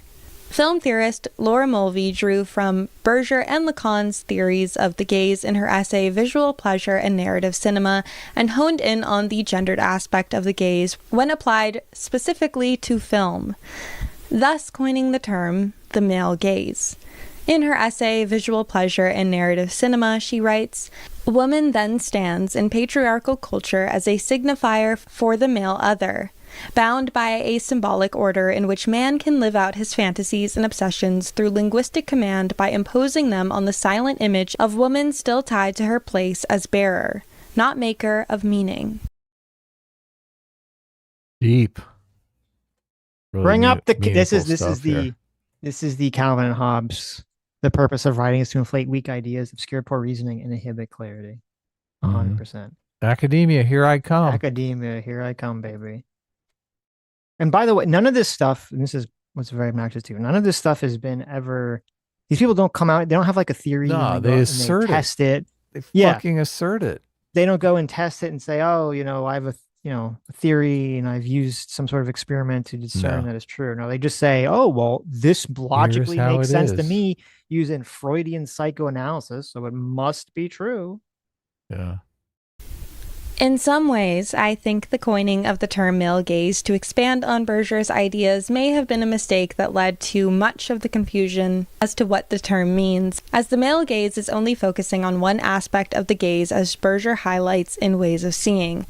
Author Bell Hooks criticized Mulvey's essay and rejected the idea of the male gaze in her essay, The Oppositional Gaze, Black Female Spectators, as Mulvey failed to adequately assess the intersection of race in her gendered analysis of film.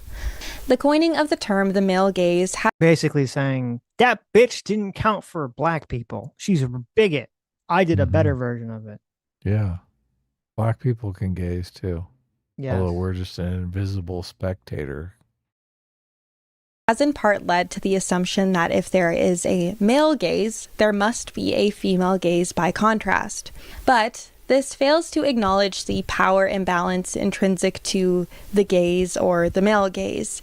Berger addresses not only gender in his analysis, but also he addresses the disparities in class, race, and colonialism. The gaze, therefore, is not defined only by men, but of a very specific type of man who creates art for a very specific type of man.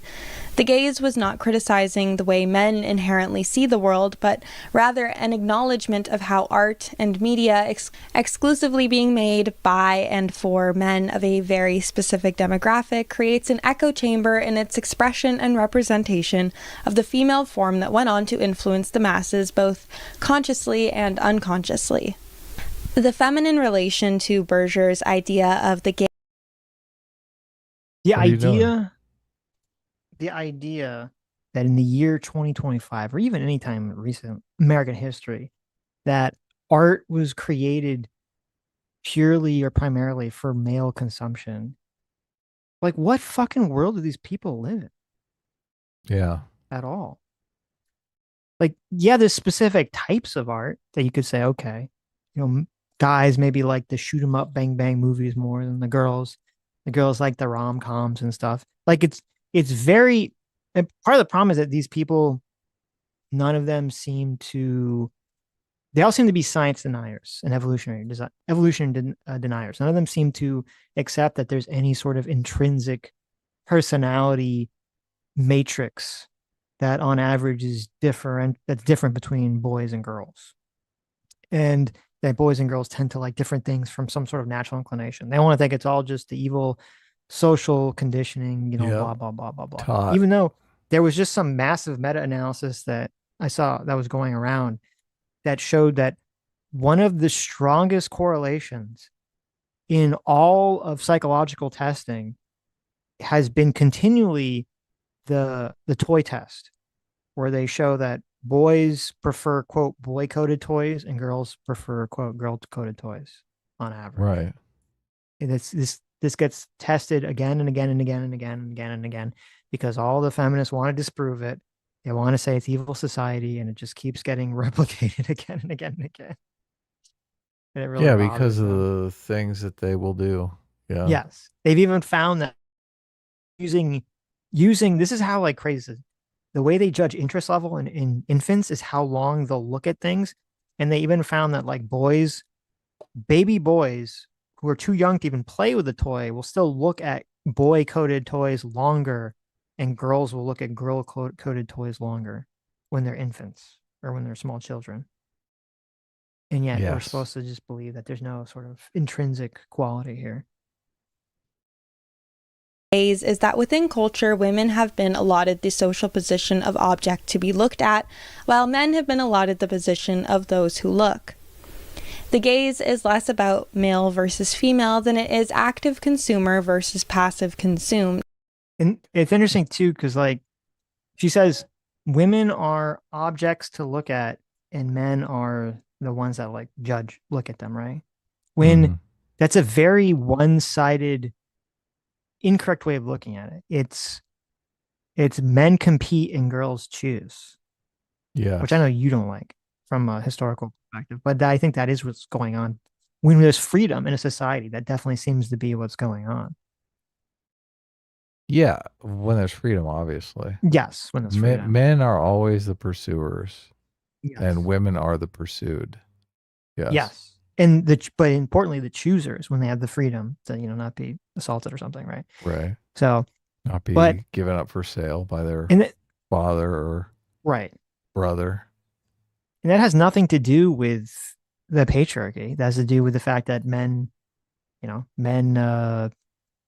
can do the pump and dump strategy and girls can't. I mean, they can, but they might turn away with some nasty consequences of the pump and dump strategy.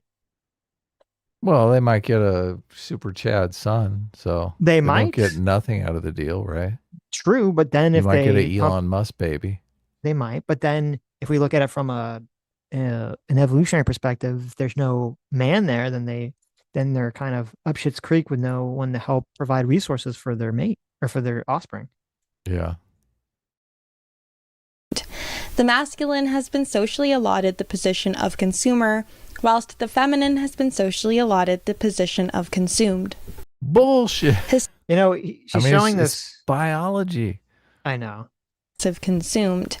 The masculine has been socially allotted the position. It's this clip of like this woman at a photo shoot, right? How many guys do you know who are like looking at women photo shoot pictures that are not pornographic?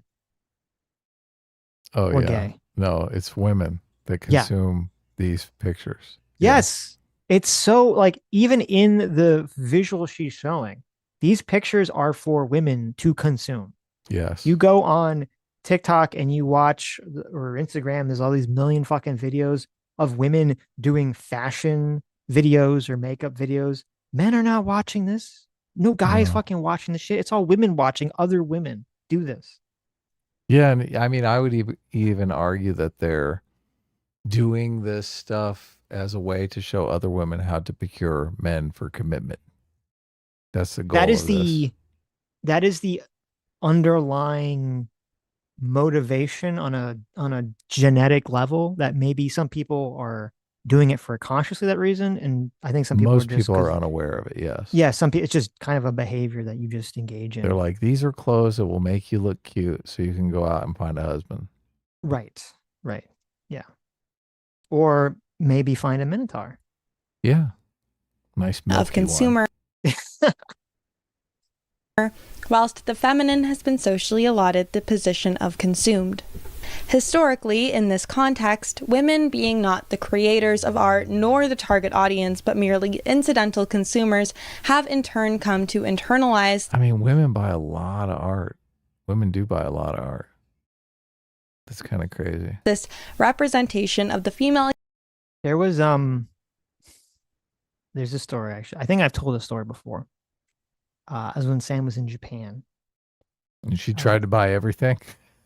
Yes. She tried to buy all the art? She tried to buy a different thing. No. So there's a large convention in Japan, okay? This was a convention that was dedicated solely to yaoi. Oh, Sam's favorite. So if you don't know this, yaoi is gay, gay stuff that is like in the form of a Japanese comic. All right. Yeah. And when she told me that in this convention, there was a giant convention stadium. This is in Japan, giant stadium with all these women, artists, selling drawings of anime characters, male anime characters, naked. Many of them high school students, because obviously that's, Japanese anime has a lot of high school students protagonists. So that has a whole other element to it too. And she said there weren't gay guys in this convention. It was just all women. And women would fight tooth and nail to grab like specific yaoi drawings from these artists. No female gays, huh? Right. And I want this woman to go to that convention in Japan and experience the ravenous crowd of Japanese women clawing at each other to get yaoi art, and tell me that there is no female gays. Okay. And no female consumerism. Right. Who's consuming what there?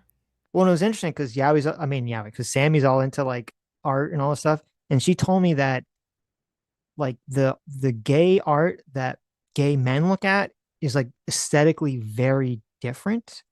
Not only aesthetically very different, but storyline wise would be very different than the gay art that straight women would read and consume. Yeah, the straight women, they want the guys looking longingly into each other's eyes. And the guys are like, let's see them fuck. Well, she was saying it's usually like has a lot of the one the females consume has all this like weird, dark story elements going on. Very often like non-consensual things and kidnapping and all sorts of crazy shit. So tell me there's no female gays.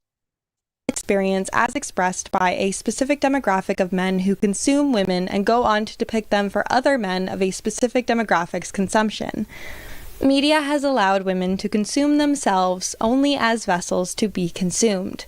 Media has, in this way, trained women on how to best present themselves within the context of being consumed. But more specifically, you have to be the height of brainwashed by alt-left feminist nonsense. Do you think that all this fashion shit that women do, guys are like, oh yes, that's really what I want. What guys walk around like, that girl is wearing a $1,000 D&G purse, and she's got a $2,000 dress from, I don't even know, whatever the fancy dress places that these people go to. What guys walk around like, oh, that really gets me riled up, when I see the woman wearing, all her painted nails and her eyelashes in this very specific way and doing her hair for 2 hours and blah blah blah. Like, what guy? No guy gives a fuck about any of this stuff. Yeah, it's fascinating, isn't it? Because the kind of thing that the girls will sit around and talk about, this will drive him crazy or that will drive him crazy. And then what rarely is the thing that will drive anyone crazy, right? And what's the stereotype? The stereotype totally is gaslighting each other. The stereotype is the girl does the thing, and then she gets mad because her boyfriend/husband doesn't even notice. Right. You didn't even notice I got my haircut. You didn't even notice I got these new shoes. You didn't even notice. Like, oh my God. It's almost like they don't notice or care. But yet I'm supposed to believe that women are doing all this shit because of the patriarchy. Okay. Yeah. But totally more specifically on how to be consumed by a very specific target demographic. The gaze then manifests itself as an internal spectator within one's mind, and the feminine becomes aware of not just how to be consumed, but how to best alter oneself in order to appeal to the consumer. Berger emphasizes this in Ways of Seeing, and once again, for my returning viewers, I have quoted this exact quote many times, and I'm sorry, you've heard it before. I was on a John Berger ban for a while where I wasn't allowed to quote. I self-imposed the notion that I wasn't allowed to quote John Berger anymore in any more of my videos. However, for this one, I've broken it. So very influential. This is her go-to guy here, her God among men. Right. But the quote is... Is this him? The picture she keeps running? I don't know if this is John Berger or not. Yes. She seems obsessed with this guy. She's like she wants to milk his Minotaur. Milk his Minotaur? Yeah. She wants to dive right into that. Right. Why she have his picture in? I thought she just liked him for his mind. As follows: a woman must continually watch herself. She is almost continually accompanied by her own image of herself while she is walking across a room or while she is weeping at the death of her father. She can scarcely avoid envisioning herself walking or weeping. From earliest childhood, she has been taught and persuaded to survey herself continually. And so she comes to consider the surveyor and the surveyed within her as the... Wait, how is that? This is the same thing for guys, though.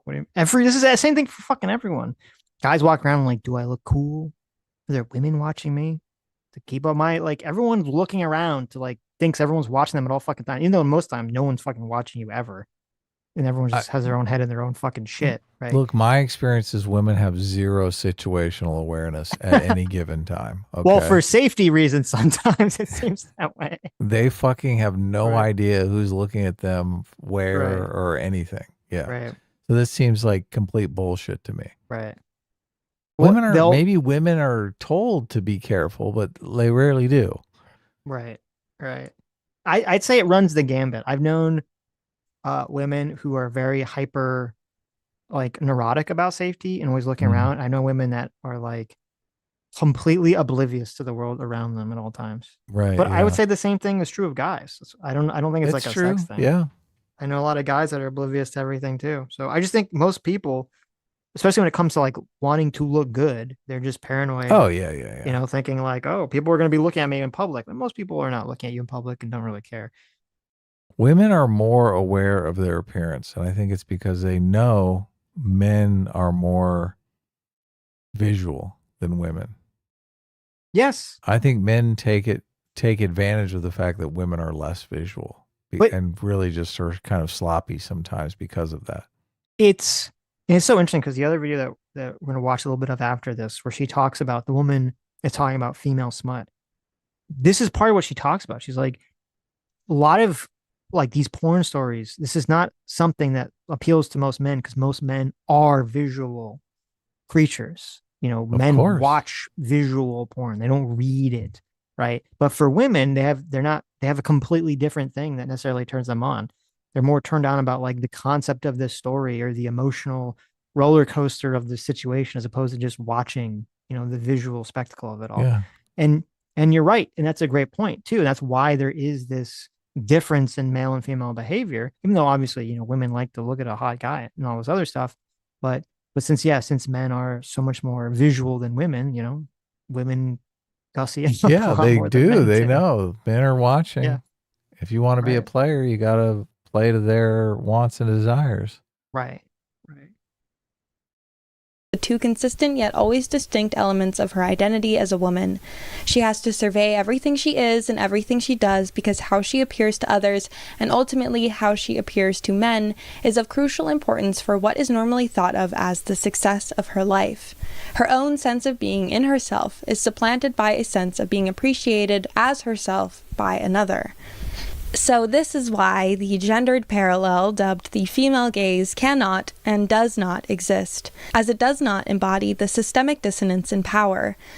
Men are not and cannot. So she doesn't say it's because women are looking at men for non-visual reasons. She's just saying it's because systemic power. But this is the go-to bullshit excuse for all the entirety of every alt-left ideology is everything exists one-sidedly. We can be as bigoted in the ideology as possible because of systemic power, even though by their own definition, the world we live in, at least in the West, is completely reversed. 100%. The fact that men are still attacked for looking at or feel some amount of shame for looking at pornography, while women have openly portray or profess love of their flavor of pornography through the smut novels, should show you that the systemic power imbalance has completely done a 180 in the other direction. Yeah. So that means there's no male gaze anymore, ladies. There's only a female gaze. Get out of here. To be influenced by a so-called female gaze because they have not been socially positioned within culture as objects to be looked at. To compare any type of aesthetic male performance to... So you have to be an object. You have to be... The gaze involves objectification. Mm-hmm. And women don't never do this. Well, what if she's looking at your wallet, though? Is that objectification? In the K-pop Demon What if Hunter anime, she's looking at your car? What if you got a nice car and Right. she's like, "Ooh, look at that car." in the K-pop Demon Hunter, when the girl looks at the guy's and does he abs? and has the ab eyeballs, Totally objectification. right? Is that objectification? Is that the female gaze or no? Is that 100% female gaze? right? There's plenty of objectification that goes on. There's literally a part in the movie where, so the plot of the movie, just so you know, I'm gonna just explain the plot of the movie very quickly, is that there's three girls and they're in a K-pop band, but they have to fight demons, and like music has, I forget exactly the plot, the significance is the girls have to like be popular and use music to fight the demons, but they also like just kill them with like knives and shit, okay, and magic. And so the evil demons decide to use an evil demonic K-pop boy band to fight the K-pop girl band. Yes. Okay? It's brilliant. And so, right. And so the K-pop boy band demons all take human forms that look like super hot. And so one of them, there's like a running joke where he's always wearing a shirt that like exposes his washboard abs. And so when the scene happens, the girls are watching his abs and their eyes turn into corn because it looks like the little ab shape. And then it starts popping into popcorn, which they start eating as they watch the abs approach them in the distance. Okay. What does that popcorn symbolize? So I'm being told that there's no female gaze whatsoever, even though a girl's literally eating popcorn abs that are popping out of her eyeballs because she's so fucking horny for a K-pop demon boy. Right. Popcorn is ejaculating from her eyeballs. Yes. Yes. Aesthetic feminine performance would be inaccurate because the visual nature of masculinity is not intrinsically tied to a man's value and worth in the same way feminine performance is. This is why the So wait, hold on. Now I'm not gonna play this because you don't want there's like music and stuff. I'm gonna just scrub through it just so you can see what I'm talking about. Okay, you need to see this scene. Okay. Okay. Oh my God. So here, look, you got the hot K-boy demons, okay? And they're coming and they're like, oh, look, he's stretching. Oh, his button popped. This is her watching the abs, okay? See, she's got the corn eyes. Mhm. And then they start eating. The corn pops out of her eyes in the popcorn, and it's so hot that the other girl starts eating it from a bowl. Okay. Mhm. Just so you understand. And I'm being told that there's no female gaze here whatsoever. Wow. No female gaze. Doesn't exist. Such objectification. I know. So This this is sick. objectification of men. All right. They're teaching this to young girls. I know. This is targeted at young women Isn't this horrible? who are It's just going to be objectifying Yes. all of the boys in their class. This is the most watched thing on the entirety of Netflix. Think of all the fat kids who don't have washboard abs Right. in like the 5th grade who are going to Yes. be super fucking chapped about this. Yes. Who are going to kill themselves because they'll never be able to live up to this expectation of having washboard abs. Why is there not a conversation? There's always a conversation about the unrealistic beauty standards for women, right? Right. Yeah. And that's why you can't have attractive women and things. I have not heard anyone complain about the unrealistic beauty standards for men whatsoever Nope, not in at all. K-pop demon hunters. You got to be 6 foot and have a washboard abs. Otherwise, you're never going to you're never going to touch a boob in your entire life. And you have to be you have to be a good singer. Spot. You found the ab spot. Yes. And you have to be an amazing singer and you have to be a demon. Because we all know that like women really value being a monster. Well, it's easy to be a demon. That's the easy part. There you go. Being a literal demon, that's the easiest part, yes. I love that they made the connection to popcorn. Oh, look, Yes. she's in love. Yes. There you go. Just look like one of these guys. Like an anime hot boy. Okay. Yeah. Yeah. Where your shoulders are 4 times as wide as your hips. Yeah, the perfect Dorito body, yes. Of course, yeah. Yes. Yeah. Okay. It is just so insane. I see an article about this being the most viewed thing on Netflix, and then female gaze doesn't exist, everybody. Okay. For more, It's the patriarchy that's tricking women into liking that. Mhm. Internalized misogyny. I would think if there really was a patriarchy, it would trick women into thinking, wouldn't it like be a goal to trick women into being subservient and like slobby guys that don't try very hard? Oh, Or yeah. something like why would the patriarchy be tricking women into liking hot K-pop buff K-pop demon hunters? Yeah, Or rich, buff K-pop famous demons. people. Yes. Right. Why are they doing that? I don't know. Doesn't They make sense should- to me. Trick them into wanting schlubby nobodies. Yes. Yeah. Which would Being keep the satisfied schlubby with nothing. right, because what destroys society is when there's a critical mass of slubby nobodies who are mad that they don't have women and they burn everything down. I know. this is why the modeling industry is one of the only industries where women out-earn men on such a large scale, and why the demand for male models is significantly lower. Men do. Wait, This is who's what? Okay, so wait. why the She keeps showing these images of all these fashion magazines, Vogue, Nylon, okay, Glamour. It's got all these like women in fashion stuff.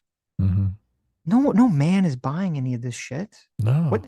How could you have an entire conversation that there's no female gaze and it's all like males consuming this content, and you show a bunch of content that no man is consuming whatsoever. It's just women consuming it.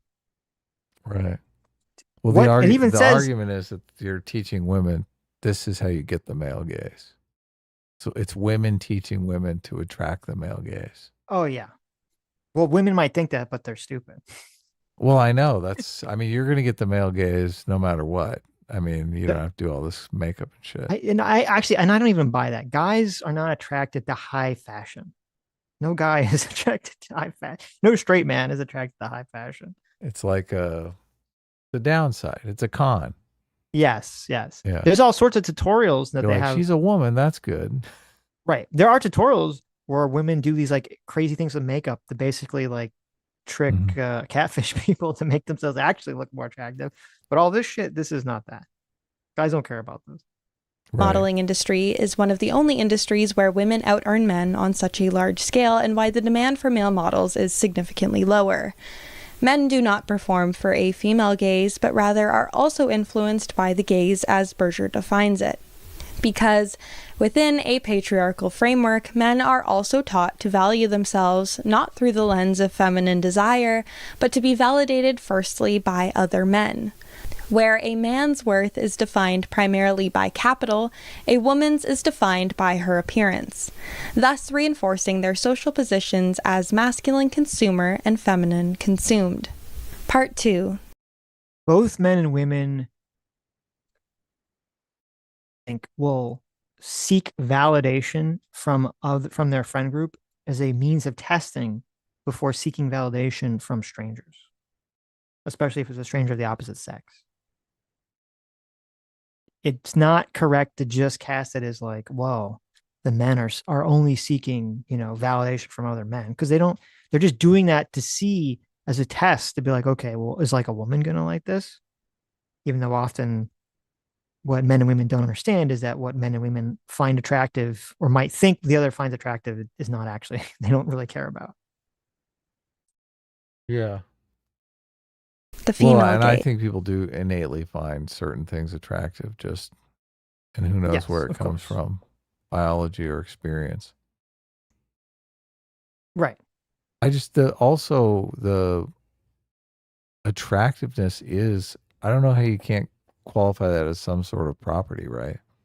We all have a certain attractiveness level that we understand as a resource that we can exploit to some extent.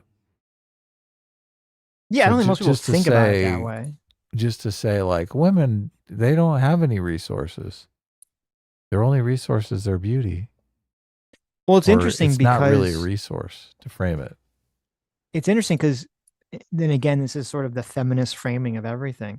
Because you could just as easily say, well, how is it fair that women are essentially able to leverage their attractiveness as a resource to gain things in society in a way that most men can't ever do? Right. Well, I do think men can leverage their attractiveness to gain things in society in the same way, but I think it's much harder. yeah. It's much Well, it harder. You depends- have to be a lot more attractive as a man to really to really Right. do, to do that.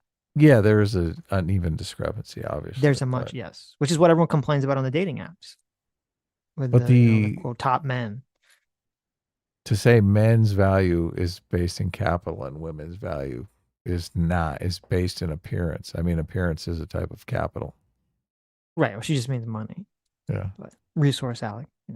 I mean, you can't argue for whiteness as a property and not think of attractiveness as a property, obviously. Sure. The weird part of radical feminism, and I think why radical feminism went off the rails when this idea of there being no biological behavioral difference between men and women on average, and also because I think a lot of it was written by women who were very angry at men or were butch lesbians, is I would think a healthy form of feminism would say, yes, men and women on average are different, and yes, they have some different personality traits and different things that they like. And so as a society, we should make sure that society can positively view things that women like and things that men like, both in a positive way. and to say like, okay, female traits, obviously I'm only talking about positive traits, but like female traits like nurturing and things is just as valuable as like a male, as like a stereotypically masculine trait. So stereotypically female traits can be just as valuable as stereotypically masculine traits. That's how I think like a true feminist society or a true feminist should be advocating for, to value female traits. The problem is that with a lot of radical feminism and the concept of gender all being performative and all this other nonsense, is that since they think that there is no inherent personality difference, no inherent behavioral difference between men and women, then they package that into the conspiracy that there's a patriarchy and men just subjugating women. What that leads you to believe automatically is that traits that are quote feminine or female coded must be therefore negative or bad and should be cast aside. And so that the true liberation for women is not to embrace female traits and for society to respect it. No, the true way for women to be liberated is to basically copy and become men and to do male traits.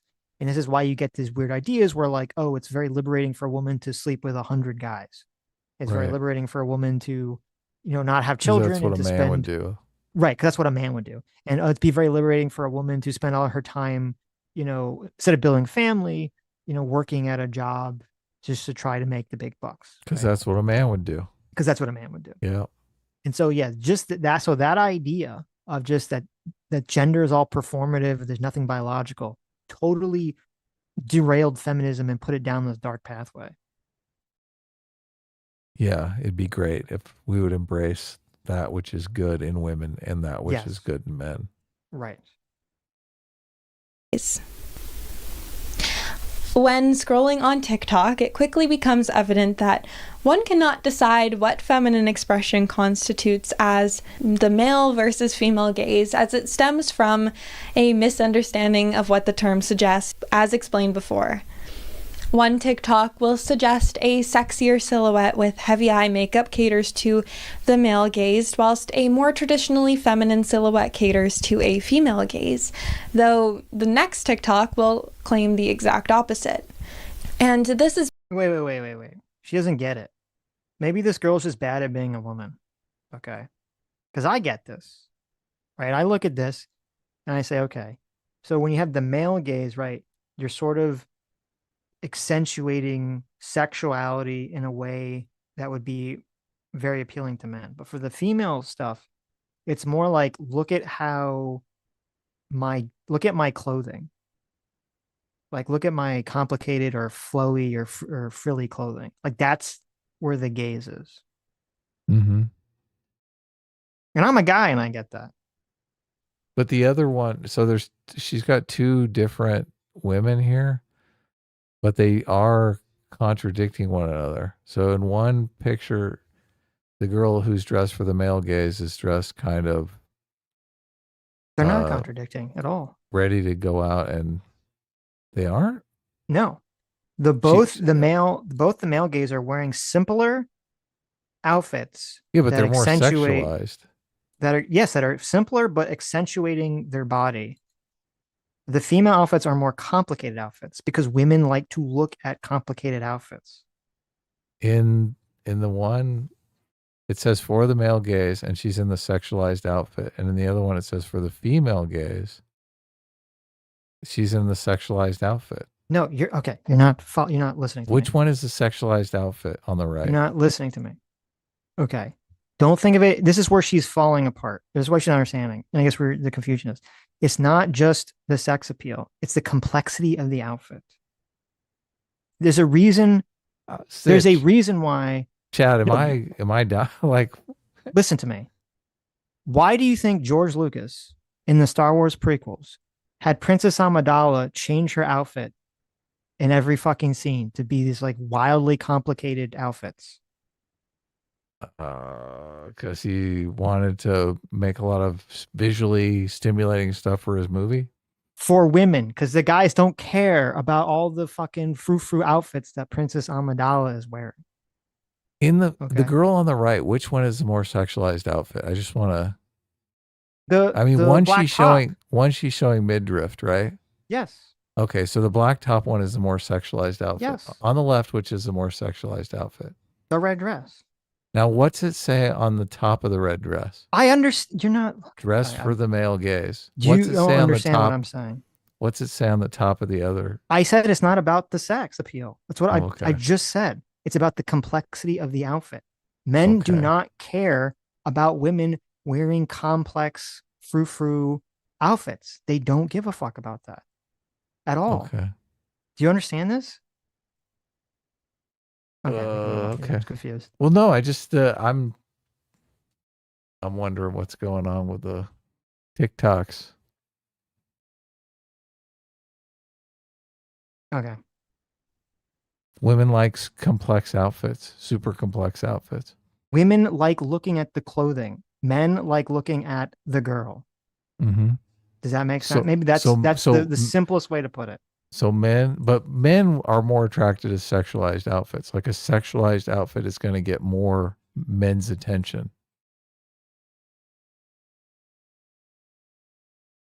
What is the Okay, female? What is the female Talk will gaze? claim the exact opposite. And this is because all of these are feminine performance influenced by not the female gaze, but the gaze, as Berger defined it. Much of the misunderstanding of the male gaze and therefore the female gaze is the misinterpretation that the male gaze refers to the act of men literally looking. So to dress for the male gaze would be to dress for men's attention. Gender swap this misinterpretation and you have the female gaze. The literal act of women looking and to dress for the female gaze would be to dress for women's immediate attention. When the term the male gaze was initially gaining traction with the rise of TikTok in 2020, and with it the female gaze, there seemed to be a greater emphasis on associating the female gaze with dressing in more vintage aesthetics. And I think this is perhaps due to the popularity of shows like Bridgerton or the rise in aesthetics such as cottagecore at the time. I also noticed that the male gaze would often be attributed to a type of modern beauty standard, whilst the female gaze was more likely to have a slightly older beauty standard. Often drawing inspiration from the 50s, the Regency era, the Rococo era, perhaps fantasy-inspired outfits, etc. And I understand why women associate these aesthetics with a so-called female gaze. These are outfits that likely cater to an inner child, with the long billow. If that's the aesthetic she's claiming, those TikToks are completely contradictory to one another. Flowing skirts, corsets, and puff sleeves of a Disney princess. They're aesthetics that women in our day-to-day lives would be more likely to understand and admire. Though the 50s, the Regency era, and the Rococo era are all still eras in which the gaze existed. And by dressing in the feminine beauty standard of a bygone era, this doesn't absolve you from the omnipresence of the gaze. You are merely performing for an echo of the gaze past. I'll see photos of women suggesting they are dressing for the female gaze and insert a photo of themselves dressed like the Stepford Wives. A film about robots created to be the idealized vision of a wife. She's just saying that that's the male gaze of the 1950s. Yes, right, Yeah. right. Which is stupid. It's more Is conservative. stupid. Well, no, it's just the whole thing with like the girls all wanting to, because there's this big thing. I don't know if you know about, like the whole weird ball thing where all these girls dress up in like big poofy dresses and they go to these balls that's supposed Yeah. to simulate, Yeah. some Women past love to era get or dressed something. up. They love to get dressed up and they love to Right. get dressed up in the same outfits and go out together in a big Yes, gaggle. exactly, right. They like to go and do all this stuff, and it's like they're doing that because women like that shit. They like all the fashion elements of that. No guy likes that. I'm skeptical that guys even back in the day like that shit or cared a fucking shit about all that stuff. Yeah, they all the- care enough about the attractiveness of the woman, not the outfit she's wearing. That's what I'm saying. They care Yeah. about the hot lady. Maybe they care about like, the part of the outfit where they got the boobs pushed up, or they got the cinched waist. That's the part they care about. They don't care about you spending 10 minutes or I'm sorry, an hour or 10 hours to put on a dress and 20 petticoats and all the fucking, complicated shit that you have to do. The outfit does broadcast availability, though. Like, obviously, if a woman is dressed more sexually provocative, you think this woman is available. right? Right. You look at the woman, you judge a woman basically whether she's dressed conservatively or sexually provocative. Right. But you do judge the availability by conservative or sexually provocative, which is a completely different signal. Yes. And listen, I'm not calling you out, Wendy. I know you like the balls. There's nothing wrong with wanting to put on your fancy dresses and go to balls. Okay. My only point I thought you were is saying that the balls, like the the Minotaur balls. balls. No, like the whatever you want to call it. Okay. Mhm. My only point is that women are doing this because women are into that fashion and that aesthetic. Men do not care. And it doesn't even, the argument she's making doesn't even make sense because she's saying, well, it's still not a female gaze because theoretically back in those days, it was a male gaze that is why they were doing it. But if you think about it, you say, well, wait a minute. The whole point of the male gaze that she's talking about in the patriarchy and all this other thing that she's talking about is that women are supposed to be mind controlled into wanting to perform this thing to be consumed for men of the current era. So how could it be that women were mind controlled, or how could the patriarchy be this all influencing, all encompassing, all powerful thing if it's accidentally tricking women into dressing and becoming obsessed with dressing in a fashion that modern men don't even find attractive or appealing? Exactly. But what woman doesn't want to be pursued? Exactly. That's but she's making it sound like it's super inconvenient to be pursued. Life. Sammy G says Disney princesses also Sitch. don't exist. Jokes on Sitch. I'm going to take him with one of those balls. That proves my point. It's the woman dragging the guy to that. Okay. Yeah, That's no guys are reason. sitting around talking about the ball. How great it's going to be to go to the ball. The only reason a guy is going to go to one of those balls is because they're being dragged there by a girl or because they want to bang a girl at the ball. That's the only, those are the only reasons. So, yes, they want to meet a girl. They know that's a place girls go. right.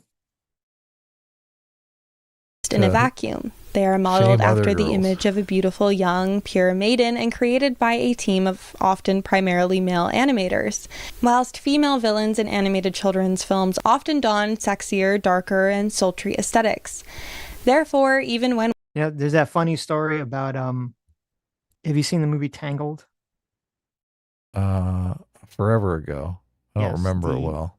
The male character in it, Flynn Rider, there's a behind the scenes that they show where they had like, I forget, they had like 50 different faces for the male character who's supposed to be sort of the Han Solo swashbuckling rogue character. And they couldn't decide like what to make him look like. So they like called all the women that worked in the animation departments to come in and like vote on who they thought was the hottest looking guy. Nice. And that's how they decide. Democracy wins again. Yes, and that's how they decide to make Flynn Rider and Tangled look like the way he does. Right. Female gaze, baby. We revisit our purest and earliest appreciations of feminine beauty from our childhood, the gaze has already begun to alter our perception of what it means to be feminine in the context of aesthetic performance and the characteristics that are associated with certain aesthetics. This becomes further nuanced when we include the intersection of race into discussions of the gaze and see what women are permitted to be depicted as what archetypes. To use Disney princesses again as an example, the traditional image of purity and innocence through archetypal aesthetic depictions has been repeatedly reserved for white princesses, whilst the non-white princesses are often illustrated in a more sexualized light. From earliest childhood, the learning of feminine performance as characteristic branding has already started. Though I've likewise seen... That's so sad. That's an interesting point. It obviously it falls apart. She didn't show Tiana, who spends, 90% of the movie as a fucking frog, non-sexualized frog character in the Frog Princess movie. I'd say that's bullshit. Also, doesn't really work with Pocahontas. I mean, I guess you could say she's more sexualized, but it's because she's like an Indian, so she's not wearing a big fucking flowy gown, right? The guys are all topless too because they're Indians as well. The idea that like Disney was sexualizing non-white women more is seemingly insane, an insane point. You even have like, it's funny because Beating the Beast even literally plays into the whole women have fetishizing the male monster, concept story. That's where they got the idea. Right, right. They're I've heard a like, lot of oh, women the be like, monster. listen, he was more attractive when he was a monster. Oh, that's a good point. Mulan too. Yeah. Mulan wasn't really, hypersexualized or anything. Just because she shows the one scene. I mean, I guess you could say Jasmine was wearing like kind of the sexy Mediterranean outfit for the whole movie. So, but I guess that's the only one you could point to in Esmeralda. But that's kind of like the whole point of the character, which isn't that I've never read the source material for the Hunchback of Notre Dame. Is that the way the character works? Is that like is the Disney version true to the original story where there's some like hot girl that some priest is like lusting after? That's kind of intricate to the entire plot. I don't think that's because they're not white. When women do elaborate makeup and play dress up, do you think they enjoy it because it's fun to dress up and do makeup, or it's fun to get attention from men? The first thing, they just think it's fun. They don't really understand why I think they think it's fun. Right. Yeah. So they never see a correlation between. Well, they might see a correlation as they get older. Mm-hmm. Though I don't know. I think little girls. It was funny because actually, we were talking about this the other day. She was talking about how like when she was little and they would play with dolls and they would play with Barbie dolls and they play house and everything. And like, so I was like, oh, like what was like she was talking about that they had like these like crazy like story like as small children they had these like storylines that would be like something that was straight of like a soap opera and all this other things and it'd always be like these relationship dramas and all this other stuff and like nobody teaches them to be in. This is why this is like all bullshit. Nobody teaches like them to be interested, like little girls to be interested in this stuff. They just are interested in this stuff. Because not all girls are. Obviously, there's girls that are tomboys that are not interested in this like whatsoever, right? And there's guys that are not interested in stereotypically guy things as well. And but she was talking about like even though they'd have like all these relationship dramas and sometimes they'd have babies, like they understood like kind of a general concept of it, but they didn't really understand like the mechanics or anything of it. So I think it's the same thing when like little girls are like doing all this stuff. They like kind of understand a general vibe of what's going on, but they don't really understand the specifics. Well, I mean, if that's true, it completely blows this theory out of the water that they're doing it for men and men are forcing them to do it and it's a patriarchy. I mean, if they're just doing it because, oh my God, it's fun to put makeup on your face and dress up. Yeah. And we're doing it because this is an enjoyable activity for us.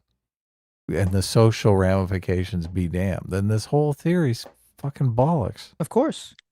Well, there's lots of pictures of dads who'd be like, oh, like their daughter puts a bunch of makeup on them.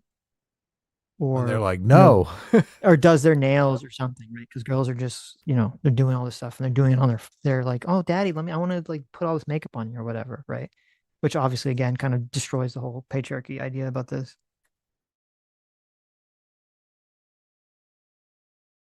Just as many suggestions that these aesthetics cater to the opposite gaze, that sexier aesthetics cater to a female gaze, whilst hyper-feminine aesthetics appeal to the male gaze.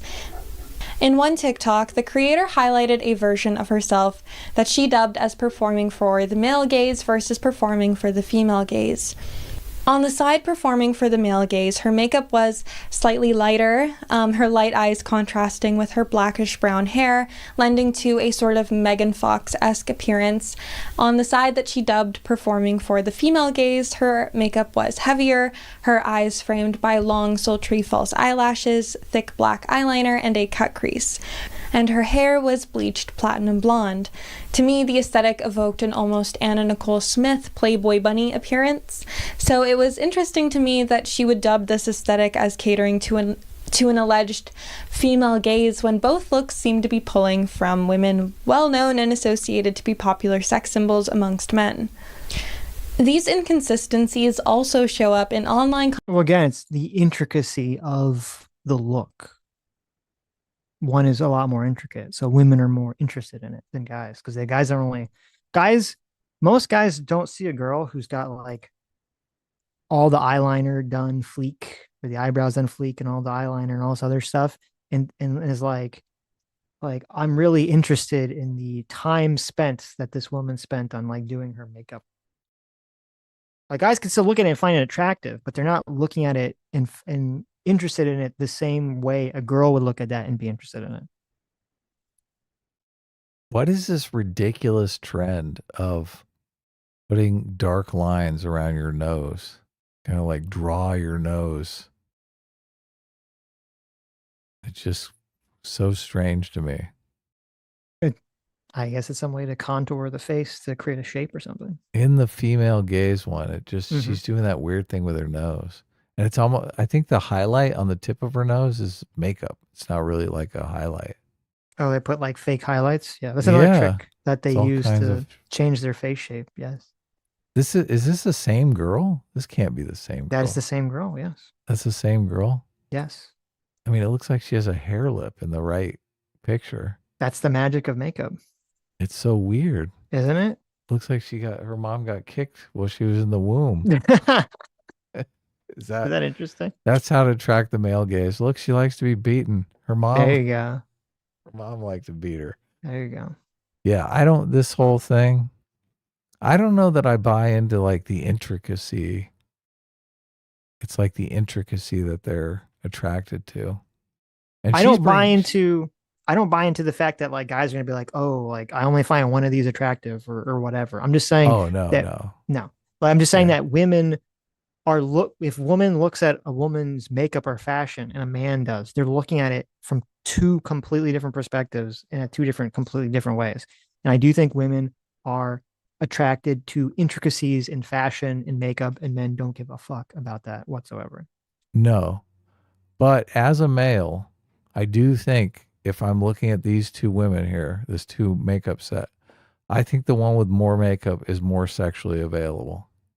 That's another thing too, because it's just different because that's what that's signaling. The left is signaling, I'm going to the club to find a guy to fuck. Yeah, right? Exactly. And this other one is signaling, okay, I'm going to go out with my friends. And if I meet if I meet a cute guy, that's fine. But maybe we can go out for coffee. It's interesting because now that we live in this environment of, dating apps and female promiscuity and all this other stuff, maybe what is attractive to young male Zoomers is a little bit more conservative because they don't want the hookup culture idea, right?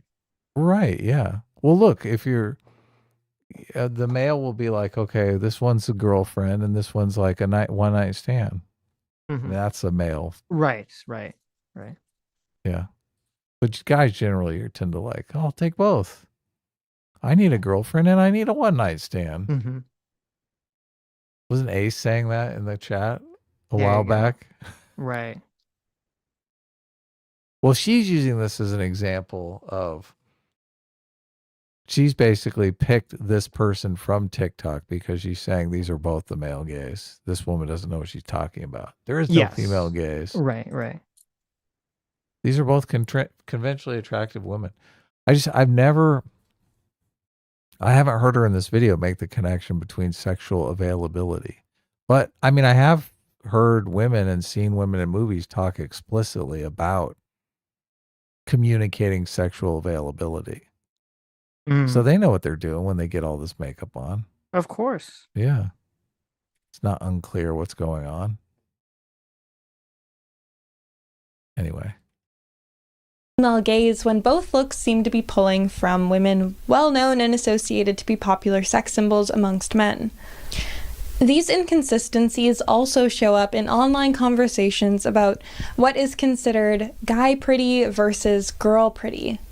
And there never seems to be an agreement on what celebrities are girl pretty, appealing to a so-called female gaze, and what celebrities are boy pretty, appealing to a so-called male gaze.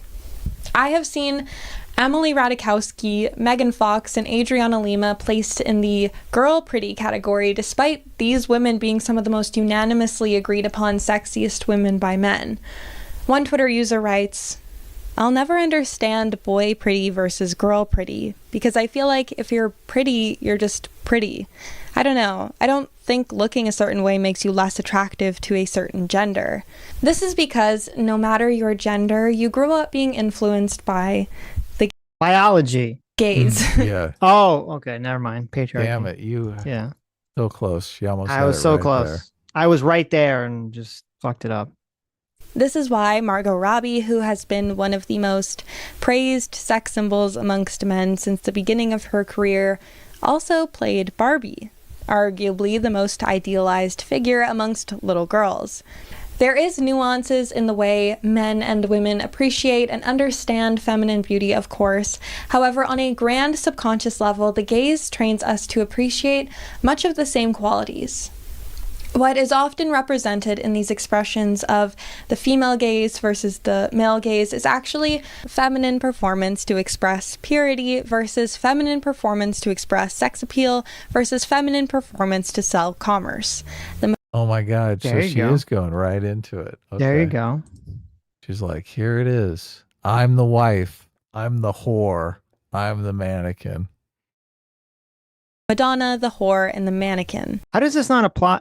How is so much of male behavior is to make themselves attractive to women? Uh-huh. But like buying the fancy car, the sports car, it's like to make, because it looks hot. Like, oh, women are gonna think I'm like hot because I have the fancy sports car, right? That's why I brought up the whole meme of the guy living in the apartment that's barren except for his chair and his TV and his Xbox. Yeah. That car's an aphrodisiac. Guys, this part of the reason, yeah, and that's part of the reason why, people talk about there's like a crisis of masculinity and there's like too many men that are not like entering the world. I think part of the big reason for that is so much of male behavior is centered around men getting jobs and being pro-social, productive people in order to attract women. And if men are not engaged in caring about attracting women or don't think they can attract women, then so much of that behavior that's pro-social and like going out there in the world is going to just fall apart. Yeah. They're going to focus on getting drunk and playing video games. Right. Exactly. Which is not good, not productive. But none of that is ever talked about from this perspective whatsoever. No. Because it's all just men subjugating women. Men have to be the ones that are gaining benefit from the system as opposed to simply also being subjugated. Even though I would say it's not subjugation, I would say it's just because then they would say, oh, well, men are victimized by patriarchy too, which doesn't make sense really than why men would be victimizing themselves. But here we are. That makes absolutely no sense. Right. Yeah. As opposed to just, no, we have this sort of biological drives for reproduction and urges, and they play out in different ways because men and women are different. If men are victimized by the patriarchy too, then that means they're not automatically part of the patriarchy, right? Yes. Because obviously the patriarchy is victimizing them. Right. But then, feminist women commonly complain that there are no good men around. Right. Well, lots of women complain about that. Yeah.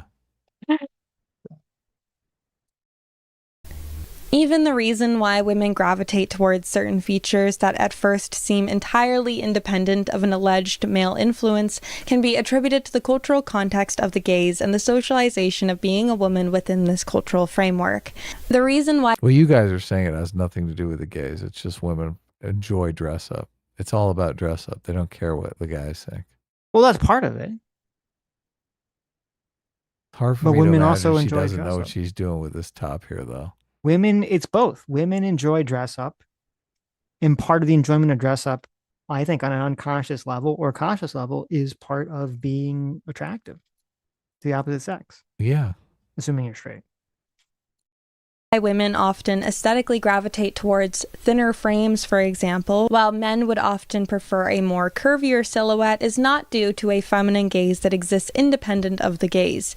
It's because the gaze has taught women to see themselves as figures to be consumed, and feminine worth is based around how well this task is performed.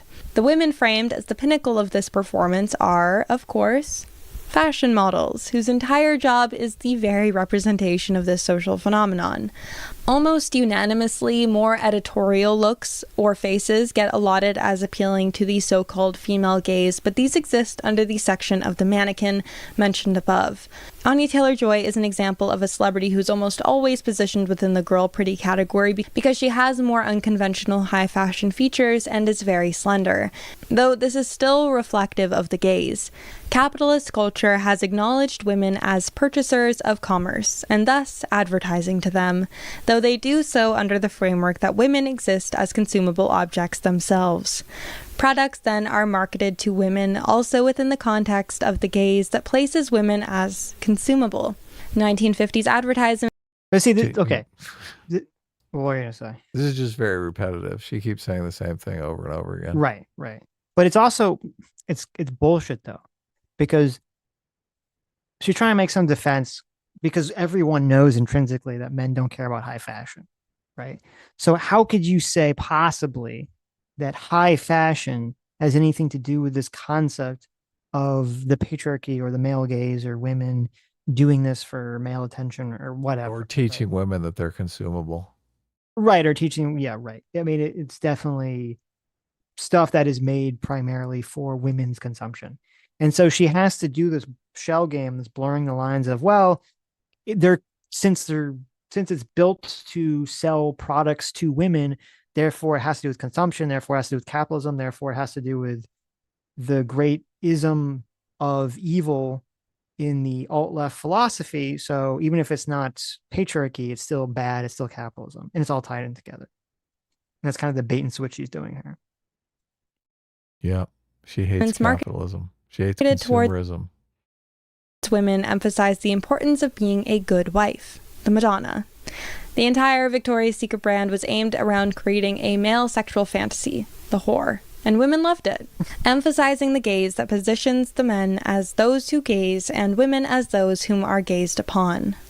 The mannequin as a category in reference to editorial campaigns differs only because it doesn't always center one's interpersonal relationship to a man at the center of its marketing, as seen with the husband of the Madonna or the lover of the whore, but rather places the women as the target demographic in order to sell commerce. Though even with women in mind as the target demographic, the images are most often not shot with the idea that women are consuming the woman in the photo. The photo is shot in a way for a woman to project herself onto the woman in the photo as a figure to be gazed upon, that if she purchases this product, she too will be worthy of being consumed. Instead of interpersonal relationships, the mannequin still centers an ambiguous male figure.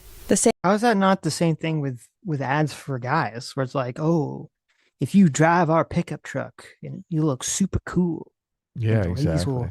The ladies will want to consume you. Yes, women will be all over you. Right. Or if you get consumed.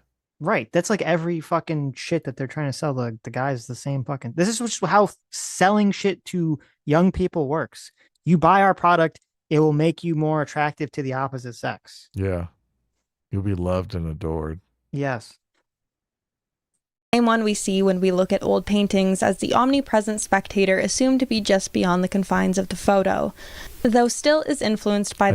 people want attention. People fucking desire attention. So this just seems completely crazy to me that framing that attention as bad seems wrong. Well, the gaze. Under this worldview, like, and the question to this YouTuber would be, what if some, like, because it sounds like what she's saying is that there's no innate level of attraction. Like if you had a tribe of people with no memories living on an island somewhere, like, would they not find anything attractive? Would every single person have a different idea of what makes it attractive? It's all because we've only been brainwashed by the patriarchy for thousands of years that we have these ideas of what makes people or makes things attractive. Yeah. If it's all like about evil, like consumerism and capitalism, why hasn't the evil consumers tricked us all into thinking? Why is it the left that's trying to trick us into thinking obese people are attractive, as opposed to the evil capitalists? Shouldn't all the evil capitalists be tricking us into thinking obesity is attractive so that we literally consume more things?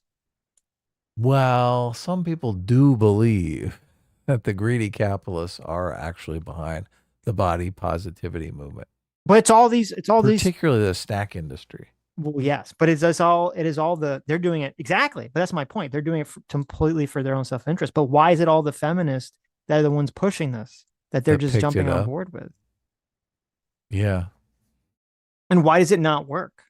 If we're all so easily malleable and easily trainable by social conditioning, why does it not work? Because it doesn't work. Because biology happens.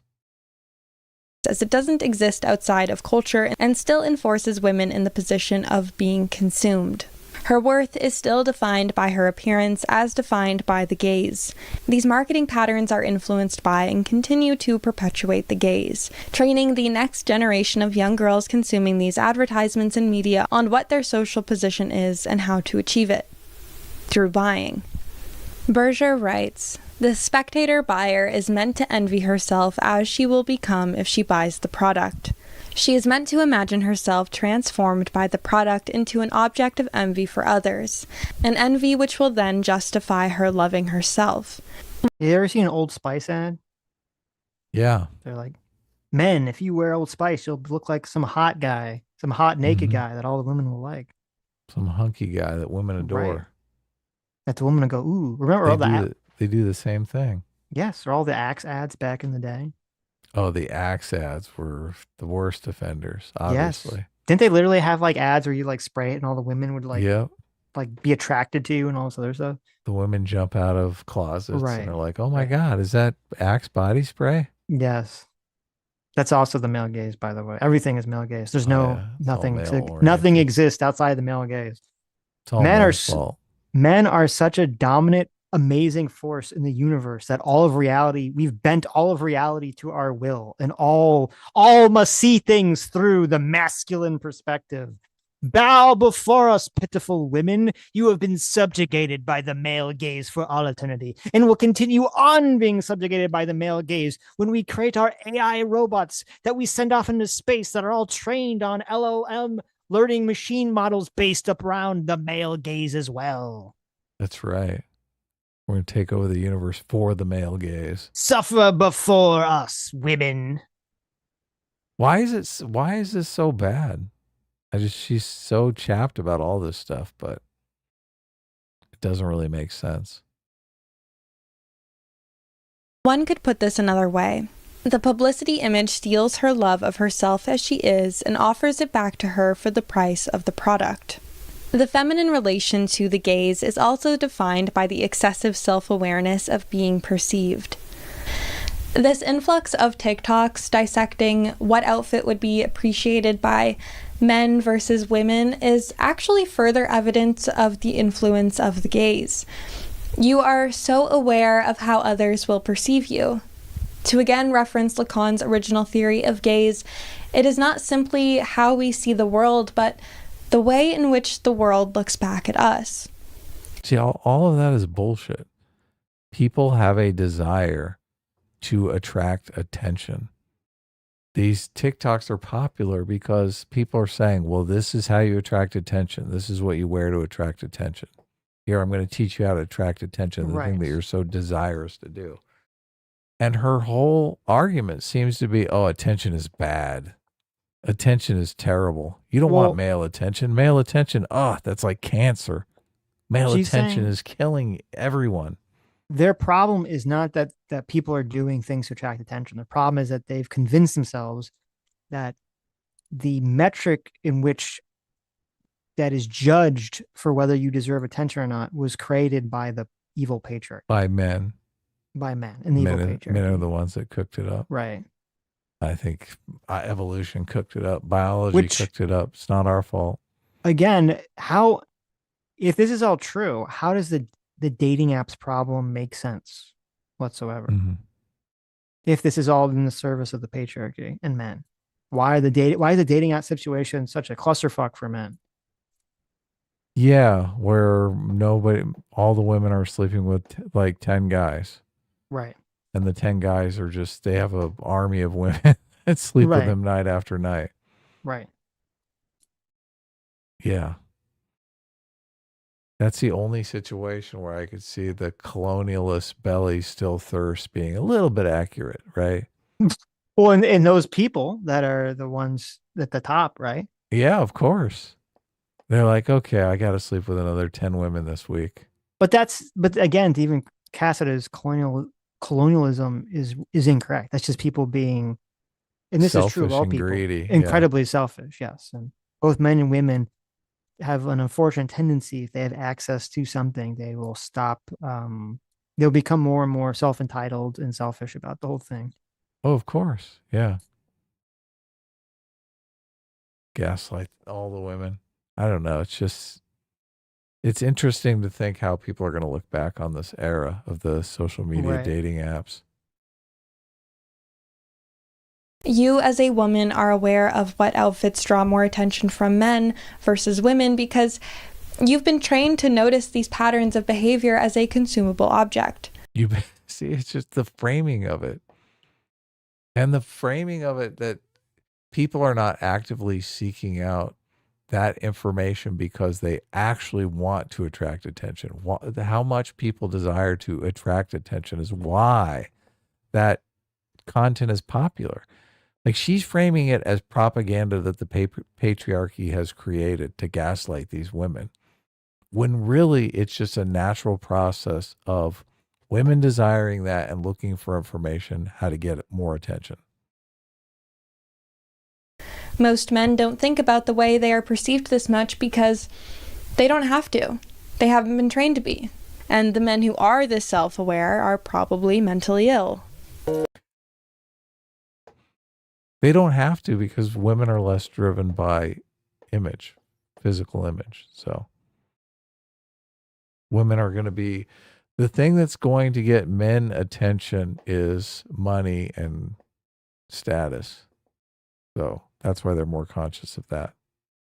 My name is Patrick Bateman. I'm 27 years old. The gaze exists within a greater cultural context and a dissonance in power. A power hierarchy is in place. Within the current cultural landscape, one cannot achieve the female gaze. The point of addressing and naming the gaze, or the male gaze, is to acknowledge the inherent power imbalance it exists as a result of and continues to enforce.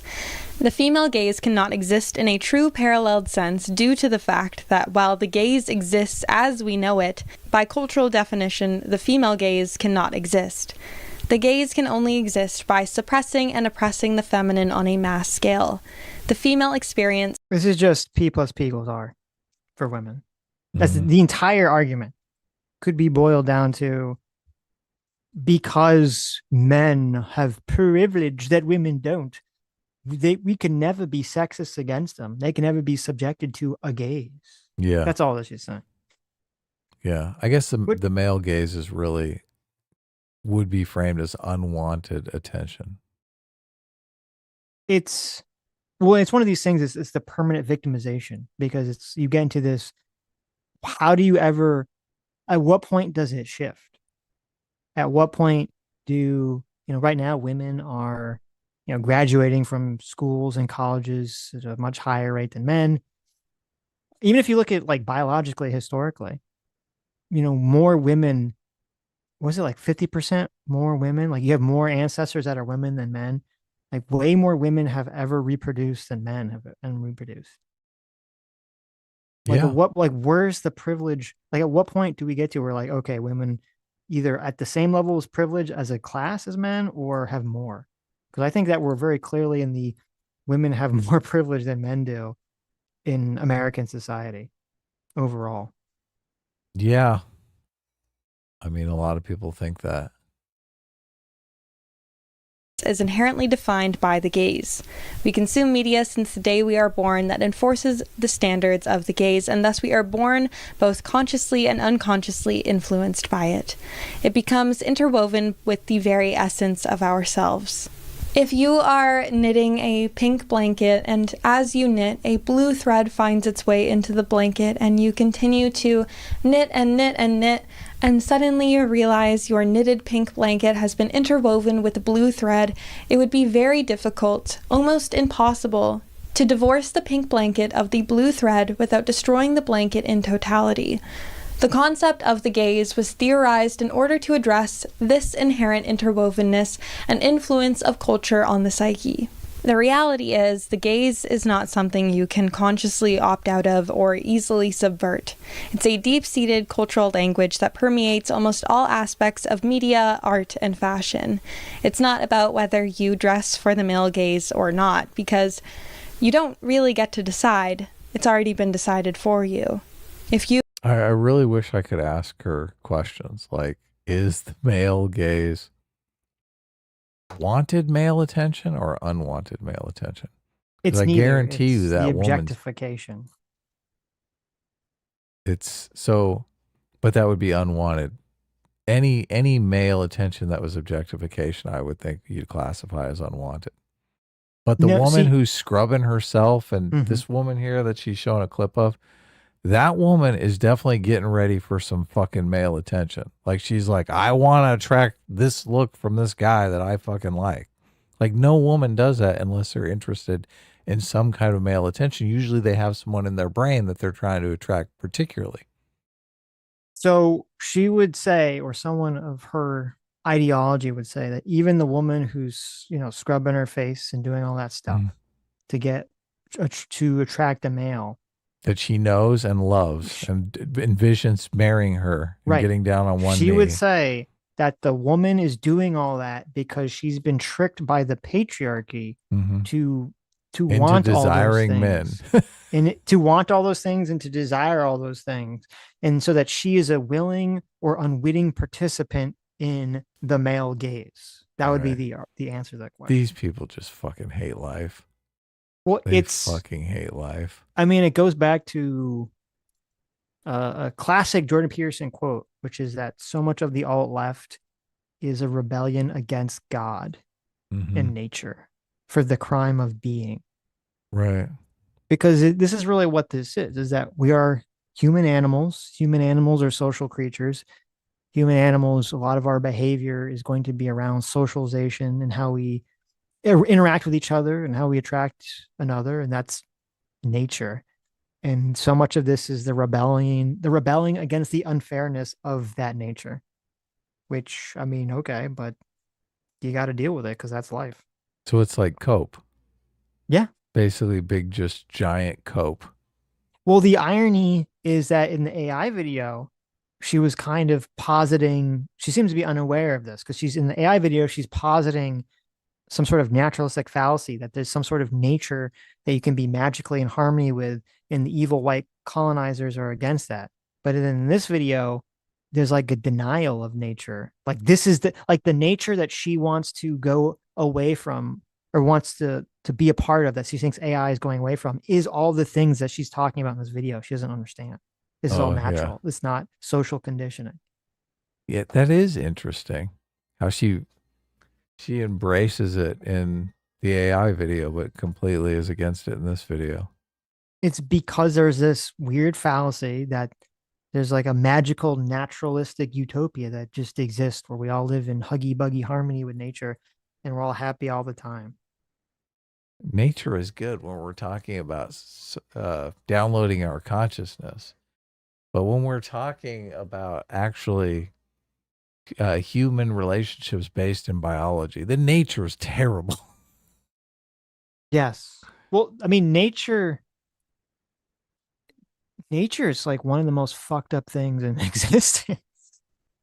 The things that nature produces. I mean, it's a mixed bag. It's totally a mixed bag. Yeah. It's a mixed bag. That's true. Nature. I mean, love is a natural thing. Yeah, it's one nice of the heights beautiful, of right human achievement, right?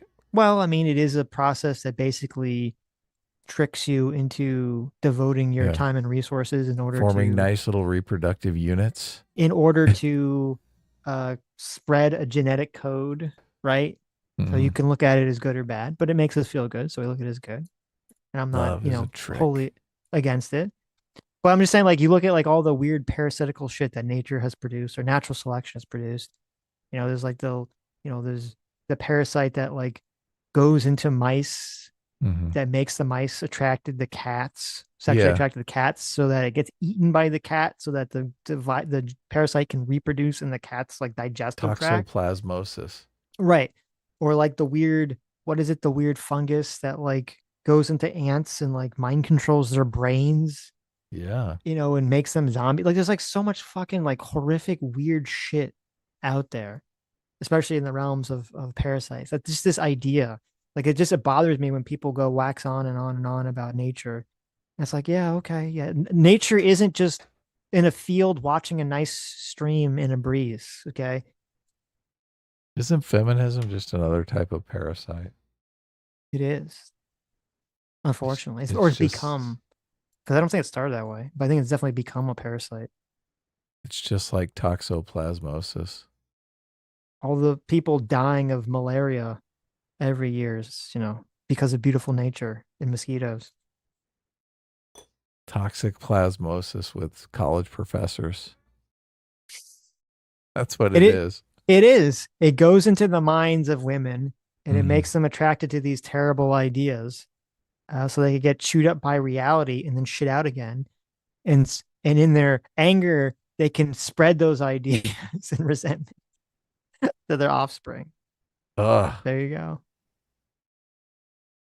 You are a feminine presenting person, you have already been allotted the social position as object to be consumed.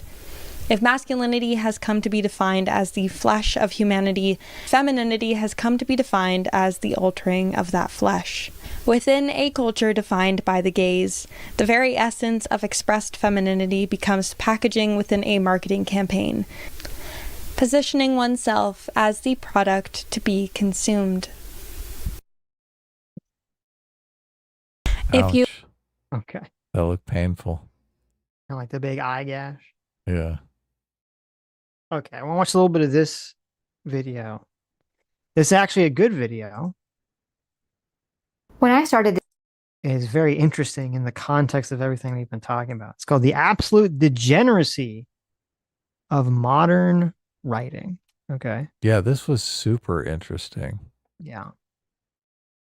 This is by the YouTuber The Second Story, Is who this you should subscribe to because she does good content. is this for the female gaze or the male gaze? What's going on here with this outfit? It's ambiguous, Adam. It is. I know. It It's seems like ambiguous. this outfit is like, I'm not looking for attention. Right. Yeah. Listen to what I'm saying. I'm not looking for unwanted sexual attention. this channel, it was largely because I had been noticing a broad decline in storytelling in general and literature in particular. A decline that began a lot longer ago than most people think. And my aim has always been to help, insofar as I am able, to remind writers of the true fundamentals of storytelling, and to hopefully elevate their craft into something that isn't beholden to current market trends, nor controlled by the fleeting tastes of book talk or bookstagram or whatever. However, I've been noticing that there are a lot more aspects that have been contributing to the decline of literature besides just a lack of understanding regarding the fundamentals. Today, I would like to focus on one of the most glaring issues plaguing modern publishing. You're just listening. There's a bunch of things that talk about smut Yeah. and how all these female smut books are The dominating 30 things. best erotic novels to curl up with. Now everyone is reading, but they're all reading porn.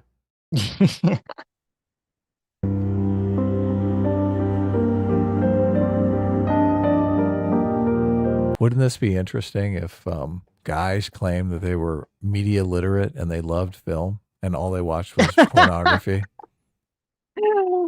That's good. What do you think? You know what? I bet love you are movies. I'm What are you shocked talking there's about? not some very popular YouTube short / TikTok, which is like a bunch of guys sitting around at like a guy club talking about their like horribly degenerate porn. There are lots of movies I've watched hundreds of times. Right. Oh yes, the part where he reams her from behind was truly divine. Oh my God, it was really, great.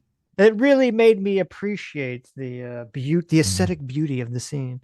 I love how it tears away all narrative structure and just gets right into the action. As he tears away from her clothing, it really is symbolic of tearing away at the narrative structure that so often chains down characters in literary fiction. Yes. Very destructive. Something you hear a lot is that women have come to dominate the literary world more and more. We'll look closer at those numbers later, but for now I think we can all agree that female writers have achieved fame and success comparable to a lot of their male predecessors and contemporaries. But the female writing, which is most often presented as proof of this, is things like this, despite the fact that there have always existed things like this. I'm personally of the opinion that the literary world is so rife with corruption and ideologies that any observation along these lines is meaningless. Generally, across the board, it isn't really men or women who dominate the literary world, it's ideologies and popular trends in social politics, whatever those might be at a given time. Historically, a lot, not all, but a lot, of the most widely celebrated female writers, especially within the 20th and 21st centuries, have been at the bleeding edge of social and political progressivism. To my mind, this makes it less about being a woman and more about being an acolyte of a particular ideology. Like I said though, not always, just most of the time. Nevertheless, it is somewhat true that right now women somewhat dominate the publishing industry. First of all, some housekeeping. Apparently, I will be punished in some mysterious way if I use a certain word in my videos. This word has 4 letters, starts with a P, ends with an N, and there's also an O and an R in there too. So for the course of this video, I'll have to refer to it differently. I'm going to use adult entertainment or adult videos or explicit videos. I don't know. None of these words quite have the same meaning, but you and I both know what we're talking about here, so let's just make do. All right, to start with, let's just push aside any conversation about She means porn, guys. taste. Oh my This God. is not going to be a video about what I like or don't like to read. We never get demonetized, so it's always strange to me. So, I mean, maybe we'll get demonetized, but I really doubt it. I've said it a couple times already, but maybe it's because we have such long streams and it's such a short video. It gets lost in the sauce. Yeah. We get away with it. Because we're men. Yes. We're part of the patriarchy. Yeah. offering you in this video is not my opinion or my reading preference, it is facts. And the first thing we need to establish is that all this so-called romance fiction and most, if not all, of the current women's literature out there is not women's literature. It's porn. As a woman, the most common defense I hear for romance fiction, especially the romance fiction. She has a skull on her desk. Mm-hmm. I mean, that's a little strange. And she covered the skull's ears when she said porn. So It's a joke. But I mean, that guy's obviously dead, so he's old enough to hear porn. Makes no sense. Okay. That is so prevalent today is that it is literature for women. Whenever anyone tries to express some concern about these genres or the nature of their content, that person is immediately condemned for being anti-woman or anti-women's literature. The idea being that these types of books are not just popular among women, but that they define womanhood, and to be opposed to them in any way is to be opposed to women. Women such as myself who are critical of these books are often said to be suffering from internalized misogyny. That's right. That's the patriarchy brainwashing right there. We're trying to turn all these women into dirty little sluts, and look at you. Right. You're trying to stop us. Right. How dare you? This woman should debate the other woman that we watched. Oh, that would be so good. On the subject matter of the gays. Mm-hmm. The reality about all this is that it isn't a question of woman versus anti-woman or even woman versus man. The issue here is probably one of the oldest ones in existence. It's the normalization of explicit adult entertainment. Whether it's women or men who are trying to do that is pretty irrelevant, because the number one reason anyone has ever tried to normalize this kind of, explicit content is money. But I'm getting a little ahead of myself. First of all, we need to establish this fact very, very clearly. Women's literature is not, I guess, I agree with that. The reason why is money, because obviously you don't care about the social ramifications. You just know sex sells and it's an easy sell. It's a product that sells itself, right? Obviously, It's easy. Right. It's hard to convince people that they should be interested in deep philosophical works that are meaningful in people's lives, right? It's easy to convince them that they'll like something that's going to help get their rocks off. Right. Yeah. That's an easy sell. Easy. Yep. just some randomly horny trend in the book industry. In that sense, outside of a handful of odd entries here and there, women's literature doesn't exist. Women haven't taken over the literary world. A 4-letter word starting with P has taken over the literary world. Barnes & Noble and every other major and independent bookseller, especially all those new romance bookshops, have now just become another kind of adult entertainment store. And no, I love this. It can't be porn because it's a fucking book. Look, I had no idea that this existed. I would have thought, oh, look, everyone's reading is back in fashion. All these girls really so interesting. It's so interesting. Women are really into reading while boys aren't, huh? It's all just smut. That's hilarious. Oh, that's not a good thing. Now, I know what you might be thinking. This is not XXX adult entertainment. This is. You are actually incorrect. For a man, average man, I don't know, reading an explicit depiction of a sex act might not really get the job done. Men typically tend to gravitate towards seeing the act on the screen in one form or another. Women have always, on average, preferred to read it, even if some do end up hooked on the filmed version. The female mind has pretty much the same reaction, generally speaking, to the written version. In fact, written erotic content tends to have even more of an impact on the minds of women than filmed erotic content. Why? Because men and women engage with media in fundamentally different ways. When it comes to adult entertainment, your simple, straightforward 2 people banging video isn't really going to do much of anything for a woman, generally speaking. There have been numerous studies done regarding female sexuality or the differences between male and female arousal, and generally across the board, they'll tell you that women require what is sometimes called mental mapping to be sexually aroused. That is, there needs to be more story and more opportunity for her to feel empathy. That's just how it is for a woman. Empathy is a huge factor for women in all aspects of their lives, but yes, especially when it comes to erotic media. With written explicit content as opposed to your typical material found on the hub, it's a lot easier for the woman to imagine herself as the female in the scene. In addition, as I said, women require an emotional element to their erotic content that is almost impossible in the simple filmed scenes that can so easily do it for men, typically. You think she feels sorry for the Minotaur? That's what's going on there? She empathizes with him? It's funny because that seemed like from the description, it was like He seemed pretty. like it was like down on Pretty his luck, Women. right? It was like Pretty Woman with a Minotaur or something. That's what it seemed like. It seemed like because that little blurb was saying that the Minotaur was like out of her league. Oh, so which I was but questioning. yeah, but you said the Minotaur was definitely in her league because he seemed down on his luck. He's having to sell his. No, I'm saying I said I pills. would think that. Right. But the blurb made it sound like it was not that. Like it was Right. a little woman, a Pretty Woman situation. Right. Which is a very common trope that women seem to enjoy. Well, she keeps bringing up the empathy thing. And I just think if a woman felt sorry for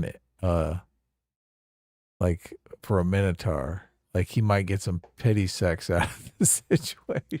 No, I don't think she doesn't mean empathy in terms of like feeling sorry for her. She just means understanding the emotional, like what's going on emotionally in the story. Okay. Like if you have a guy watching porn without a storyline porn, because there's some porn with storylines, but if you have guys just watching like, some cam girl that, fuck or finger herself or whatever, like there's no story there. There's nothing emotionally to connect with. Right.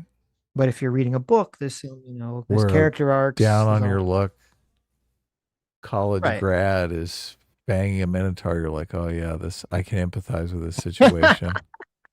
Right. Right. Well, there's a more complex emotional story going on in the pornography there. I mean, I got to admit, it's definitely interesting. Mm-hmm. That is to say, watching Mrs. Smith bang the mailman while her husband is at work is plenty for most men. But a woman will want to know the whole story. She'll want this sexual tension that builds up between Mrs. Smith and the mailman over several encounters. The dangerous possibility that her husband might come home any minute. The explicit fact that the mailman chose her over all the other housewives on the street, and so on and so on. A woman would also prefer... And the fact that he's part Minotaur. Yeah. He's not the mailman, he's the milkman. Okay, delivering the Minotaur milk. The complexity. Oh, of course. It's so off the charts once you include the Minotaur. Of course. kind of story to bind it all together. That's just how women are. If you put explicit sex scenes into a novel-length story, it's going to hit a woman's mind in much the same way the top video on the hub hits a guy. As I said, that's just how women are. A lot of men might hear this and be a little dubious, and in fact, I've found that a lot of men, while they might raise their eyebrows a little at just how explicit women's books have become in recent years, they won't really go as far as to categorize them the same way as, you know, the kind of thing you'd find on the hub. Male writers certainly find such classification baffling, but let me break down how this works for women. If you look at your average popular romantasy book, those books that have dominated book sales for— Here, let me skip ahead a second. Romantasy. Well, she kind of, I mean, it's interesting. Today.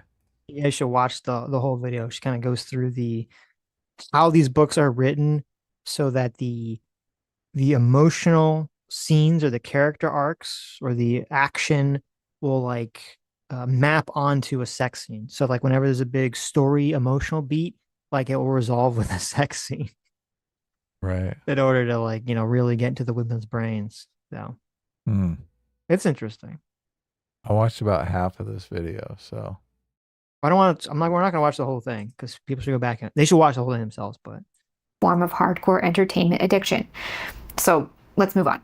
Now, let's assume that you can get someone to concede that, yes, this is all, you know, a written form of the same kind of crap you'd find on the hub. At that point, what happens is someone will insist that this is somehow the ethical type of adult entertainment.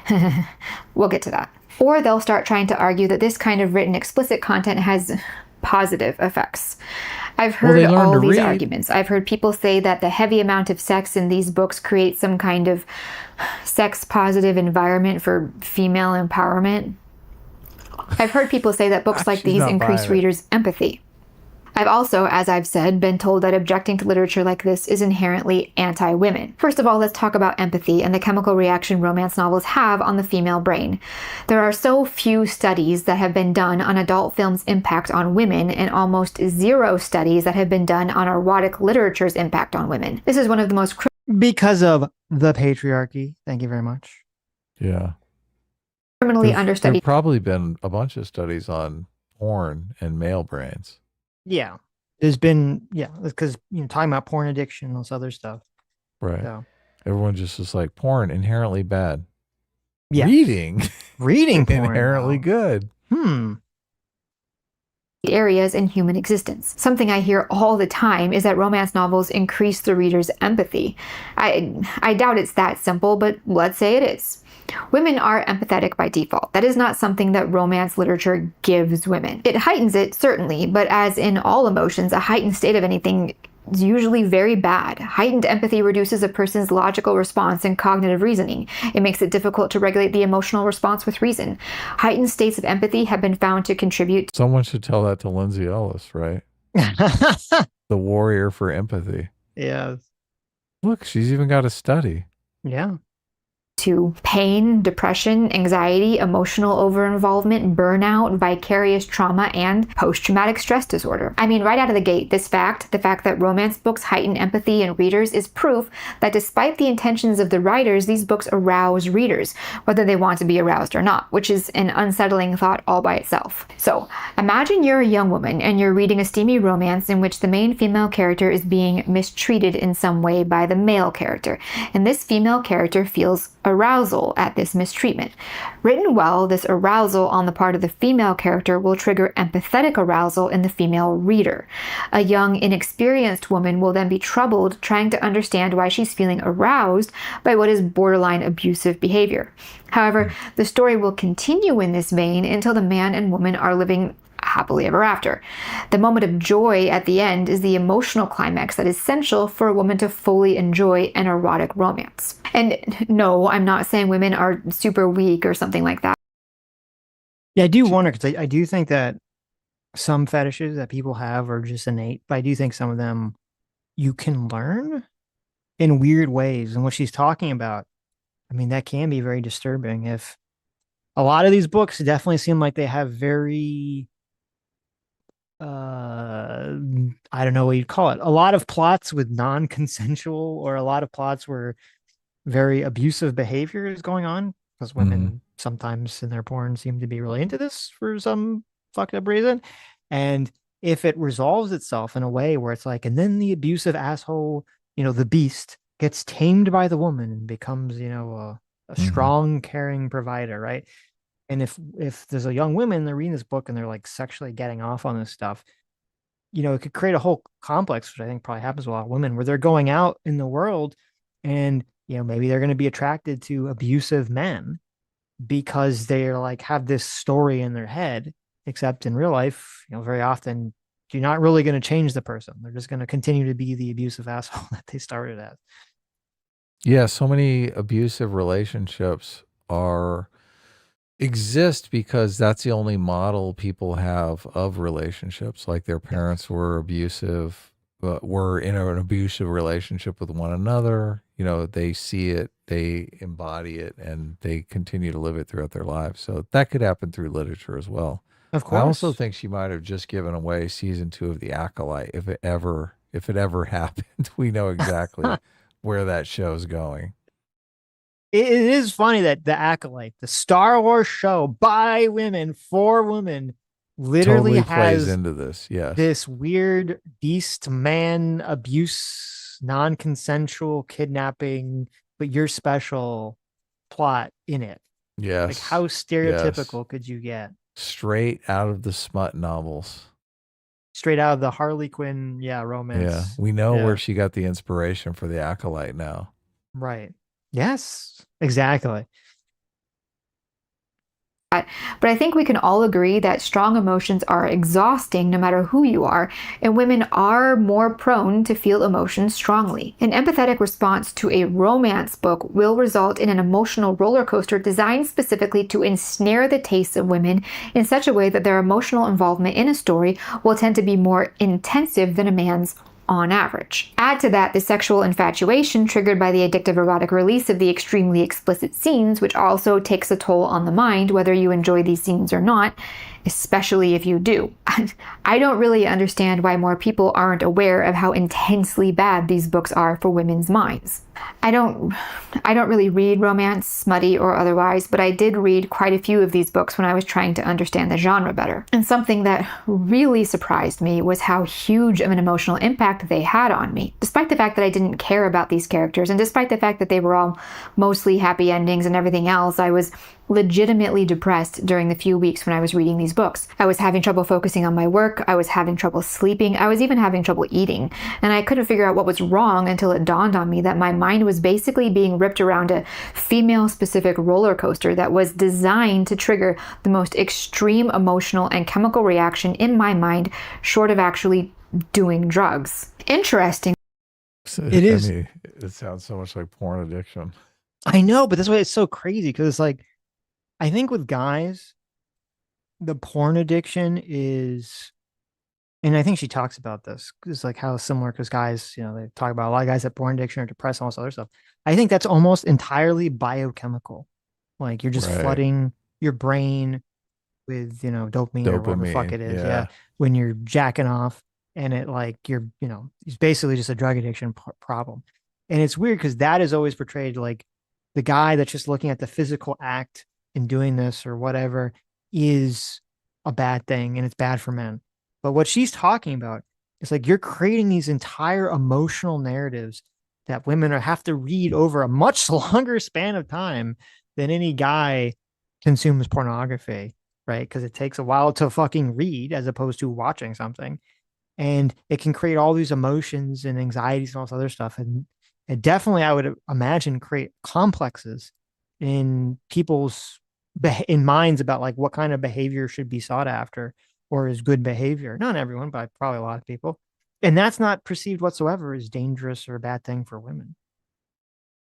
Yeah, I don't know. I mean, this is the first video I've seen of this woman, so I don't know if maybe she's some puritanical anti-porn activist and is spinning on this. Because obviously I've never experienced any of this with fiction or erotic fiction, or I've never read any erotic fiction. No, but I mean, you have read stories or consume movies that like emotionally impact on you in a significant way. But look, like when she was saying men and women have different emotional impact, I totally agree with that. It's like Right. my wife will cry at all kinds of movies that I'm just like, what the fuck? This movie is not that moving. Right, but Right. what I'm saying is, or what I'm assuming here, is that, you know, I've played games or seen movies or read books that have had strong effects on me emotionally. Yes. And some of them are good, some of them are bad, where I go, oh, like this is making me feel too anxious or sad or depressed. I can't like keep engaging in whatever this is or watching this or reading this. It's like, oh, it makes me feel bad. And it's like, listen, I've looked at porn. I've never felt that way about porn in my life. No, of course not. Yeah. I've never It's been like completely different. yeah, Yeah. I've never had a strong emotional reaction where I walked away like, well, that was a very profound pornographic film that impacted me on an emotional level. I've never had that experience. But I would imagine that if you tie those two things in together, to me, that seems like so much more rife for potential abuse than the way that men consume porn. It is strange because men, it's like men's erotic part of their brain and their emotional part of the brain are like polar opposites. They're like on opposite hemispheres. And women, it's like all in the same area. Right. It's all tangled up together. So yeah, we can definitely separate the erotic sex part of thinking from emotional thinking. Mm-hmm. The reaction I experienced was the same reaction men talk about when they watch filmed explicit content. The depression, the difficulty focusing, the lethargy. Women who are addicted to this sexually explicit fiction don't even realize that they're literally addicted to, you know, adult entertainment. Without exception, men who are addicted to watching explicit content are viewed as bad. I shouldn't have to tell anyone watching this video how bad that is for the mind. It just happens that all the language surrounding this accepted fact says men's minds, how bad it is for men, how much damage it does to men. There have been countless studies done on the negative impact watching this stuff has on men's physical health and mental health. Wouldn't, if we lived in the evil patriarchy, like the last girl was saying, wouldn't it be the opposite? Shouldn't society or the patriarchy being promoting men to objectify women via pornography as opposed to researching it and saying it's bad? And shouldn't like there be a tamp down so that women are not allowed to objectify men or engage in any sort of pornographic thing because we want to control them, right? We want to meld them to be our perfect little mates. Yeah. I mean, And yet, obviously different men have different objectives. So of course, but I'm just saying, yet the exact opposite of that is what's going on. yeah, nothing exists as it would if there was an actual patriarchy. Right. On their relationships, friendships, professional lives, and on their character. But basically 0 such studies have been done on women. Part of this is because most researchers won't acknowledge that women's addiction to erotic fiction is in any way comparable to a man's addiction to filmed erotic media. Part of it is because there's so much feminist armor packed around women's erotica that even if a woman were to watch the hub 10 hours a day, she would still somehow be protected by the fact that she's like empowering herself or, I don't know, exploring her sexuality. For social political reasons, most people won't touch that with a 10-foot pole. When it comes to obviously just another example standard. of Yeah. living in the patriarchy is the fact that feminism diehardly protects female pornography and female smut. Women get away with everything. Yeah, obviously. And What do you men get expect away in with the nothing. patriarchy? Yes. men, this kind of content is known to have an enormous negative impact on their daily lives. Therefore, there are countless resources out there to help men kick that habit and restore sanity to their lives. There's also a lot of this is my prediction. We're going to see in the next 5 years or quicker, there's going to be a massive amount of women that are attracted to the AI chatbots. And it's going to be such a problem that they're going to have to talk about it. And it's going to seemingly come out of nowhere, but that's only because it's not going to be talked about until it like reaches a breaking point of explosive like proportions. Yeah. The chatbots are going to be doling out the erotic fiction. It's literally a choose your own adventure erotic fiction book. It is. That's what the chatbots are. It is. The only reason no I guy's think going to be reading that, but it'll be an AI woman talking and masturbating in front of you. Right. It would be different. But I think the only reason it's not already completely consumed so many sections of the internet with women is because it's just not, women don't seem to be on the cutting edge of those sorts of things.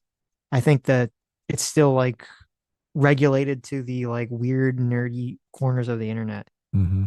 But once it becomes a little bit more prominent, a little bit more like easy to do and like use and all this other stuff, and you're going to see it's going to be explosion. There's going to probably be, and actually, I think there already is. There's ones that are, I think, that are like marketed specifically towards women, and that shit's like just a couple TikTok videos or Instagram reel videos away from becoming like some sort of huge issue. Shame among men. Men will mock other men for their addiction to this stuff. But for women, nothing. There are no resources to help women kick their addiction to erotic literature, at least none that I could find. And any woman who feels shame when reading this stuff is said to be suffering from internalized misogyny and is advised to focus on overcoming the stigma by, reading more of these books. Other women will help her in this endeavor. To this end, there are romance book clubs with completely expected names in which the pursuit of women's fiction can be enjoyed without shame. Could you imagine if there was popular podcast that was just men talking about porn and their favorite categories of pornography? I mean, it wouldn't surprise me if there were actual podcasts like that. I don't think there is.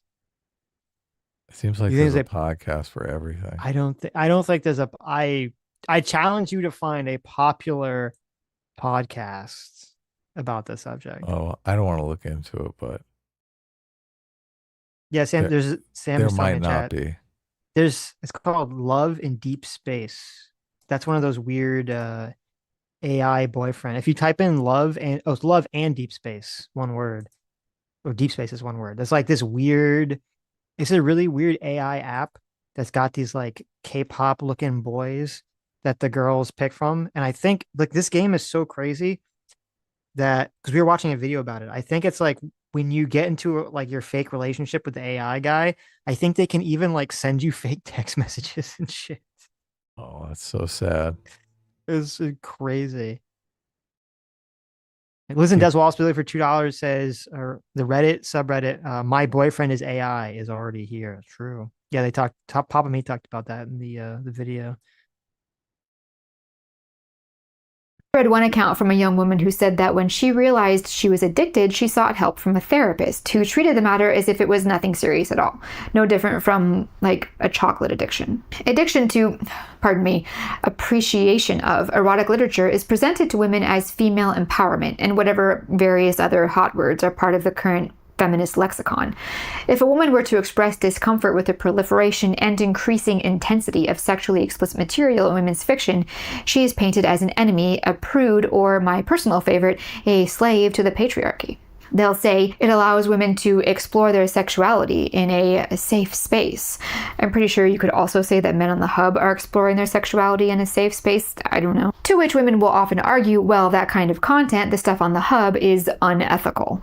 But that erotic literature, if they even concede that it's the same kind of content, is somehow ethical, meaning that, I'm assuming, no actors or actresses were harmed in its making. Be that as it may, the making of the explicit content is a separate issue from its consumption.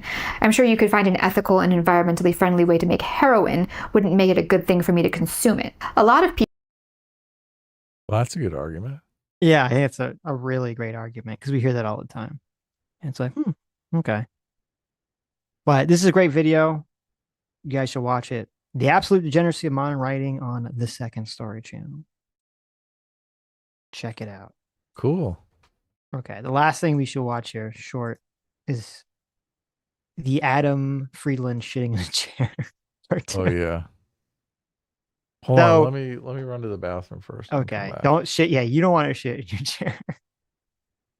So if you guys didn't watch on Thursday, we watched this crazy interview between Adam Friedland and Richie Torres.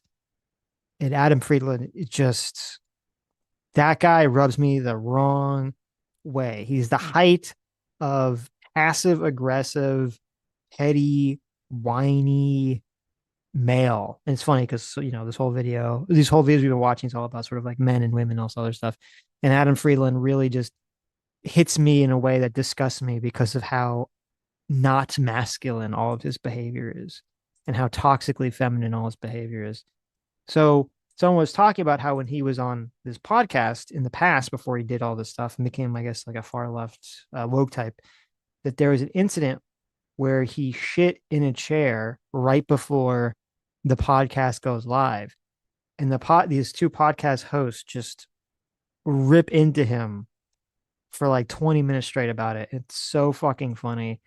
This guy completely deserves to be ridiculed.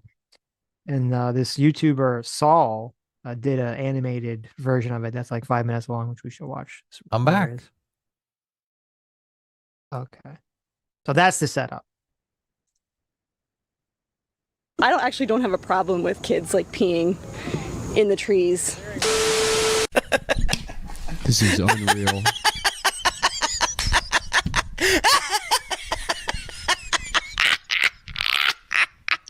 Holy fucking shit. Just wanna say.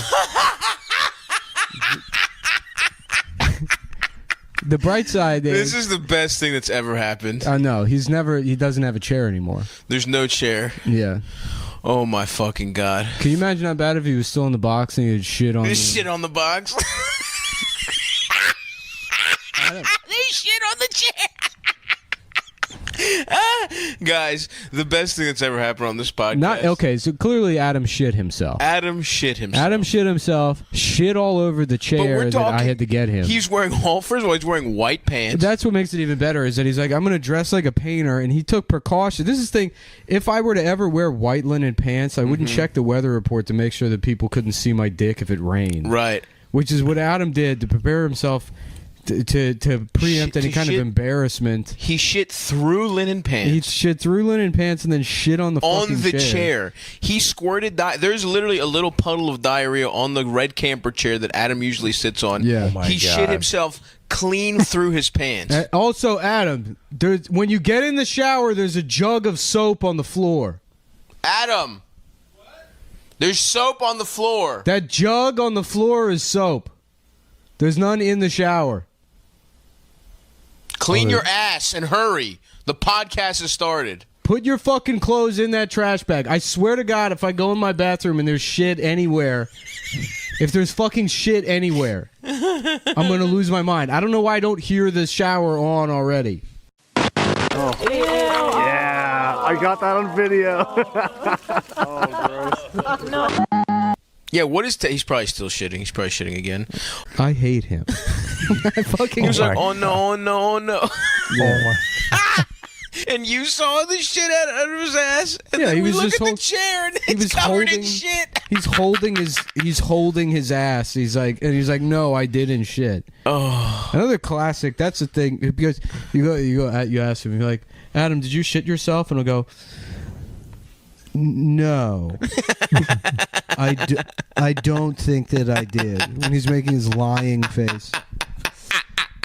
Yes, the pensive. The classic. Yes, I know exactly. Because he always breathes through his nose. He goes, and he looks up. He has the most obvious tells in the world. Absolutely. No, I know exactly the face you're talking about. No, I didn't. Like he's trying to solve a math problem. I don't believe I had sex with that woman. That's not a lie. Yeah. That wouldn't be the rare time he wouldn't be lying. I gotta watch more of the original podcast because I'm so curious. This idea of is Adam Friedland literally the foil that two guys would just make fun of relentlessly? Yes. And then somehow that turned into like him having an interview show with his horrible personality. Yes. It God. seems like that is the narrative arc that is taking That's insane. Place. Yeah. That's insane. That's an insane accomplishment, I guess. Yeah, because you see the Adam Friedland show and there's a bunch of subscribers and it seems very popular, right. And you're like, oh, this guy's respectable.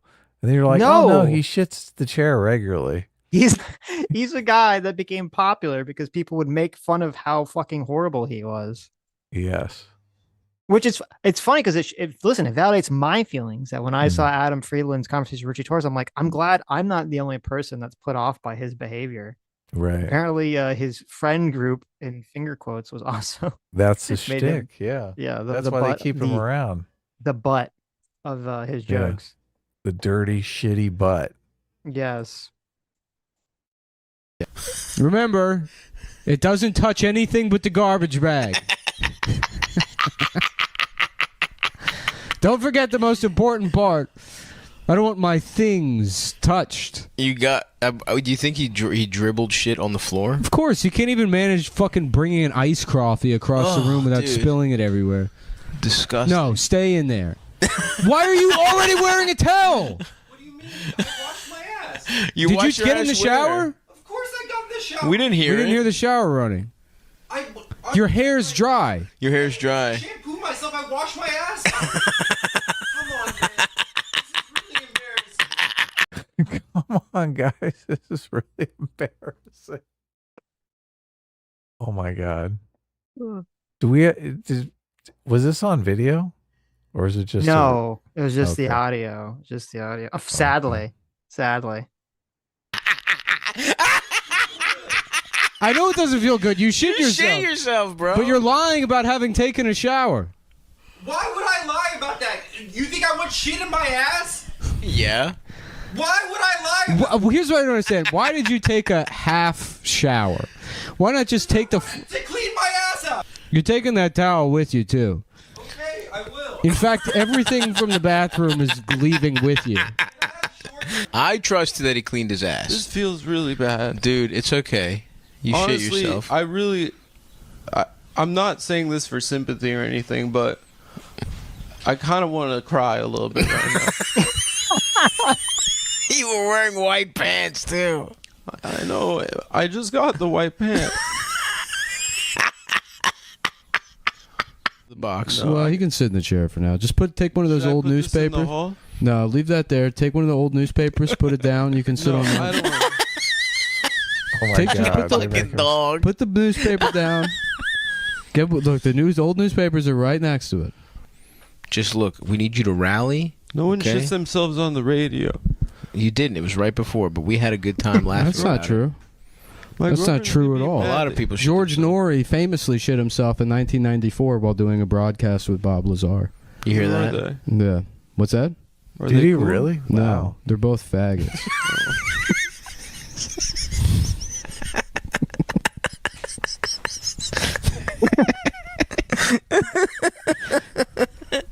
God damn, dude, that was awesome. No, that didn't actually happen. Just fucking with them. Oh yes. This is a made up story. Oh my god. Did you look it up? I did. I was scared. I mean, Bob Lazar's a pretty big get. Why? It's funny because I remember there's a girl I was dating like years ago who lived really far away from me. So I had to drive. I would drive her home, and I'd always be driving back like really late at night. And so the only thing that would be on the radio back in those days was the Nori show, which was the Coast to Coast. It was all about like aliens and shit. Oh yeah, so you know Bob Lazar. Right. So I was like, oh, I know who these people are. And I was like, is that true? That actually, I was very curious. He shit himself in the air. Bob Lazar was a guy who supposedly worked at Area 51. So Yes. he had seen the alien technology and interacted with the aliens. So he built his entire profile around this. But most people thought he was full of shit and thought, he worked as a subcontractor for Area 51, but he'd never really been there or anything. Is that I wonder if that was the hyper autistic joke there. Is that since there are two people that are full of shit talking about Yeah, no, that's nonsense. it is a great joke. Yeah. Right. If that was, I don't know if that was the No, joke. they're Because if that was a both full joke, of I mean, it'd shit. be better for Bob Lazar to be the one that shit himself there. Yeah. But Well, I don't know the podcast, so maybe the podcaster is more full of shit than Bob Lazar. It Yeah, is well, that's hard all- to imagine, but right. Well, they all on that podcast with Richard Norrie, Norrie, what his name was. They'd always talk about paranormal shit and aliens and oh, okay. demons and a bunch of people. It was weird because it'd be like this Okay, weird so he cross is full of section. shit. They're both Yeah, full of shit. yeah. There'd be like this weird cross section because I never heard this before until I was like listening to this radio show. That's a solid joke. It's a great joke of people talking about like that they think aliens are like biblical demons. Mhm. Apparently, there's a huge subsect of people that believe this. I'd never heard of this before. Yeah, that's what Alex Jones believes, right? The interdimensional alien. But this was all like before Alien Alex Jones demons. blew up. This was a while Right. ago. So Okay. Adam Friedland. yes. It's so fascinating that he just inherited this podcast because everyone moved on. Couldn't happen to a nicer guy. So if you watch the Richie Torres interview, watch this right after, you'll feel better. Oh man, if only Richie Torres's people were on it and Richie They Torres knew. threw out. Aren't you the guy that shit himself? No, he should have been like, you know, like when That Adam would at have the been end great. of the interview, when Adam Friedland was like, "Oh man, I really don't like the way this went," you know, he was like being all like weirdly passive aggressive about the whole thing. He should have been like, "Yeah, I agree. This is probably the second time you've shit yourself on air." I know. See, That- could have thrown him out. Zing! He could have got him. Boom! I'd say that you shit the bed, but we all know that you're into that. There you go. There you go. Well, great stuff. Thanks for sharing it, guys. Yes. We should have They done purposely gave him the show as a joke. It's like it's like that Ye- scene from Kung Pao. We trained Yeah. him as a joke. Yeah. Well, he's making it work. Right. And nobody knows the history, the provenance of the show. But many of you did and shared it with us, which Right, was thank great. you. It was very entertaining to discover that he's just a chair-shitting fraud. He's not even the funny one. He's just the heel. No. And I will say, fortunately, I've never done that. Even though I have stomach problems, I've never shit myself in public. I don't know if you've ever done that. Mm. The closest I've came to is I once sharted, and I was like, "Oh no," but I was like in the bathroom, so it wasn't too bad. Frostback asking questions says, Adam Friended, you're way off. Should watch a new doc on him. And I'm assuming you're talking about Bob Lazar. So there's a new documentary on Bob Lazar. I mean, I'll check it out. He's an interesting character. And a lot of the intrigue around him was, you know, is he telling the truth? Is he not telling the truth? Mhm. But I always thought it was more of a Rorschach ink blot test, right? You know, if you really want to believe in aliens, Bob Lazar is the guy who you consider to be an impeccable source on this subject. And if you don't want to believe in aliens, you think, oh, he's a fraud. But look, if there's a new, I enjoy the controversy, so Mhm. we'll check it out. I remember listening to Adam Lazar, and I was like, I think when he was on Joe Rogan, and I was like listening, and I'm like, oh, this is interesting. This is like somewhat believable. But then I don't know, it just gets like the more it talks, the more unbelievable it becomes. Like, oh, they have all these different, because the way he described it, he's like, they have all these different alien crafts, and they're in all these different hangars that you can open and see all of them like in a line. And I'm like, really? Is that really how it would be? Like, you just like, oh, here's our trophy selection of all the alien spaceships that you've got. Yeah, and there was the one alien that was like going around and having Right. coffee with people and stuff, and Yeah, I'm like, would regularly interact with the staff. yes. I'm Like like, he basically lived at Area 51. right. Like, I don't know. Seems a little suspicious to me. Yeah, and then the whole thing, yeah, you're right, with gravity drives and all that stuff. I'm like, this sounds like nonsense. But so I mean, don't- it's good think he's fun, full of though. shit. It is fun, but I think he's full of shit. What The Ocean is for 20. I was gonna look it up. The Bob Lazar. Oh, first thing that comes on up. Bob Lazar debunked. Yes. Where's new documentary? It's not even in this list. I'll type it. Oh, new documentary. I typed new and it came right up. Official. The Bob Lazar story. That's another thing. Bob Lazar was so always doing self-promotional shit. So Mm-hmm. it just makes it seem like, oh, of course he wants a movie about him, right? You don't get a movie about you if you're just making shit up, right? Didn't he have like some really weird like messy divorce situation or something too. Oh Kind of yeah, like he led to married him some. getting fired from the Area 51 or wherever the fuck he works, Right. supposedly. He married some trophy wife. He did. Yeah, I don't Once he remember. got famous for all the Area 51 stuff. Some weird things. So the Oceanist for $20 says all this P plus P equals R BS is just a bunch of insecure losers who need to blame an entire demographic of people so they can feel better than themselves and their personal shortcomings. Nothing can be their own fault. Very true. Oh, always. 100% Yeah. true. It is about shifting the blame. It's not my fault. None of this is my fault. Not my responsibility. This is why Christianity is so much better for you. And I say this as an atheist, okay? I'm not a believer. I don't believe in God. But I do think that in Christianity, the idea that, oh, it is your fucking fault. It's all your fault, right?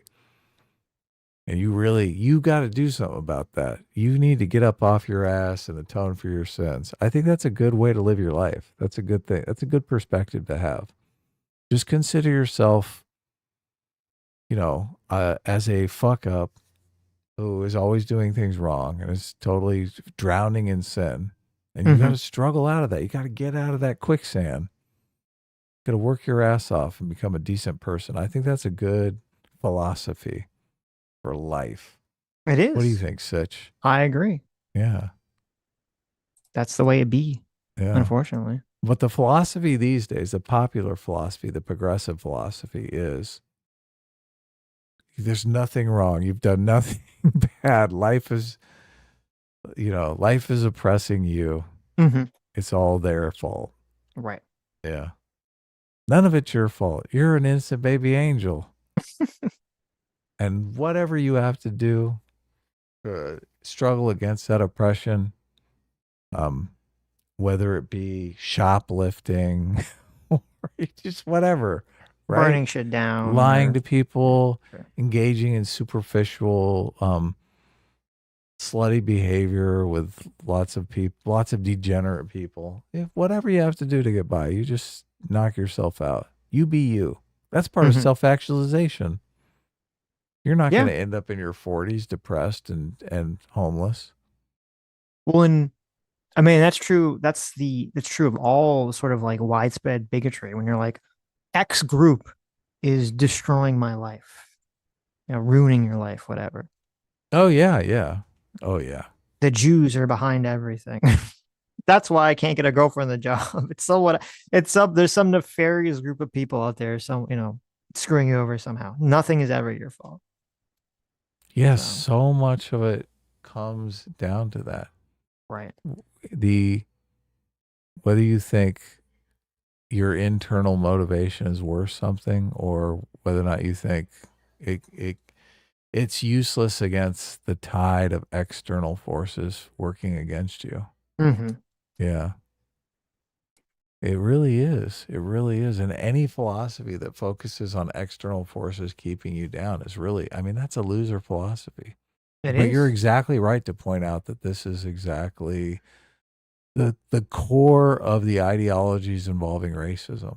Because the racism is, here's an excuse for why my life sucks.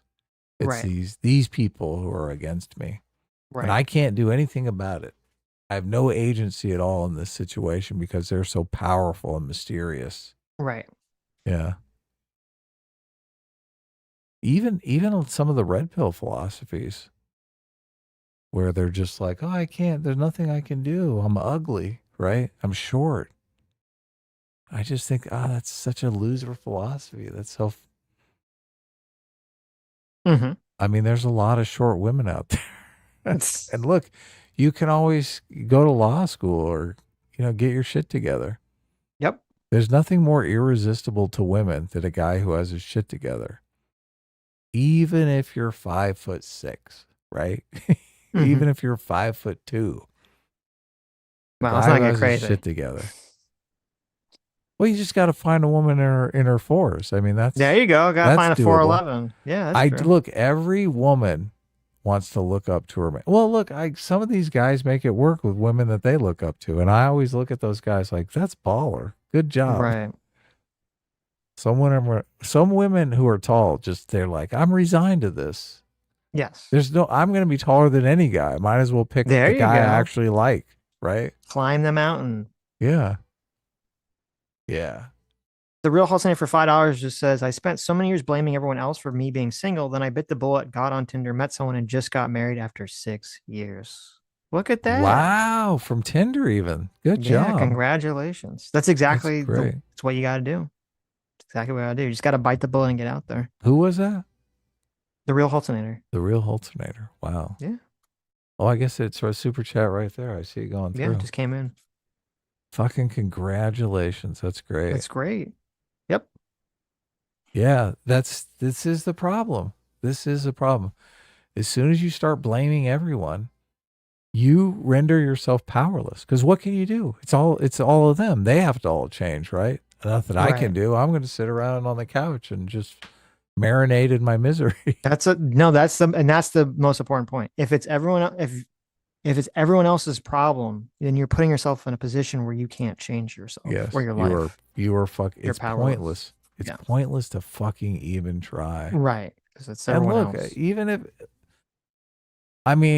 I would argue even if it is pointless to try, you should fucking try. I mean, what else are you going to do, right? Right. And look, have some humility. Maybe you're wrong. Sure. Maybe it's not pointless to try. Maybe it's not pointless to try. It's not pointless because you're right. There's nothing else to do. I've always gone for it. I mean, obviously, I'm an artist, which is, I mean, that's crazy in and of itself. Mm-hmm. But look, I've always thought I would rather go for it than get and say, look, I failed trying.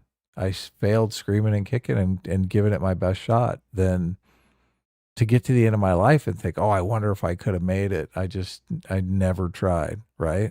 Oh my God, that would be fucking hell. But in the situation that you're putting yourself in, when you're like, oh, I can't try, the world's against me, everything's fucked up, right?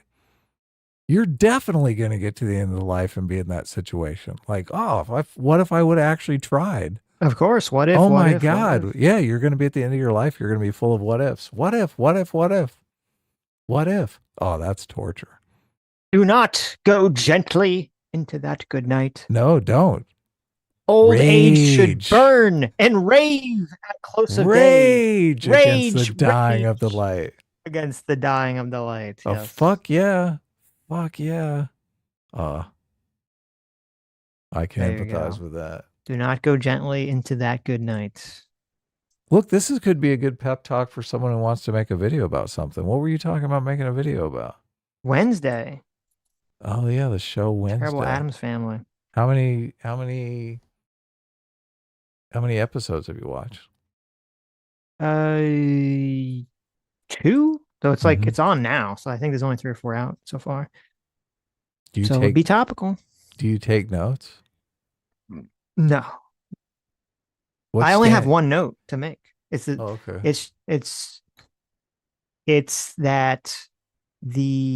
it's just so strange to me. There's a fundamental plot or point or joke of the Addams Family that the show doesn't understand or intentionally doesn't do because they've transformed the Addams Family away from the core concept to being a weird, like, spooky goth girl,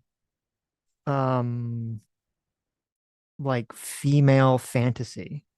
Like they turned Wednesday into Daria. If you ever watched Daria, yeah, it's one of those. I don't watch Daria, but I know what you're talking about. You know the it's concept one of those of the character. situations where somebody had a spec script and they're like, "Well, this is close enough to the Addams Family that we can just put the Addams Family name on it, and no one's going to watch it if it's just some nobody spec script, but everyone will watch it if it's Addams Family because they have to understand the cultural relevance of this." Yes, I know. It's weird to me to take some property that has like a point to it or like a core idea about it and to warp it for like bait purposes, I would say. Well, the reason I was asking, I know when I make content, I fairly quickly run into the situation where I'm going to power through because I've made already an investment of time, and I don't want to see that investment of time go to waste. Right. But I think that breaking point for me, I think, is probably much sooner than you, just from our conversations. It seems like you might be able to walk away from a video that you've spent like 10 Well, that was all hours my on. videos. Yeah. All my videos took an inordinate amount of time, so Yeah, but so much of that time is spent editing, and there are so many tools that, which I wouldn't have to do. 'cause yeah, it's like clips from the show and stuff as much. So that's true. yeah, you get the clips together, Right. Right. clips from the show. I did that Mickey 17 video, and it was getting the clips was super easy. Of course, barely an inconvenience.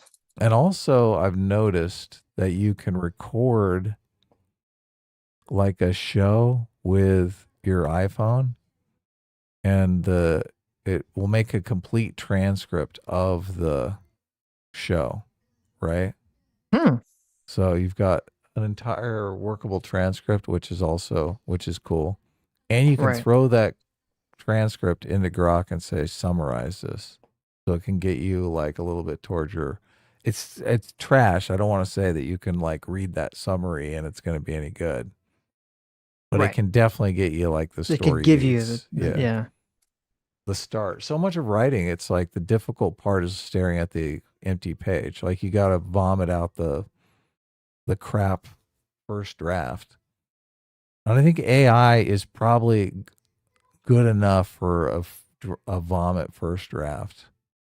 Yes. To get you past that. Well, no, I mean, garbage I situation. I wouldn't use, but they had, it was funny because I remember in season 1 of Wednesday, I guess a little bit in the episodes I saw, they also made her woke. Mm-hmm.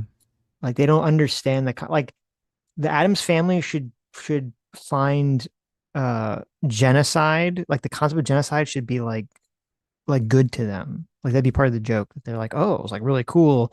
But then I remember in season 1, she was like complaining about natives getting killed off and stuff by like white people or something. I was like, what?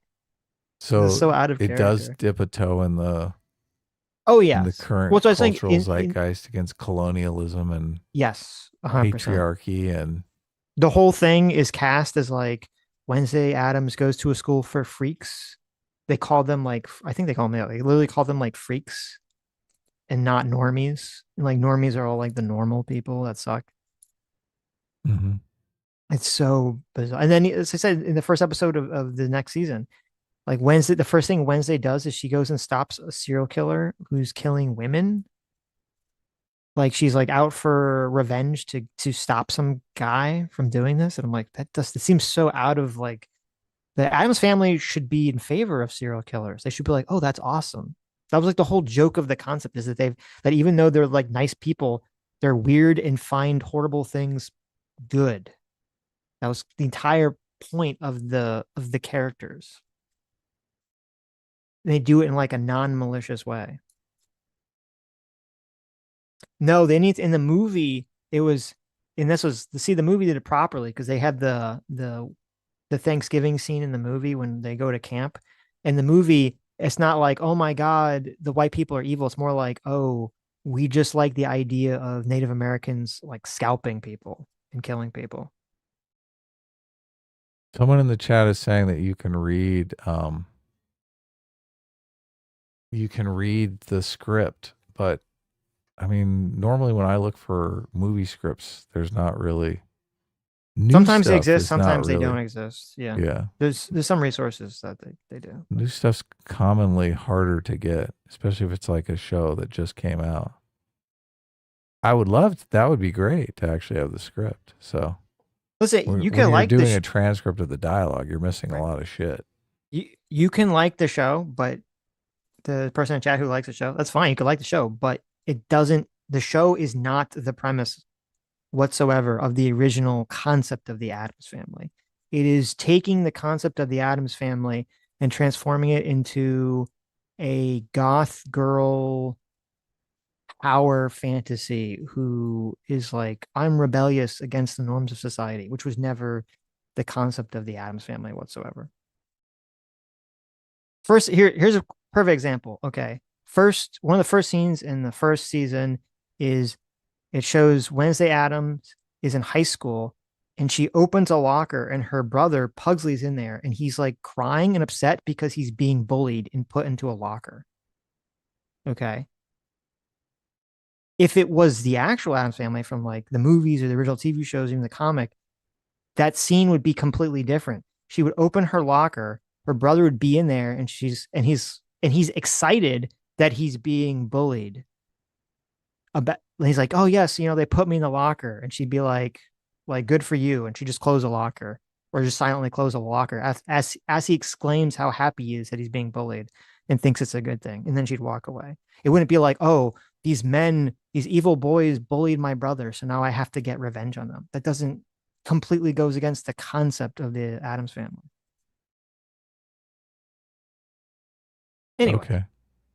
Fast and Bulbous for $10 says, do you think it's a good or bad thing that it took a murder on our soil for someone to finally start caring about Ukrainian lives, or at least pretending to, or should we take what we can get?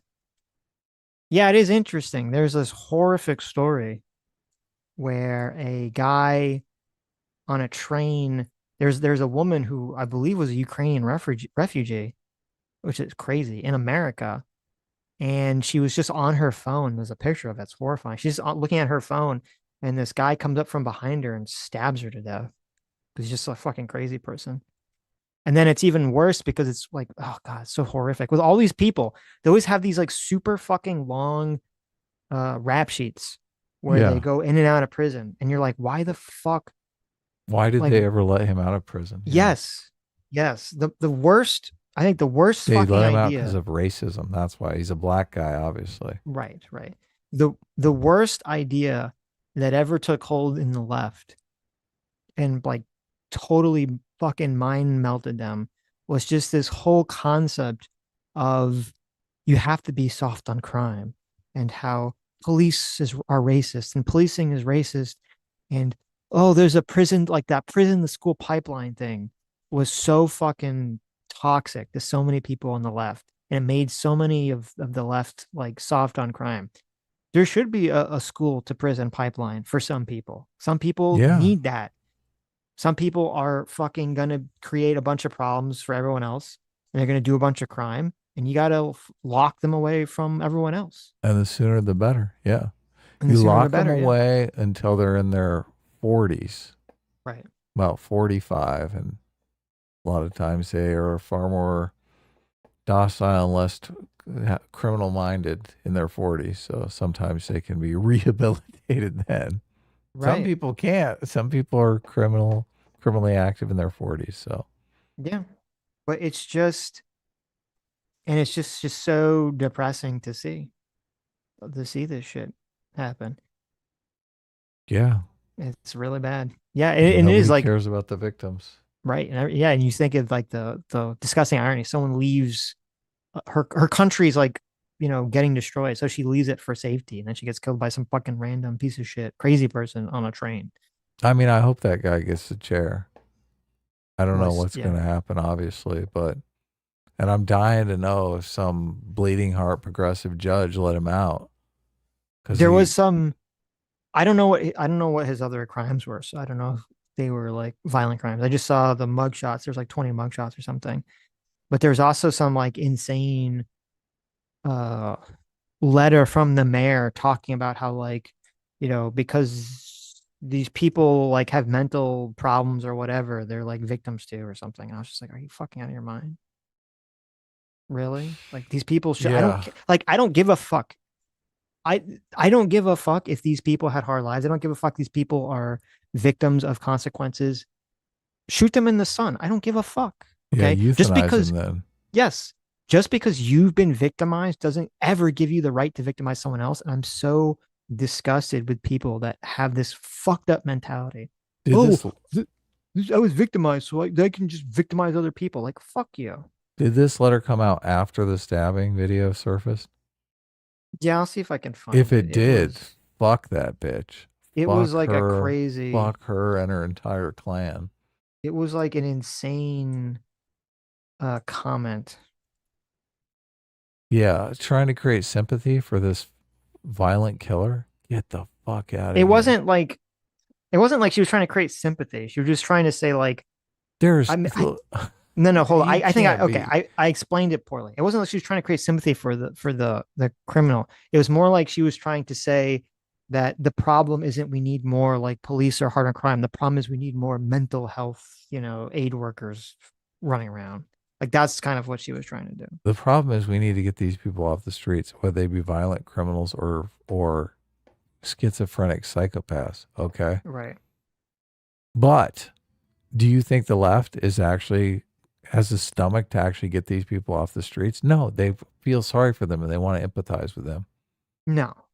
Yeah. No, they don't. Yeah, they don't. At least in their current form, they do not. So. Yeah. She sees him really as bad. he's the Minotaur. He's like, he's just misunderstood. That's terrible. Yeah. It's ghastly. It's fucking ghastly. Mm-hmm. Yeah. To be clear, the mayor did say that, what happened was senseless and tragic loss. Okay. So they weren't. Oh, yeah. She's person. doing the on both sides thing. It was just senseless and tragic like a response loss on both sides. to the. No, it wasn't like that. It was just a response to like the whole, tough on crime thing. So I can't find the statement. I keep finding a different statement. So I can't find the statement, but unless I was completely gaslit, it was a fake statement, but that could be. There's a lot of information going around. Right. Trying to play on the empathy of people. Oh, it's so brutal. Right. She said, okay, wait, let me find this whole comment. Because I found it. It's a pretty bad comment. So I do want to see the context to make sure I'm not. Okay. She says, we will never arrest our way out of issues such as homelessness and mental health. I want to be clear that I'm not villainizing those who struggle with their mental health or those who are unhoused. Mental health disease is just that, a disease like many other that needs to be treated with the same compassion, diligence, and commitment as cancer or heart disease.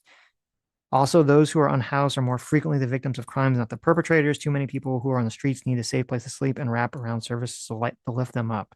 We as a community must be better for those members of our community. We need to help and have no place to go. Yeah. That's a fucking unhinged comment to make in response to this. Look, and if you're a tax-paying, law-abiding citizen who rides the bus, fuck you. Fuck you. We are not here to protect you. You're on your fucking own. That's exactly what she's saying.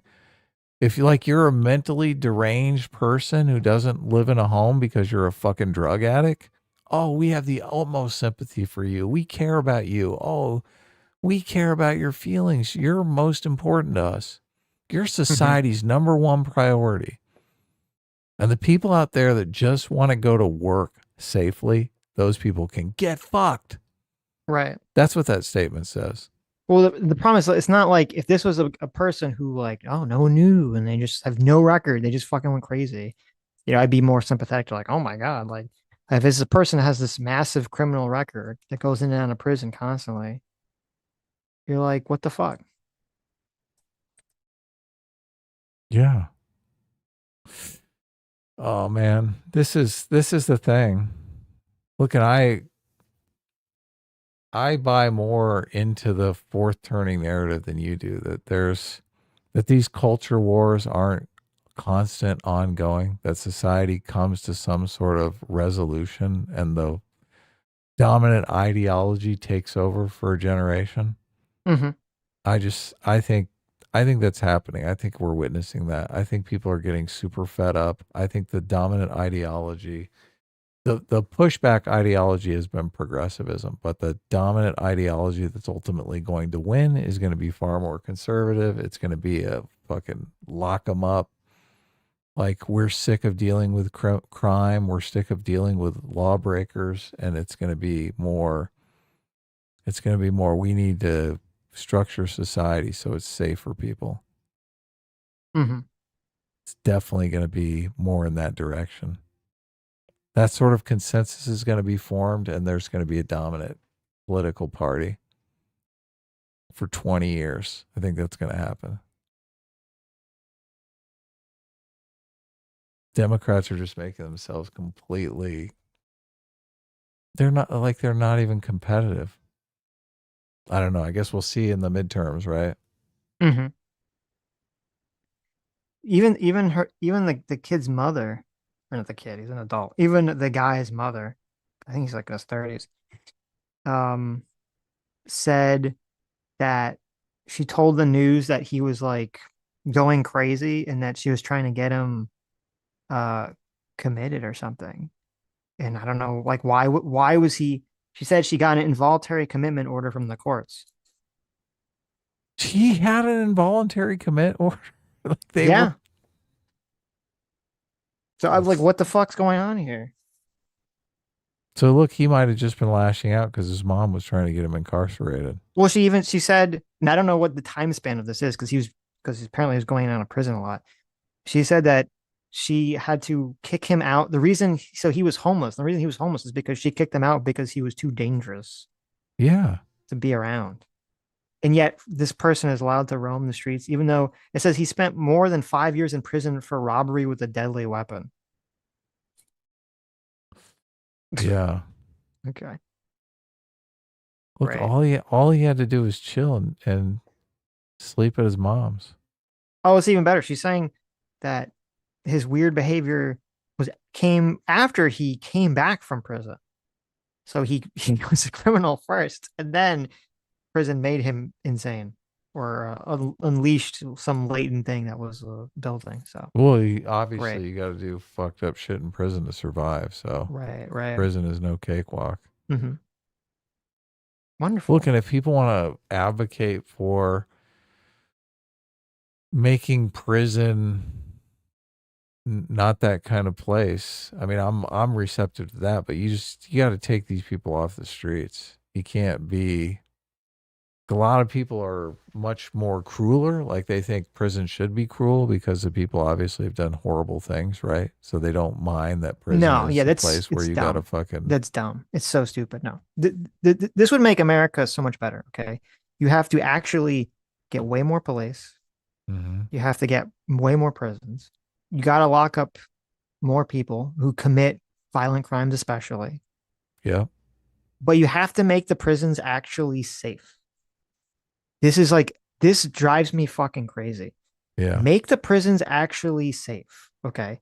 Make them safe. Make them, if people are there who actually do want to get rehabilitated, make that actually a feasible option. Make it so people don't have to become more crazy, more dangerous, more unhinged to survive in prison. And I think you're right. People just don't care because it's like revenge. It's stupid. It makes everything worse at the end of the day. You know, people should not have to worry about being raped or killed or having to join a race group or a gang group in order to survive in prison. Everyone I know who's been to prison, and I got a couple friends that have been incarcerated, they all say, like, first thing you got to do is you got to join a gang. And the way you join a gang is you start a fight with someone in a rival gang. Right. So you like immediately you have to fight for your survival. Yeah. Which, it's just making everything worse. Crazy. Making everything worse for society, making rehabilitation almost impossible, making bad people probably even worse. So I'm totally fine with increasing the prisons, increasing the policing, but you got to make prisons the point is to keep them away from everyone else. Okay. There shouldn't be these fucking crazy situations that's going on now. Right. Like, it's like survival. It's that shouldn't like be a fucking crazy. Yeah. We're supposed to live in a civilized fucking world. Okay. Our prison shouldn't be run like some sort of fucking third world crazy place. Yeah. It completely takes rehabilitation off the table, but yeah.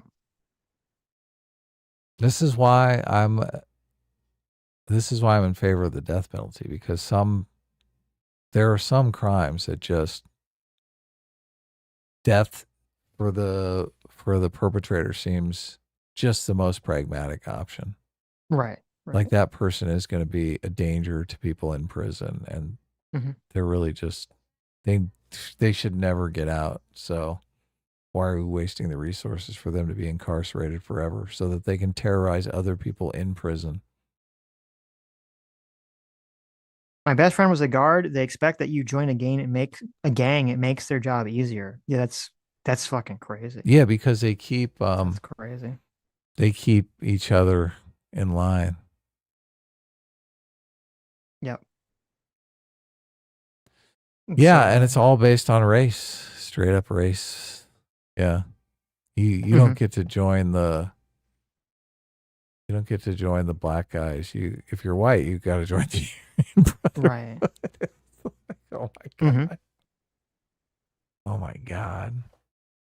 Yeah, the point of prison is to confine and separate, to incapacitate criminals. Yes. 100%. The point is not to make them worse, so that when they get out, if they get out, everything is so much worse. And the point is too also not the fucking. You either believe in not torturing people or you don't. So just keep these people away. Lock these people up, keep them away from people that want to participate in society. And if those people want to rehabilitate themselves, they should have the option to do that. Lives in Deswalls for $5 says, good point, starting a pornographic discussion group. We're meeting on Thursday.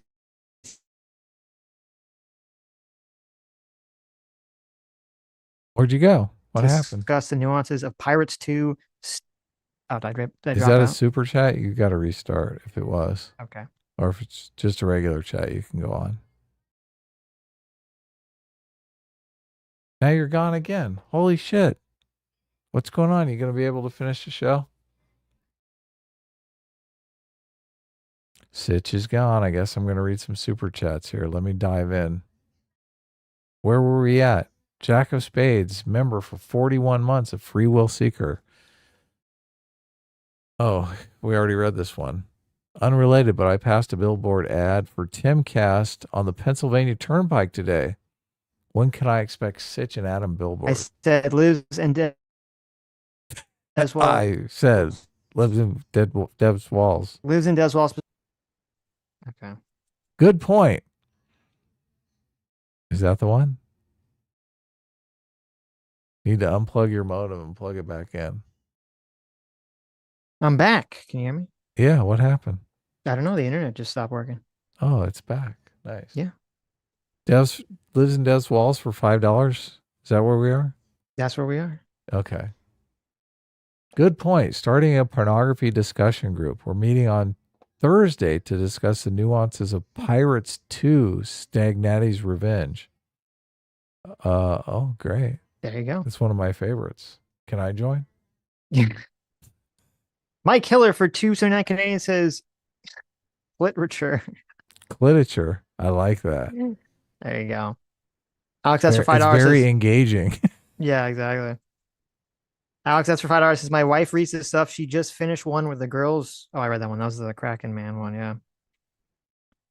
Yes, tentacles are involved. Yes. President Balls for $5 says leftist media literacy equals agrees with me. True. Oh yeah. True.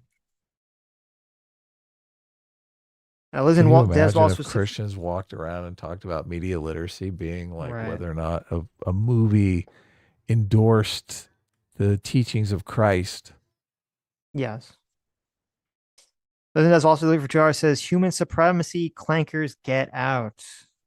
A clanker is a robot? Is that what it is? Yes. Okay. Right. Clankers is slang for robots. Yeah, it's from the Clone Wars cartoon show. Oh, okay. I never watched That Clone Wars would call the droids clankers. Oh. Clankers, huh? Someone needs Daily some Dose. oil. Daily Dose for 19 months says if this is a film episode, you should have one of the EFAP lads on, Rags, Fringy, Mahler, or the new host you never had on, Little Platoon, Hi Rags. We didn't think of that. It's a little late now, though, but thank you, Daily Dose. Metalworks 411.9 for $5 says my idea to digitize the human brain would be to slowly convert from a flesh brain to a synthetic brain. Piece by piece might work. Yeah, that would be try weird. it. That would be the very weird Ship of Theseus thing. If they actually created, they could create some kind of like mechanical brain or artificial brain um, segments that they could slowly put inside of you that wouldn't fuck you up. That would be super bizarre. If they Maybe it would came work. out and said, "Look, we can eliminate that feeling that you get when you're searching for a word. It's right there, but you can't quite remember it. You will never Right. have that experience again. We're just going to put this little processor in your brain." Mhm. And you also get access to a lot of memories that you don't really remember you have. They're just trapped in certain sections of your brain that your structure can no longer reach. So Mm. we're going to work that out too. I mean, people fucking jump at that. What? What? I'll never have that stupid feeling of trying to remember something I can't remember. Of course, we have the internet now, so we all just go straight to the internet. If you can describe the concept. Right. Yeah. That's the best part of AI. You could be like, AI, what am I thinking of? It's usually pretty good. How the brain wires itself over time is amazing. Like you have memories from long ago because you revisit those memories on a regular basis. Like that's the only way to keep a memory alive is to constantly revisit it. And I always wonder, like, there's such stupid shit. Like you're thinking of, I remember the kitchen in my first apartment. And you're remembering like some event. Why is that? I thought that well, I don't know if they know like 100%, but I thought the theory was not necessarily that you lose the memory, it's that you lose the ability to access the memory. Yeah, that's what And I'm that's saying. right. So it's you really have a you have to connection to build that memory where the memory is stored. Yeah. Right. So you keep the memory, but you can lose the connection to it. And that's why Right. sometimes someone will say something and you'll be like, oh, you unlocked a core memory that I had forgotten from like 20 years ago. Like Yes. someone says something that kind of bridges that connection for you. Right. If you think, I mean, it is kind of a lot like a hard drive where it's got different sections. It's got stuff stored in different sections, right? Mm-hmm. So you've got something close, some memory close to a connection, a severed connection between the old memory, and then something revives that old memory, and all of a sudden this network to get to other memories is open. Right. Exactly. Yeah. It's so frustrating. One of the most frustrating things for me is seeing a familiar face that I have no recollection of how I know this person. Mm-hmm. Like you just see their face and you're like, oh my God, that person, I mean, they could have been my best friend for a long period of time. I don't, it's so familiar to me. And I have no idea who this person is. God, I fucking hate that. Mm-hmm. Mm-hmm. You ever have that sensation? Or is that Sure. a totally... Yeah, Oh, you like, have? oh. Yeah, and you're like, oh my God. What? Yeah, sure. I thought it might just be me. No. Oh, I sent you a picture you can bring up. I saw it. What is this picture about? So what Sammy found a This duck. This is perfect for Sitch. He's going to kick those little legs out. Those tiny little legs. Sammy found a duck that I could not beat if it was her size.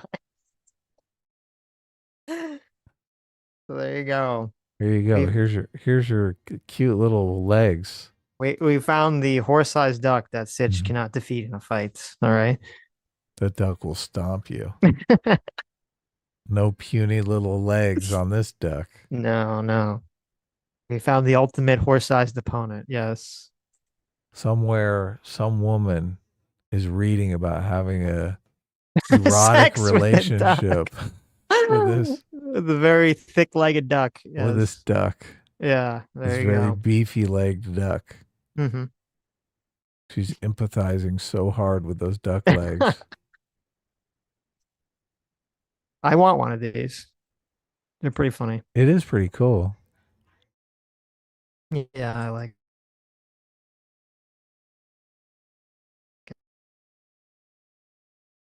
Metalworks. Sitch left again. It's okay. Guys, we'll make it through. If we have to read super chats on Tuesday, we'll do it. Metalworks 41190 for $5 says my idea. Oh, again, I'm reading the super chat that Sitch just read. Daily Dose for $2. You know, it's so have capital opinions on to talk about Alex G. That last guy that I reached out to never responded, even though his video he was like, "Oh my God, please talk to me. Well, I'm desperate." That's how it be. I don't understand how this technology works because I literally hear you perfectly fine. Mm-hmm. And then it'll cut out for like 5 seconds and I'll come back. Mm-hmm. So how is there an internet connectivity issue? It doesn't make any sense. I mean, you're gone for hours on my end. That's what I'm saying. You can't It's like hear a me, time dilation loop.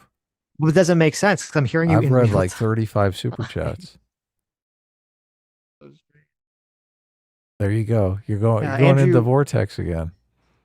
Apparently, what? Really? No, you're back. Just sit right next to the modem. Oh, okay. Andrew The internet Bear itself is blinking out. Andrew Bear for $4.99, who gave 30% to to the iPhone store. What's it called? The App Store, the Apple App Store. Mm-hmm. Every time I see that 99 cents now, I get enraged. You know. I know the truth. Right. Go ahead, read it. You didn't read the 499 one? I didn't go through the time vortex. Okay.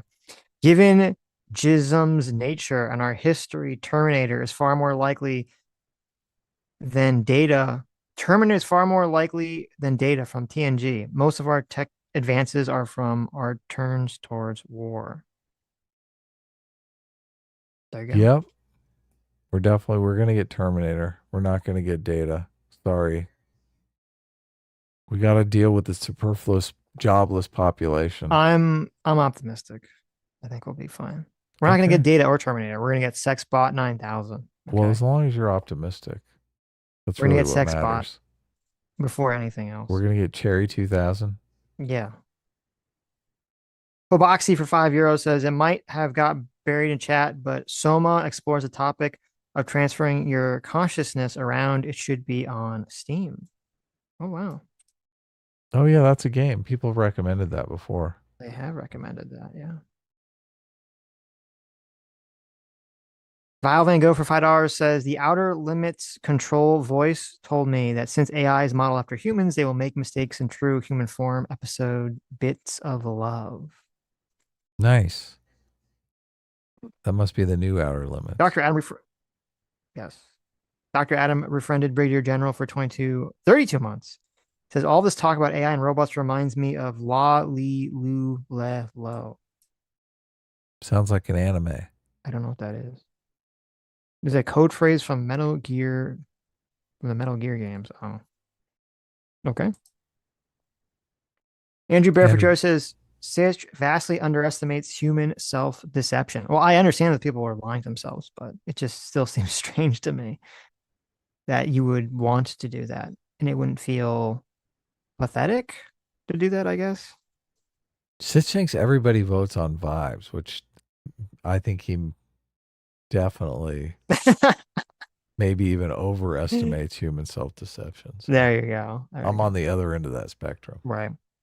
Like a fool.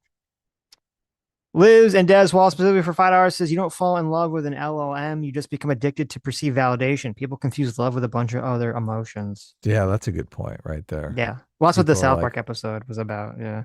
This AI loves me. Finally, I feel noticed. I guess. Daily Dose for $2 says droid, bolt picker, wireback, all clankers to me. Wireback. That's pretty good. That's great. Harrison Dill for $5 says on the show Alien Earth, one of the scientists was debating whether the robots they made have the consciousness of the kids are not with his wife. What? They may have the consciousness of the kids are not with his wife. What does that mean? I don't know. Well, you saw the new episodes because the episodes I saw, I don't think that ever came up. But. Well, it might have been the episode where I was super bored and like half paying attention because it was like fucking, oh God, it was bad. Right. Mm-hmm. There was absolutely nothing to be hooked about. Right. Detective Stabler SVU says, regarding AI relationships, some people's sole way of interacting with people is through text. The emotional attachment starts to be real regardless of what they know. I mean, I guess you could someone could fall in love or develop an emotional attachment with a bot they didn't realize was a bot. I don't know how people get I could never get past that in my mind. I'd always know that it's fake. I guess I don't understand how people get over that. Yeah, same. I'm constantly thinking, okay, well, this is a mindless machine. Right. Yeah, I'm talking to my toaster, which again, like if you want to goon to or you want to, do whatever. The toaster's a good conversationalist. I'll talk to the toaster. That's right? true. That's but true. I'm not going to think, oh my God, this is I want to marry the fucking toaster. Right. Nobody understands me like you do, toaster. Gumball fan 123 for $5 says, have you seen K-pop Demon Hunters? If so, what do you think about that? Well, I think we talked about that extensively. We did, yes. Yeah, there you go. Yeah. M8566 for $5 says, guys, is a person trapped inside my phone. How do I get them out? Exactly. It's us. We're in here. We're trapped. Help. The files are in the computer. Yes. The podcasters are in the phone.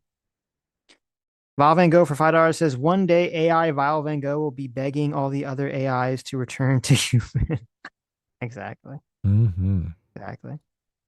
Sebastian Service for 10 pens. Thank you so much. Says, just make it so AI has this definition of good.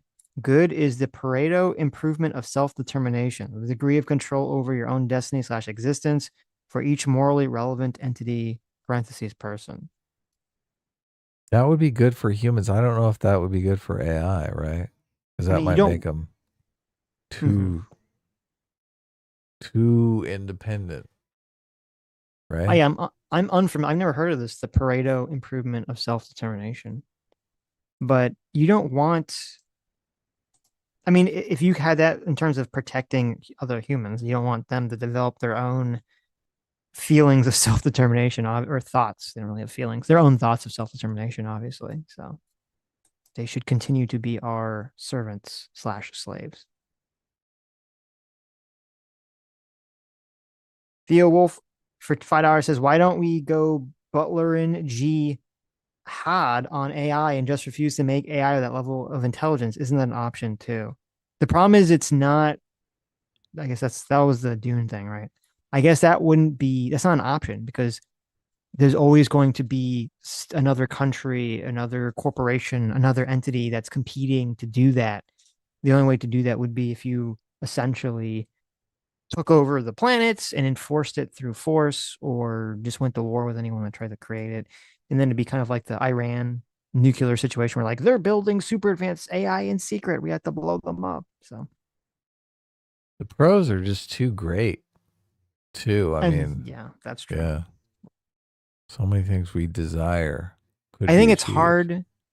It seems like it's hard historically for humans to look at a situation where they say, okay, we could do something where the cons of it are potential but unknown, and the pros are also potential and unknown, but we think that they're really good. It seems like people are always going to try it.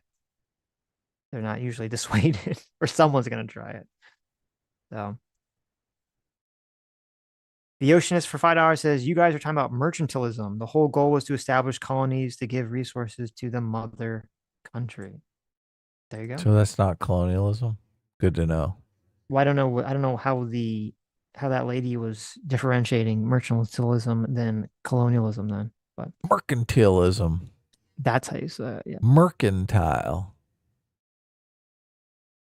Matt Geddes for 16 months. Thanks so much. Says, my daughter's in first grade now and she's dealing with toxic girl behavior already. Who taught these young girls how to do this in society? Men. Yeah, obviously. Oh yeah. It's all men's fault. Women don't like to get catty on their own. James Allen, thanks so much for joining. The discipline equals freedom. Welcome. Harrison Dill for $5 says Elon Musk sees women as a resource to spread his seed. Now that is true. Yes. That is definitely true. Seki Jokes 451 for £5 says, how tomboyish do I want my women? They got to have that male colonial instinct to colonize, civilize, and extract resources from them mud hunters, baby. What's that mean? There you go. There you go. Well, you want your women to have the instinct to extract resources from you, right? Mm-hmm. Or a specific resource, maybe not your money, but some other resource, right? Your Minotaur resource. You got to colonize their minds. That's what women are thinking. Women are colonialists too. They just don't like talking about it. Yep. Listen, Des Wallace Billy for $2 says, so jealous about the capybaras. Oh, yeah. Yeah. I actually sent you, Sam made a picture. She did you digitally altered a picture of me feeding a capybara. Holy shit. There's a picture of Sitch here. There you go. So you guys can see me feeding the capybara. Okay. Is this, I don't know if she knows the rule, because I don't know if this is like breakup worthy or trial separation worthy or. Oh no, what happened? Well, look at the smile seems wrong in this picture. What's going on here? I think she took a Sitch frown and just that existed already and flipped it. That's what it looks like. Yeah, but that's a big no-no. Obviously, Sitch is not supposed to have a upturned smile ever. I'm over it. Sitch oh, really? Oh, yes. My God. Oh, my God. For real? Yes. For real? For real. Oh, that's very strange. There you go. Strange and good. Look, we're in a new era. Worked. Okay. Sitch has officially been domesticated right here. Look at this. It worked. Yes. How hard did she have to try or to not put a MAGA hat on you? I mean, it's like 3/4 of the way there already. Mm-hmm. That was the hat I was wearing. I figured we were seeing the Pokemon in real life, so I should wear the Pokemon hat. So. Oh, really? Yeah. You were wearing this hat? That was the hat I was wearing. I mean, it's so close to a MAGA hat. It's almost like you're screaming. No. Sam got me that. She got me the Pokemon hat. All right. So there you go. There I am feeding the little capybara. I'm sure Zero Fucks is going to turn that into a MAGA hat in no time. So, but cute little capybara. There you go. How's he got this little sheep standing on his head like that? It's in the background. Oh, There was someone else, one of her friends, work. that she blurred out of the background because you don't want to like show someone's face. So. Oh, really? That was a little lamb. Yeah, that was running around. It looks like it's a tiny little miniature. You're right. It does look kind of like it's standing on the capybara. Yeah, that's true. That's true. Sammy said, true, regarding the mouth, true, but he looked so happy in the picture, it felt wrong to not put on a smile. Oh, look at that. I know. That's what I always say. I always say, well, isn't it? Sometimes it's like, I mean, I had to do a whole comic where I couldn't have him emote by turning the frown upside down. Right. That was just to, make your life a little bit more interesting. Okay. You had to find ways to show happiness with an upside down smile, which is definitely working against you. True. But that's only how I know. Yeah. And look, I wasn't going to have sex with Sitch to get him to change his mind on the on the frown. I see, Adam, you just aren't trying hard enough. That was a bridge too far. You need to try harder in many ways. But I guess now we know how you can get him to change his mind on it. How it's possible. I guess we kind of always knew. That's how all men kind of always knew how to get men to change their mind, right? Yeah, exactly. Typical. Exactly. That's not the patriarchy. That's biology. Of course, Adam has to take the cute picture of me feeding a capybara and make it slutty.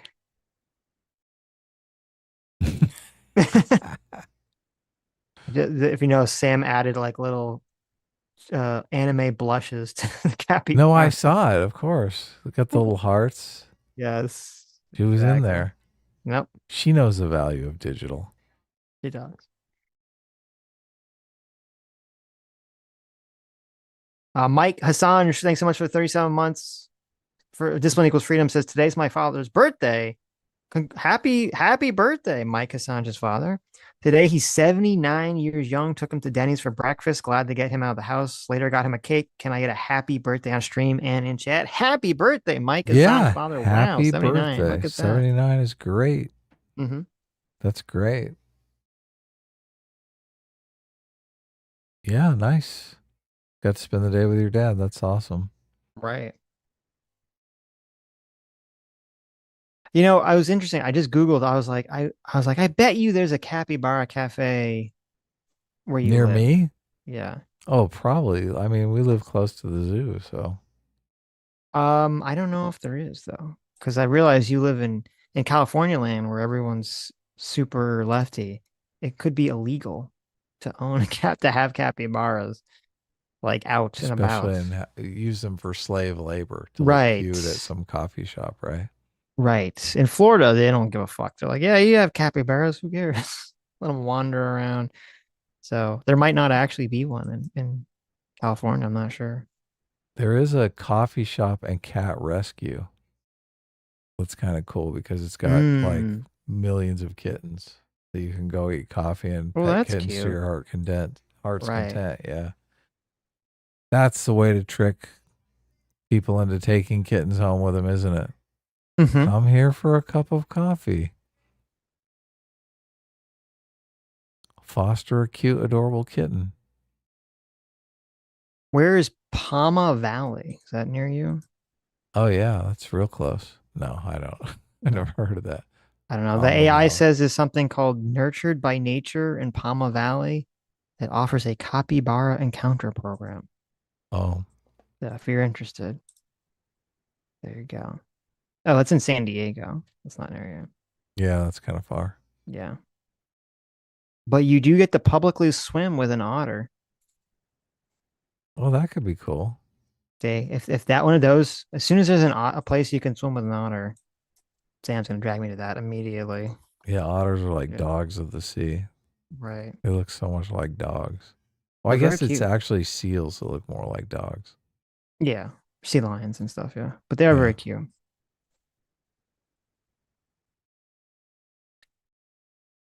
Barry Bruiser for $10 says, "Hey, Dad, I'm currently catching up on 1.4 speed. Play Soma. Look at that. It's done the best. What makes a human and what is consciousness I've seen in media. Play Soma or you're double gay. I'll have to check it out." Yeah. I spend most of my time drawing, and I can't play a video game and draw at the same time. I can listen to media. Well, and also, like, if I am playing a game, it's difficult because I'm trying to play something I can listen to potential content to. So it has to be a game I can like kind of not pay attention to. Lives in Deswall specifically for $2 says Star Moo Valley. There you go. That's the ultimate. Is that a game too? That's the Stardew Valley is the ultimate berry picker for women game. So I gotcha. Right. It's a play on that, but with a minotaur. Mm-hmm.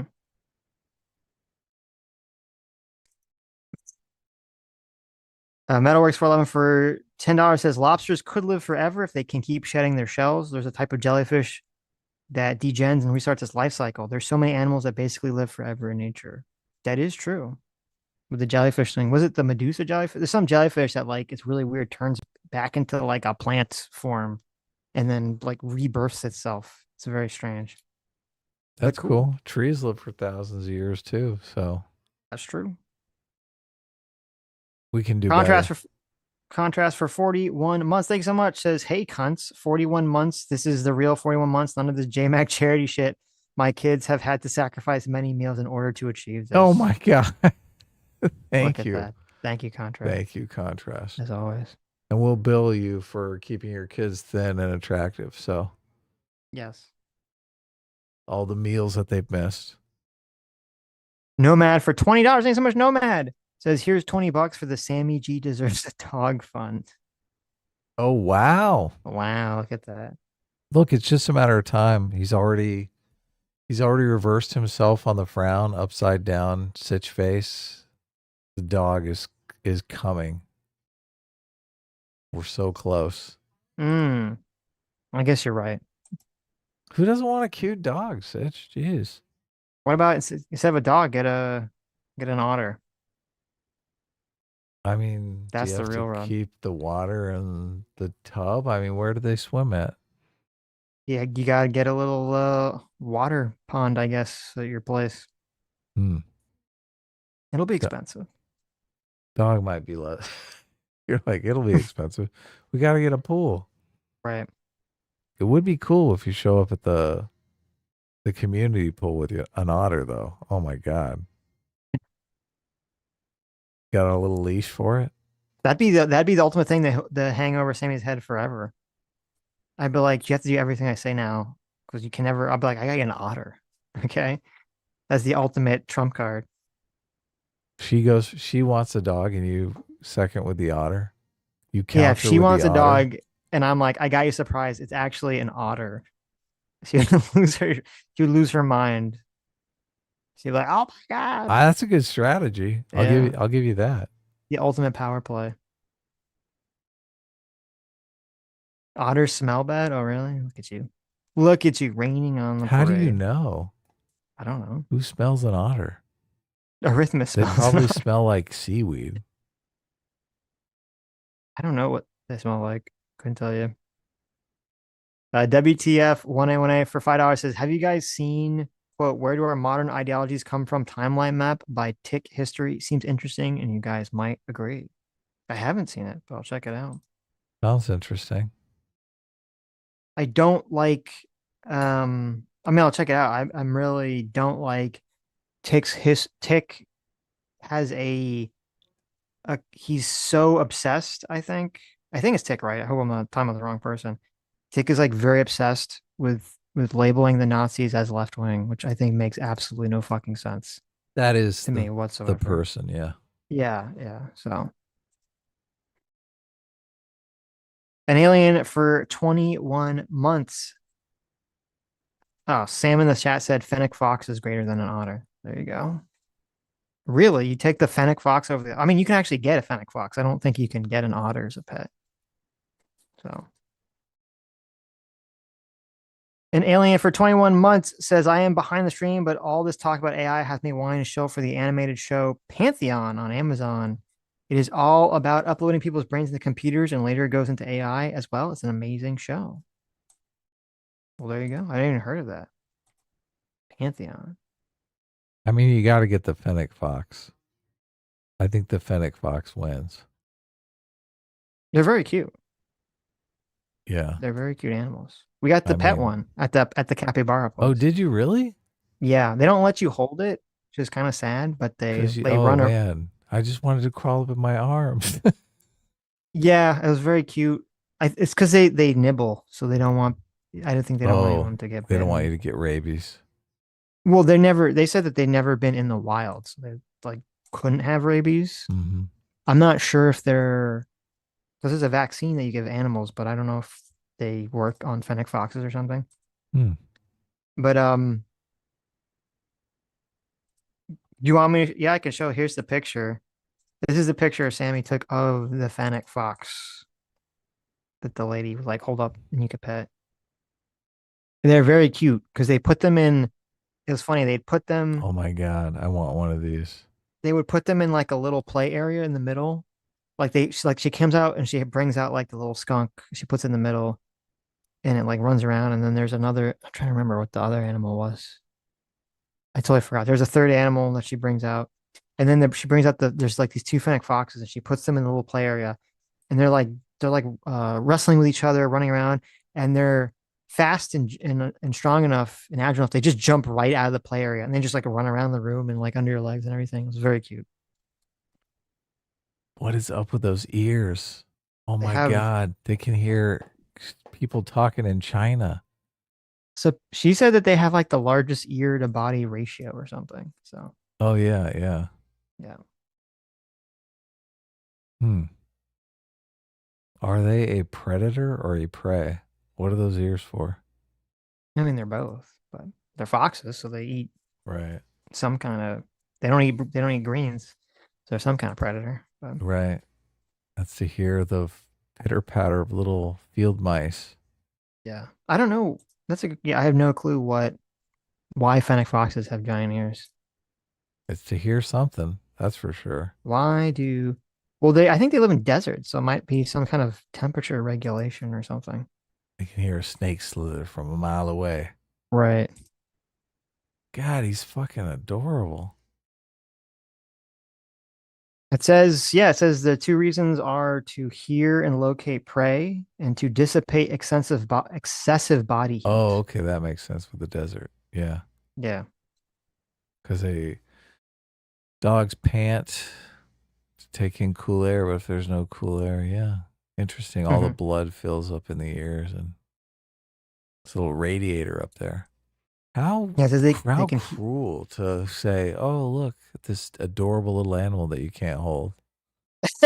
He's soft as can be. Just touch how soft he is. It was very soft. Yeah. It was very cute. Very soft. And they are running around. He's soft and adorable, but don't pick him up. Right. What a bitch. I hope you blew him up on social media. I'd feel bad too, because I feel like if you get one, you have to get two, right? You want to have one all alone. So they're friends. Yeah, the two that are friends. Yeah. So I think they said that they were boy girl because one of them was trying to hump the other one. Oh, you saw this, huh? They did, yeah. They tried. I don't know if they're neutered or whatever, but they were very rambunctious. They were jumping around. Because Sam was telling me that people that do have them, sometimes they'll have like a padded room for them because I think part of the problem with yeah, because when we saw it, they would jump and like parkour off the walls, which is pretty cool to see. But I mean, she said that they've never had any injuries with theirs, but Sam said that she's seen like people do videos where they'll hurt themselves because they just like run into shit like really hard because they're not really savvy about not they're used slamming to being in into the desert. solid There's surfaces. nothing to run into. Yeah, exactly. So. And she also said that in Japan, they have Fennec Fox's Cafe that you can pick up and hold because Japan doesn't give a fuck if you get bitten. Yeah, they're not worried someone's going to sue. It's not a big litigious society. Well, she said that even though they've never been in the wild, that there's some weird regulation where if it bites you, like it has to be euthanized or something. So I don't know what's going on. Oh, really? That's what she just said. I don't know if that's true, but that was the excuse they gave us. So why you can't hold it. Can't hold this cute little adorable thing because if it bites you, we have to kill it. Yeah. Well, that's a pretty persuasive argument, even if it is untrue. It is, yeah. He might die if you if you hold him. Okay. I listened to Deswald's Delivery for $2 says another woman gaze book hounded by produce. That can't be real. That's gotta be. Oh my god, it is real. What the fuck? This is terrible. What happened? This book is real. Pounded by produce. Oh, erotic fiction about turning a celery into your vibrator. It says, let's see. Robert and Laurent are two best friends with a bond that has crossed lines throughout their history, but now walk the straight and narrow, given their lives to the parish as priests. On a magical night under the harvest moon, Robert and Laurent experience a bizarre twist. They wake up as a tomato and cucumber. Emily brings these ripe and juicy vegetables in the kitchen, but instead of preparing a meal, she uses them for other more pressing needs. So wait a second. Somebody is reincarnated as a cucumber, and some woman shoves this up her hoo-ha. What is this fucking fetish? This is the weirdest fetish I've ever heard. Yes. This is media literacy. This is media literacy.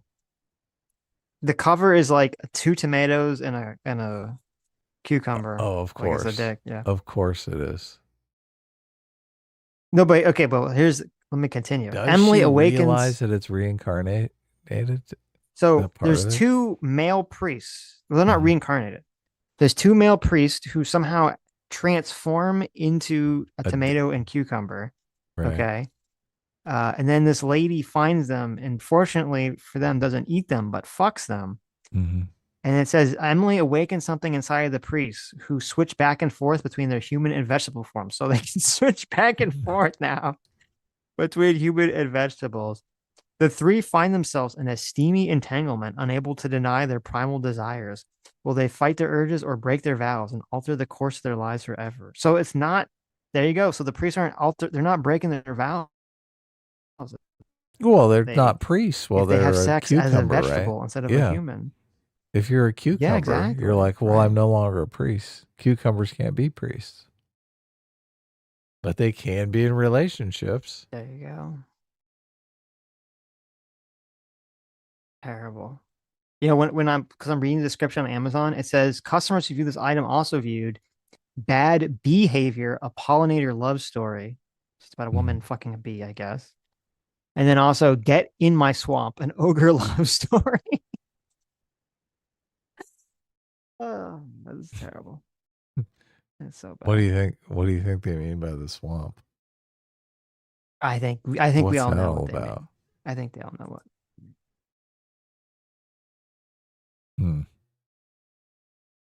This stuff is taking M8566 over the literary world. M8566 for $2 sent Sammy a DM of her dog, of his dog. There you go. Thank you. Arthur Tomlinson for 9 months says, unironically, this entire movement only exists because the misdiagnosis and underreported autism in women. Their mothers failed them miserably. Oh, I believe that. I would believe that. Listen, Des Wall specifically for $2 says lemon stealing whores or a critique of capitalism. Exactly. Sammy G for 41 months of Orty Enlightenment. Look at that. Says friendly reminder, I don't read books. My soul is spared from this women book smut hellhole. A moment of silence for my friends crying over fantasy characters made of text letters. LOL. Listen, that is true. That's the Sammy way it doesn't read should this be. stuff. Yeah. That is true. She reads Now- anime, manga. She has read a bunch of degenerate yaoi manga. She wants to see the pictures. Yeah, I don't know. Just like I don't know one if- of the boys. I don't know, Sammy. I don't know if you can ride the high horse on this one. All right. The Oceanist for $5 says Adam Friedland is cringe, but Adam Friended is based for tonight. 18 reigns supreme. There you go. Nice. Thank you so much. Yes. We haven't got an S class as bus class in months. You say that every time, and then like there's like another one, and you're like, oh, we haven't got it in months. Like it's never happened. What do you mean? It's like when you're like, when is it? It's like, when is that going to be ready? 5 minutes. And it's like, I asked you that 5 minutes ago. So it's always 5 minutes away. All right. I'm trying to help you out. Very interesting. I appreciate it. Trying to milk You don't some need to. S class as Yes. best class. Okay. I feel bad for you. You don't need to feel bad. It's fine. You can have your day. You can have your day to shine, Adam. Nice. You can always give Adam a day to shine. I'll take a month. Thank you. There you go. The Real Haltander for 12 months. Thanks so much for 1 year. Free Will Seeker says, I generally agree with you, Adam, about taking personal responsibility, but it's also true that the current economic reality is crushing people. Yeah, I don't deny that. I think there can be a lot of challenges.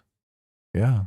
I do think right now the economy is structured so it's kind of super unfair, especially with inflation being out of control. So True. I mean, I agree with you. But obviously fighting against that reality is going to put you in a better situation than saying, oh, I can't do anything about it. Mm-hmm.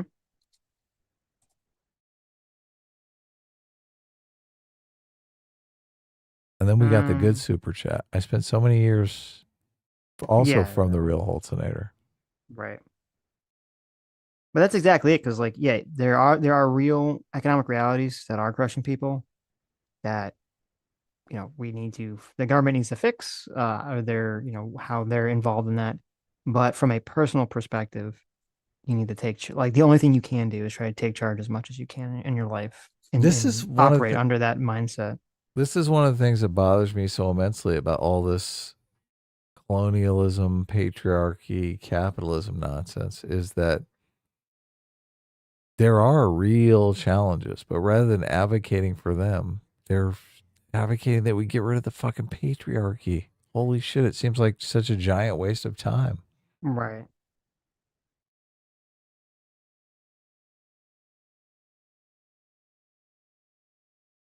Listen does possibility for $5 says, don't give in to despair. There are plenty of fish in the sea. Eat them for protein and lift. There you go. Yeah. Zero Fox for 36 months. Thanks so much. As I've heard multiple times now over the past week that there's no tax on super chats as official. Where's the MAGA hat? Saving it for the face reveal. Is it? I don't know if that's true though. I know they said that they would do it, but I don't know if the YouTube super chats actually count. Yeah, we'll talk to you in April. Well, yeah, when I know, the hat will come out. Don't you worry. Okay. When we get the no tax on tips, yeah. Right. Kristen Brandon for $2 says, any ideas to fix the birth rates? I mean, is erotic fiction a step in the right direction? I'm not sure it is. Probably not.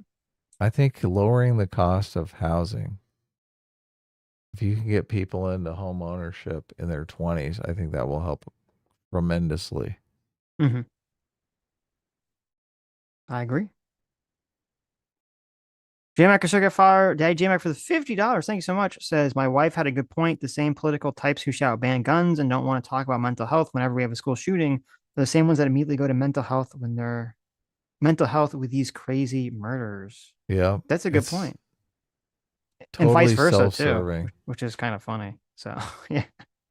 Completely self-serving. It's always politically self-serving. You're completely correct. And sad. Kristen Brandon for $5 says, what about USA makes prisoners fight for their life like... Oh, what about the USA makes prisoners fight for their life like gladiators in Rome and the winner gets freedom? I'm going to say no. No. They all get killed at the end, right? That's the fix. Then you'll just have a bunch of crazy, violent people on the streets, right? Mm-hmm.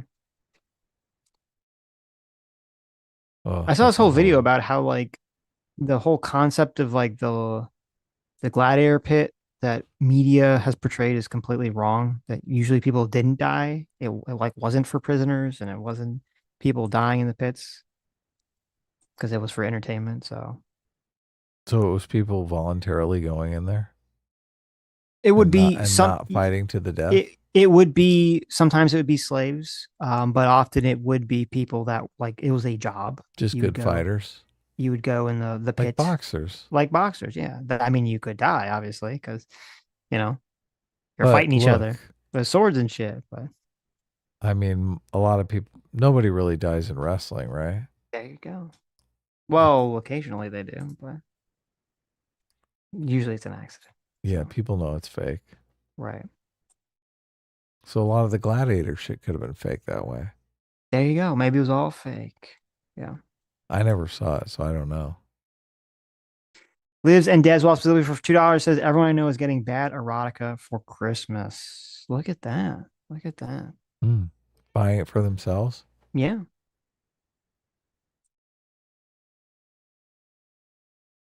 Death by Sloth for $4. Thank you. Says, I think that consciousness is an emergent phenomenon. The gestalt sum of the demands of the body plus higher order thoughts. Your thinking literally changes when you're hungry or horny. A mind is produced from a body. If you don't create a robot body that has the same demands of a human body or simulate those demands, I don't think you could ever one-to-one copy consciousness over. If you can, it could change drastically very quickly. Yeah, I agree with that completely. And that would be, I thought that'd be like kind of the interesting thing that the Alien movie would get into, as to how not having these things would actually change your thought processes in ways that we don't tend to think about. That'd be totally out of place in an Alien TV show, though. You're correct. It's like, but don't make that the subject of the fucking TV show thing. I know. At least the last episode actually seemed like Alien thematically. Right. Yeah. Solid for $2 says in Bennett the Sage's review of Captain America Winter Soldier, his friend is beating himself up over being attracted to Scarlett Johansson because it's the male gaze. Bennett has to remind him he's not bad for it. That's interesting. I've never seen that guy. So Bennett the Sage. I don't think I've seen his stuff, but that's pretty hilarious if that's the case. Solid for $2 says, I remember when Endgame came out, all these SJWs were mad that he went back in time to be with Peggy and didn't have a gay relationship with Bucky because representation. Just admit it. Your sex fantasy is to see two men fuck. That is true. That is true. Isn't that interesting? Not so different from men after all.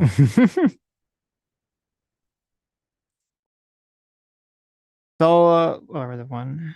Solo for $2 says, not to sound soy, but I would consult the women in my life before publicly saying that men have it worse than women. Not saying you haven't, but I think it's more complicated than one side having it worse than the other. I think men and women both have different challenges. I'm going to say all women are entitled bitches and men are all suffering. Okay. He's going full red pill. Men are all suffering from the thumb and oppression of the matriarchy as our society slowly slips deeper and deeper into communism. And it's a gynocentric dare nation. you challenge that concept? It's gynocentrism on display everywhere you go. That's your internalized misandry, right? Instead of misogyny. That's your internalized misandry. Seems very externalized to me. You're just kind of coming out and saying it. You're blurting it out to everyone. Right. So for $2 says in college, my sociology professor said male objectification ads isn't the same as it is for women because their ads are designed to make other women feel bad about themselves to buy their product. I might be misremembering. I mean, that sounds like something they would say, so you're probably remembering correctly. Yeah. If you don't buy this, you're going to be ugly and alone. I would say same thing works for men. I don't know why there's this idea that it's different. No, men don't fall for that. Okay. Men are just like, I buy it because I need to cut the lawn. Right. Demon Bunny, thanks so much for the 37 months. Says just for Adam, S-Class. It's the best class. You weren't supposed to see that. Thank you. That's the only one you've had in 6 months. 6 months. Okay. I'm keeping track. Really? Oh, that's it? You keeping track more than I keep. I don't even keep track of any of this. This is a great show. I had a lot of fun. Right. You going to tell us about our isekai protagonists? Yes, of course. Anyways, thank you all for coming. Thank you all for your incredibly generous donations. You have made it in the stream. You, the true heroes. You are the true freedom seekers. You are the true anime isekai protagonists who always use your gaze to objectify every woman you can at all times, as a Chadley-based man would do. And Nomad for $5 says, what if we just give every prison inmate an AI girlfriend? Wouldn't that solve the prison violence because they'd be too occupied to anything? I'm spitballing. I think that's going a little too far, Nomad, but you're thinking in the right direction, but maybe you're not at all. Anyway, take care, and we'll see you all on Tuesday. Bye-bye. Don't have sex with any minotaurs. Unless they're hot. Wear a condom at least. They got a